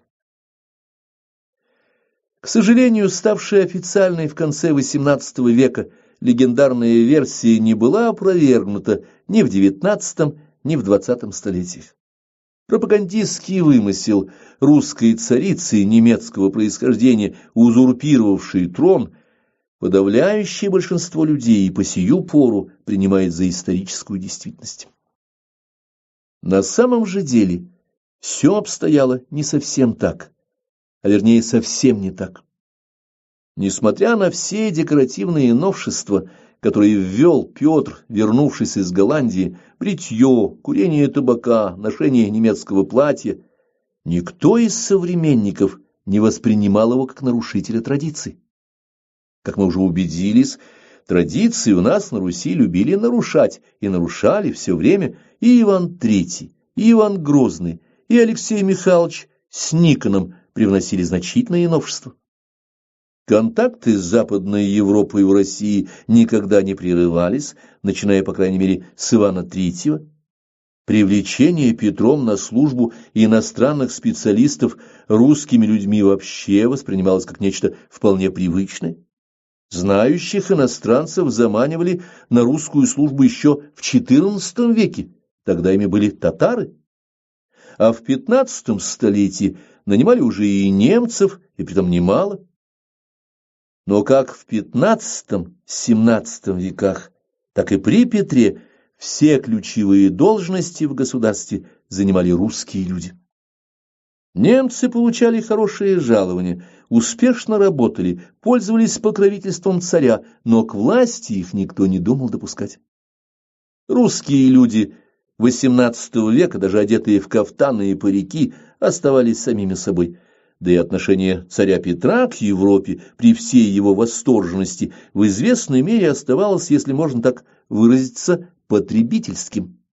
Известна фраза царя: «Европа нам нужна лет на 100, а потом мы повернемся к ней задом».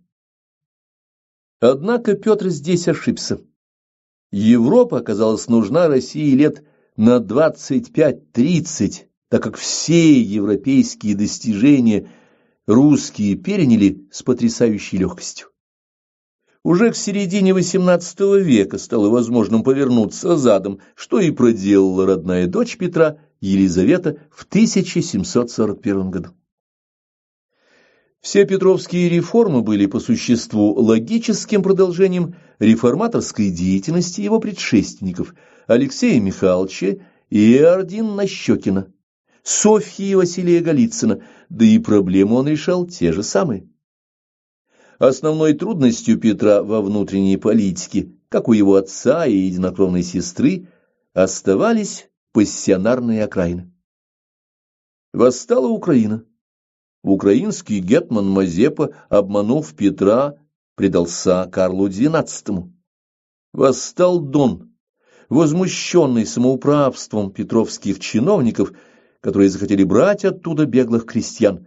«С Дона выдачи нет», — заявил атаман Кондратий Булавин, и 2 года сопротивлялся, пока в осажденном Черкасске не был вынужден пустить себе пулю в лоб. Восстали башкиры, и понадобилось 4 года, чтобы справиться с ними. В общем, буйное население юго-востока страны доставляло Москве массу хлопот, как-то было и в смуту. В этой ситуации снова оказался эффективным союз русских со степняками.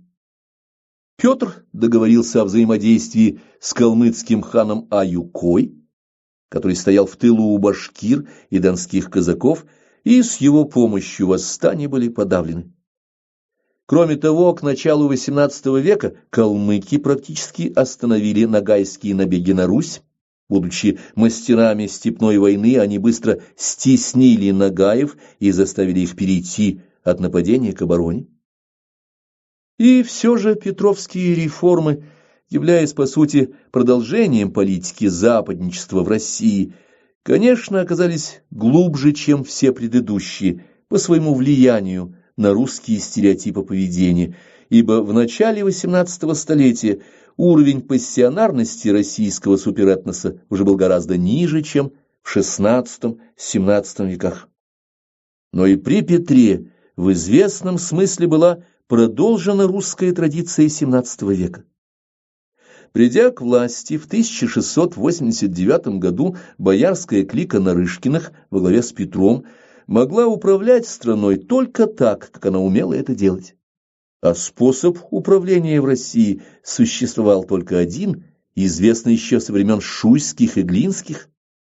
Царь проводил свою политику, опираясь на верные войска и правительственных чиновников, и потому все русское государство представляло собой совокупность сословий, так или иначе связанных с государевой службой. После стрелецких восстаний привилегированные войска стрельцов были уничтожены, поскольку падение пассионарности и деградация стрельцов сделали их оппозиционерами существующей власти. Значит, Петру для сохранения трона и жизни требовалась своя армия. А кого он мог привлечь на свою сторону? Мобилизовать башкир после разгрома восстания нечего было и думать.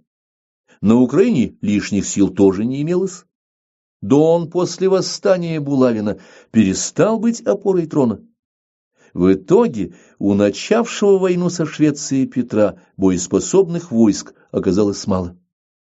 Поэтому молодой король Карл XII смог легко нанести русским под Нарвой сокрушительное поражение и решил, что о России можно и не думать, ведь вся ее армия уничтожена. У Петра оставался единственный выход – увеличить количество войск и наземного строя, а именно пеших, солдатских и конных драгунских полков. Следовательно, основная реформа Петра, военная, носила вынужденный характер. Численность регулярных войск была увеличена с 60 до 200 тысяч человек, но для этого пришлось начать рекрутские наборы. У дворян забирали крестьян и холопов в солдаты на 25 лет, то есть практически навечно. Обучали рекрутов жестко, скорее даже жестоко, руководствуясь принципом «семерых забей, одного выучи». Конечно, профессиональные солдаты были весьма боеспособны, крепкие в бою, но снижавшаяся пассионарность этноса не позволяла перевести это войско на самообеспечение, как было в случае с дворянской конницей или стрельцами. Если только солдатам разрешали добывать себе пищу, начиналось мародерство и грабеж, так как солдат, домом которому была казарма, не склонен был жалеть чужих ему людей, обывателей. Полки наземного строя, в отличие от стрельцов, уже никак не были связаны с кормящим ландшафтом и потому нуждались в полном обеспечении. Понятно, что обходились эти полки казне очень дорого, им требовались военные городки, провианские склады, громоздкие обозы. Военные расходы легли тяжелым грузом на население, и русские люди бросились в бега. Когда для армии потребовались пушки, технологию их изготовления русские освоили быстро, тем более что залежи, необходимые для литья пушек железной руды, имелись и около Тулы, и на Урале, где строительство заводов вел купец Демидов. Демидовские заводы производили пушки не хуже шведских, а шведское железо и оружие считались тогда лучшими в мире. Но сказалась нехватка рабочих рук. Поэтому к демидовским заводам были приписаны целые деревни. Их обитателям предписывалось отдавать трудом свой взнос на общее дело – войну. Решение вышло неудачным.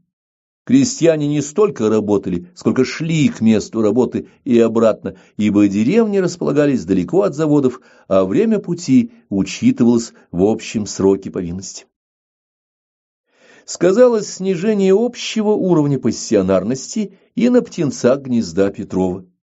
Новые люди, пришедшие с Петром к управлению страной, были карьеристами и казнокрадами.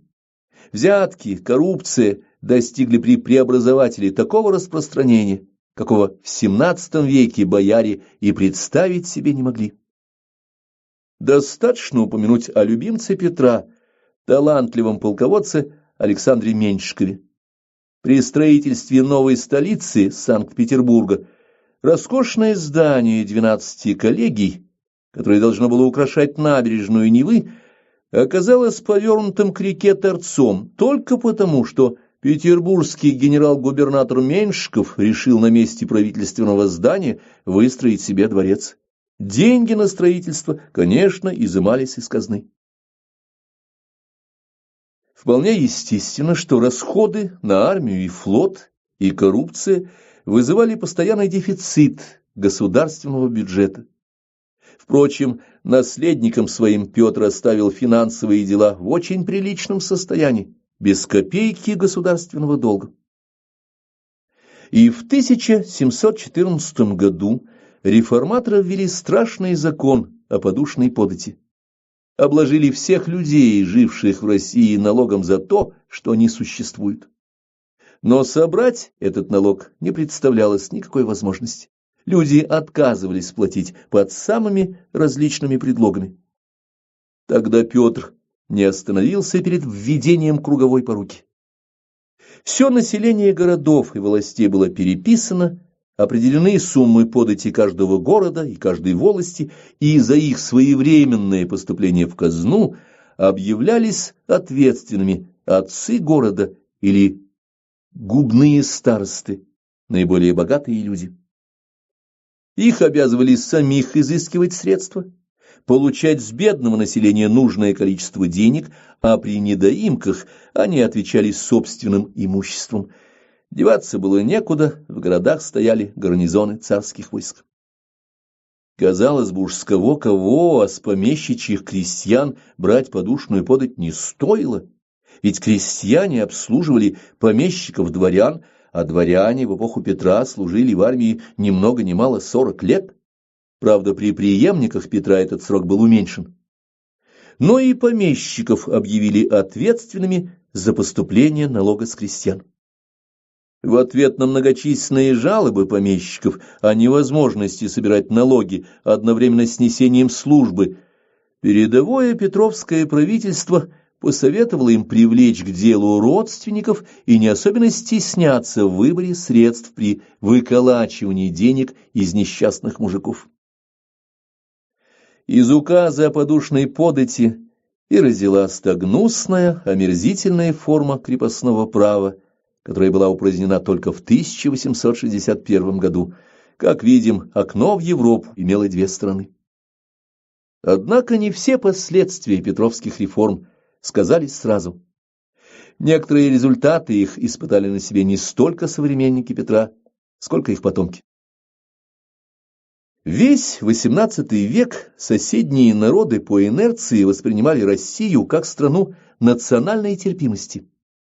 Именно так зарекомендовало себя московское государство в XV-XVII веках. И поэтому все хотели попасть под руку московского царя, жить спокойно в соответствии с собственными обычаями и законами страны. То, что приобрела в XVII веке Украина, не пожалевшая крови ради присоединения к России, безо всяких усилий получили и казахи, и буряты, и грузины, страдавшие от набегов соседей. Так старая московская традиция привлекла целый ряд этносов, органично вошедших в единый российский суперэтнос, раскинувшийся от Карпат до Охотского моря. XVIII век стал последним столетием акматической фазы российского этногенеза. В следующем веке страна вступила в совершенно иное этническое время, фазу надлома. Сегодня, на пороге XXI века, мы находимся близко к ее финалу. Было бы самонадеянностью рассуждать об эпохе, частью которой являемся мы сами.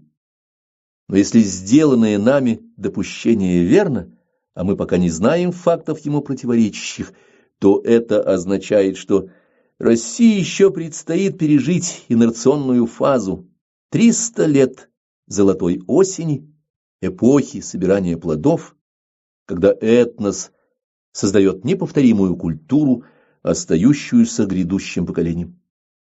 Если же на обширной территории нашей страны проявят себя новые пассионарные толчки, то наши потомки, хотя и немного не похожие на нас, продолжат славные наши традиции и традиции наших достойных предков.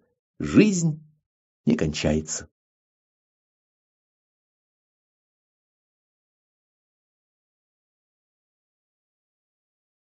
Вместо послесловия.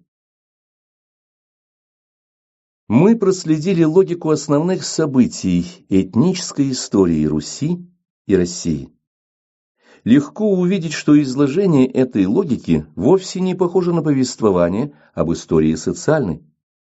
Этническую историю любой страны, то есть историю населяющих ее народов, нельзя рассматривать так, как мы рассматриваем экономические отношения, политические коллизии, историю культуры и мысли. Не составляет исключения и история России, изложенная в этническом аспекте. Ее невозможно представить в виде линейного процесса, идущего от Рюрика до Горбачева. События этногенезов народов нашего Отечества составляют историческую канву жизни, по крайней мере, двух разных суперэтносов. Поэтому необходимо различать историю древней Киевской Руси с IX до XIII веков, включая историю Новгорода до его падения в XV веке, и историю Московской Руси с XIII столетия до наших дней. При этом ключевым периодом для понимания отечественной исторической судьбы являются три века – XIII, XIV и XV, когда русская действительность формировалась как результат интерференции, наложения двух разных процессов этногенеза. Финальная фаза этногенеза Киевской Руси сочеталась с начальным инкубационным периодом истории будущей России, и это сочетание придало столь трагическую окраску времени Александра Невского, Дмитрия Донского и Василия Темного. Знали ли современники этих великих государей, что они живут в эпоху смены традиций? Конечно, нет.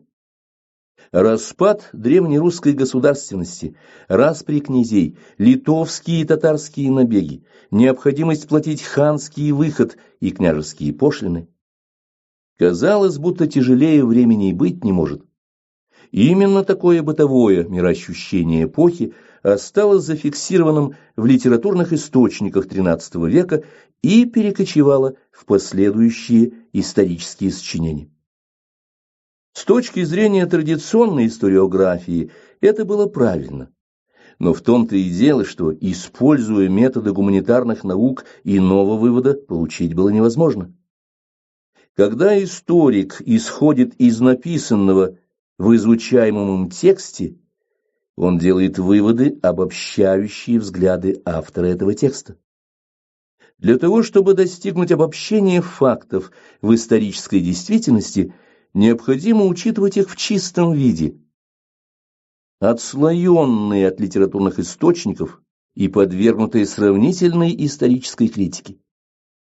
Такой метод принадлежит уже не гуманитарным, а естественным наукам.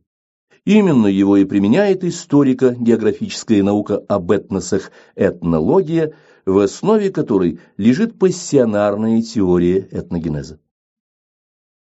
При использовании естественно-научной методики можно видеть недоступные взгляду современников истинный характер той или иной эпохи. Он открывается исследователю при взгляде на длинный событийный ряд с известного временного расстояния. Оценивая таким образом отрезок русской истории XII-XV веков, можно убедиться, что именно в этой эпохе лежат подлинно начальные пласты нашей истории. По отношению к ним все предшествующее есть законченная историческая традиция славянского этногенеза, а все последующие – трансформация некогда возникших поведенческих стереотипов и культурных доминант. Анализируя этническую историю Руси-России, необходимо принимать во внимание этногенезы всех народов нашей Родины. Каждый из этих этносов, обладая своим этническим возрастом и соответствующим ему пассионарным потенциалом, оказывал мощное влияние на ход этногенеза всего суперэтноса.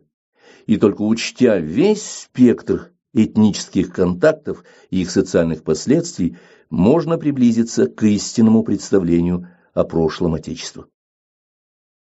Используя основную характеристику этнической истории, уровень пассионарного напряжения, легко обобщить различия между Киевской и Московской Русью, указать на два разных потока русской истории. Попытаемся представить это в виде таблицы, на которой более наглядно видно, что этногенез Московской Руси, России только в XX веке подходит к тем финальным фазам, в которых прошла вся история Киевской Руси.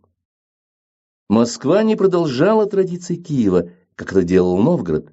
Напротив, она уничтожила традиции вечевой вольности и княжеских междоусобиц, заменив их другими нормами поведения, во многом заимствованными у монголов, системой строгой дисциплины, этнической терпимости и глубокой религиозности. Неподготовленному читателю изложение концепции этнической истории наверняка кажется экстравагантным до неприличия, и для такого мнения действительно есть некоторые основания. Все явления окружающего мира проходят через призму сознания и отражаются в творениях ума и рук человека, философских трактатах, живописных полотнах, научных открытиях и технических достижениях. В том, что создано человеком, и живет культурная традиция, то есть сумма знаний и представлений, передаваемая во времени от этноса к этносу. Именно как культурная традиция дошли до нас произведения древнерусских книжников и прекрасные храмы, сохранившиеся в Чернигове, Киеве, Боголюбове. Поскольку культурная традиция, базирующаяся на православии, в основном была заимствована Москвой у Древней Руси и видоизменялась лишь формально, то для людей XVIII-XX веков историческая преемственность полностью сохранялась. Для нас наследие Киевской Руси и достижения Руси Московской слиты воедино, что и дает повод говорить о поступательном ходе русской истории с IX по XX век. Действительно, если мы имеем в виду культуру, то есть все созданное людьми, то с тезисом о преемственности с грехом пополам можно согласиться. Но коль скоро речь идет об этногенезе, то к нему этот тезис вообще не применим. В отличие от культурной традиции, традиция этническая – это не преемственность мертвых форм, созданных человеком, а единство поведения живых людей, поддерживаемое их пассионарностью. Что же касается стереотипов поведения людей в Киевской Руси и в Московском государстве, то они, как мы убедились, отличались весьма существенно. Конечно, и в формировании культуры пассионарность играет свою роль, но это роль не руля, а двигателя. Людские чувства, относящиеся к проявлениям природы, также отображаются в делах и творениях человеческих, будь то политические институты или произведения изящной словесности. Как известно, хорошо рисовать или сочинять очень трудно. При некоторых способностях ремеслу поэта или художника научиться, конечно, можно, но ремесло так и останется ремеслом. Без творческого озарения невозможно перешагнуть границы подражания или копирования. Однако и творческого, эмоционального порыва недостаточно, ибо без упорного стремления к цели создать законченное произведение нельзя. Искусство требует жертв от своих творцов, а способность жертвовать собою ради идеала – это и есть проявление пассионарности. Следовательно, в каждом создании человека содержится комбинация трех элементов – ремесленной работы, пассионарности создателя и культурной традиции. Таким образом, любое творение рук человека – это в известной мере кристаллизованная пассионарность его создателей. Историки, естественно, имеют дело с явлениями культуры в широком смысле слова, памятниками самого разного свойства. Вот тут-то и скрывается возможность подмены понятий. Создание человека непосредственно отождествляются с теми, кто их породил, и неразрывность культурной традиции прямо переносится на традицию этническую. Но если задуматься, становится очевидным, что памятники культуры сообщают нам далеко не все о создавших их людях. Например, когда мы любуемся действительно достойными восхищения статуями и картинами эпохи Возрождения, то упускаем из виду многие моменты. В частности, то, что все культурное наполнение Ренессанса создано трудами нескольких десятков талантливых художников и очарованных античностью гуманистов именно в то время, когда человекоубийство стало для западноевропейцев повседневным занятием и приняло массовые масштабы. Однако ни Сикстинская Мадонна Рафаэля, ни Давид Микеланджело ничего не скажут историкам о злодействах папского семейства Борджиа или насилиях, творимых герцогами Сфорца. Поэтому для человека, интересующегося тем, что было на самом деле, предпочтительнее не путать произведение культуры и систему поведения этноса, эту культуру создавшего. Именно новая система поведения, созданная на старой идеологической основе православии, позволила России сказать свое слово в истории Евразии. Здесь под Евразией понимается не только огромный континент, но и сформировавшийся в центре его суперэтнос с тем же названием. Этот континент за исторически обозримый период объединялся 3 раза. Сначала его объединили тюрки, создавшие каганат, который охватывал земли от Желтого моря до Черного. На смену тюркам пришли из Сибири монголы. Затем, после периода полного распада и дезинтеграции, инициативу взяла на себя Россия. С XV века русские двигались на восток и вышли к Тихому океану. Новая держава выступила таким образом наследницей тюркского каганата и монгольского улуса. Объединенной Евразии во главе с Россией традиционно противостояли на западе католическая Европа, на Дальнем Востоке Китай, на юге мусульманский мир. В отличие от ландшафтов Западной Европы, ландшафты Евразии очень разнообразны. А ведь для любого народа крайне важны связи с родным ландшафтом, который определяет систему хозяйства. Этнос приспособлен к своему ландшафту, ему удобно в нем.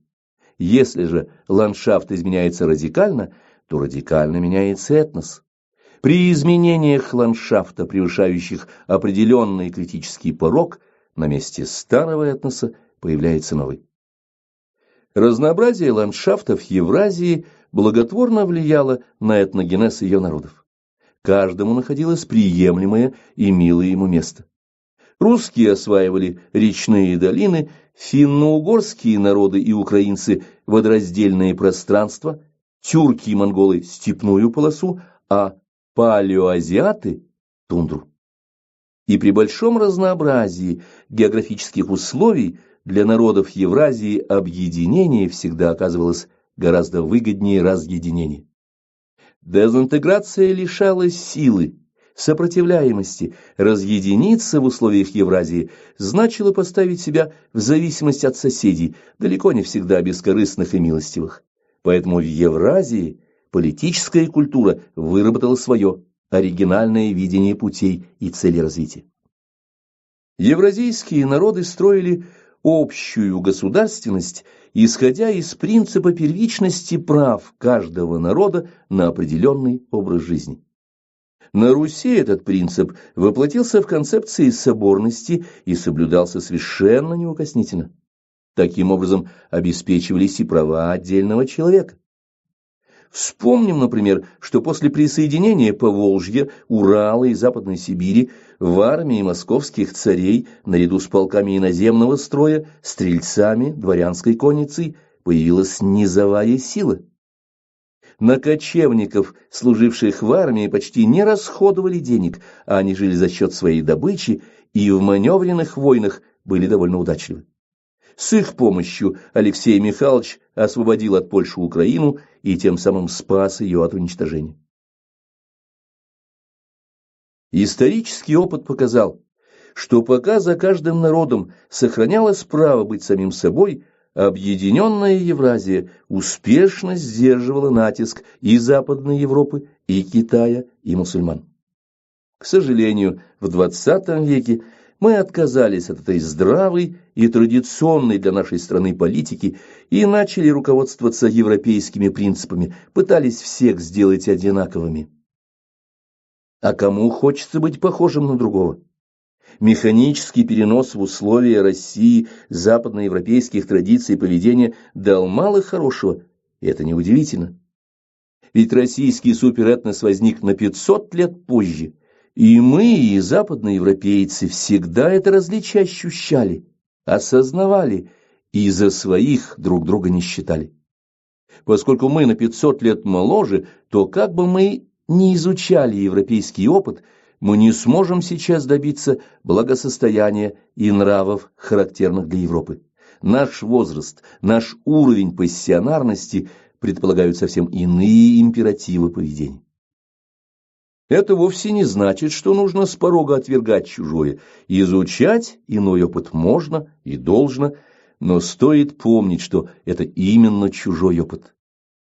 Так называемые цивилизованные страны относятся к иному суперэтносу, западноевропейскому миру, который ранее назывался христианским миром.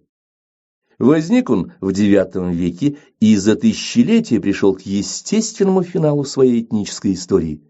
Именно поэтому мы видим у западноевропейцев высокоразвитую технику, налаженный быт, господство порядка, опирающегося на право.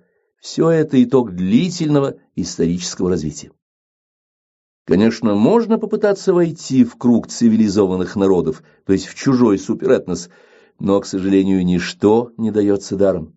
Надо осознавать, что ценой интеграции России с Западной Европой в любом случае будет полный отказ от отечественных традиций и последующая ассимиляция.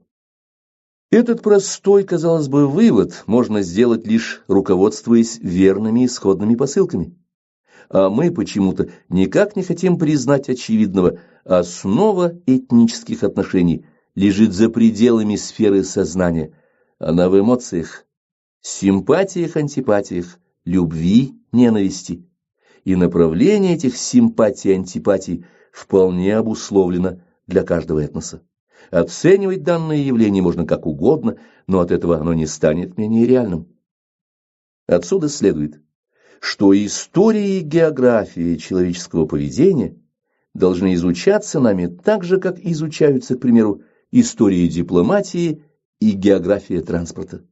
Именно исходя из этого убеждения предпринял автор попытку написать эту книгу об этнической истории России в краткой и доступной форме.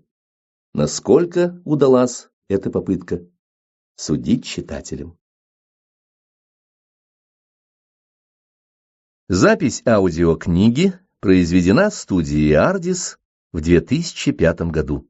Читал Вячеслав Герасимов.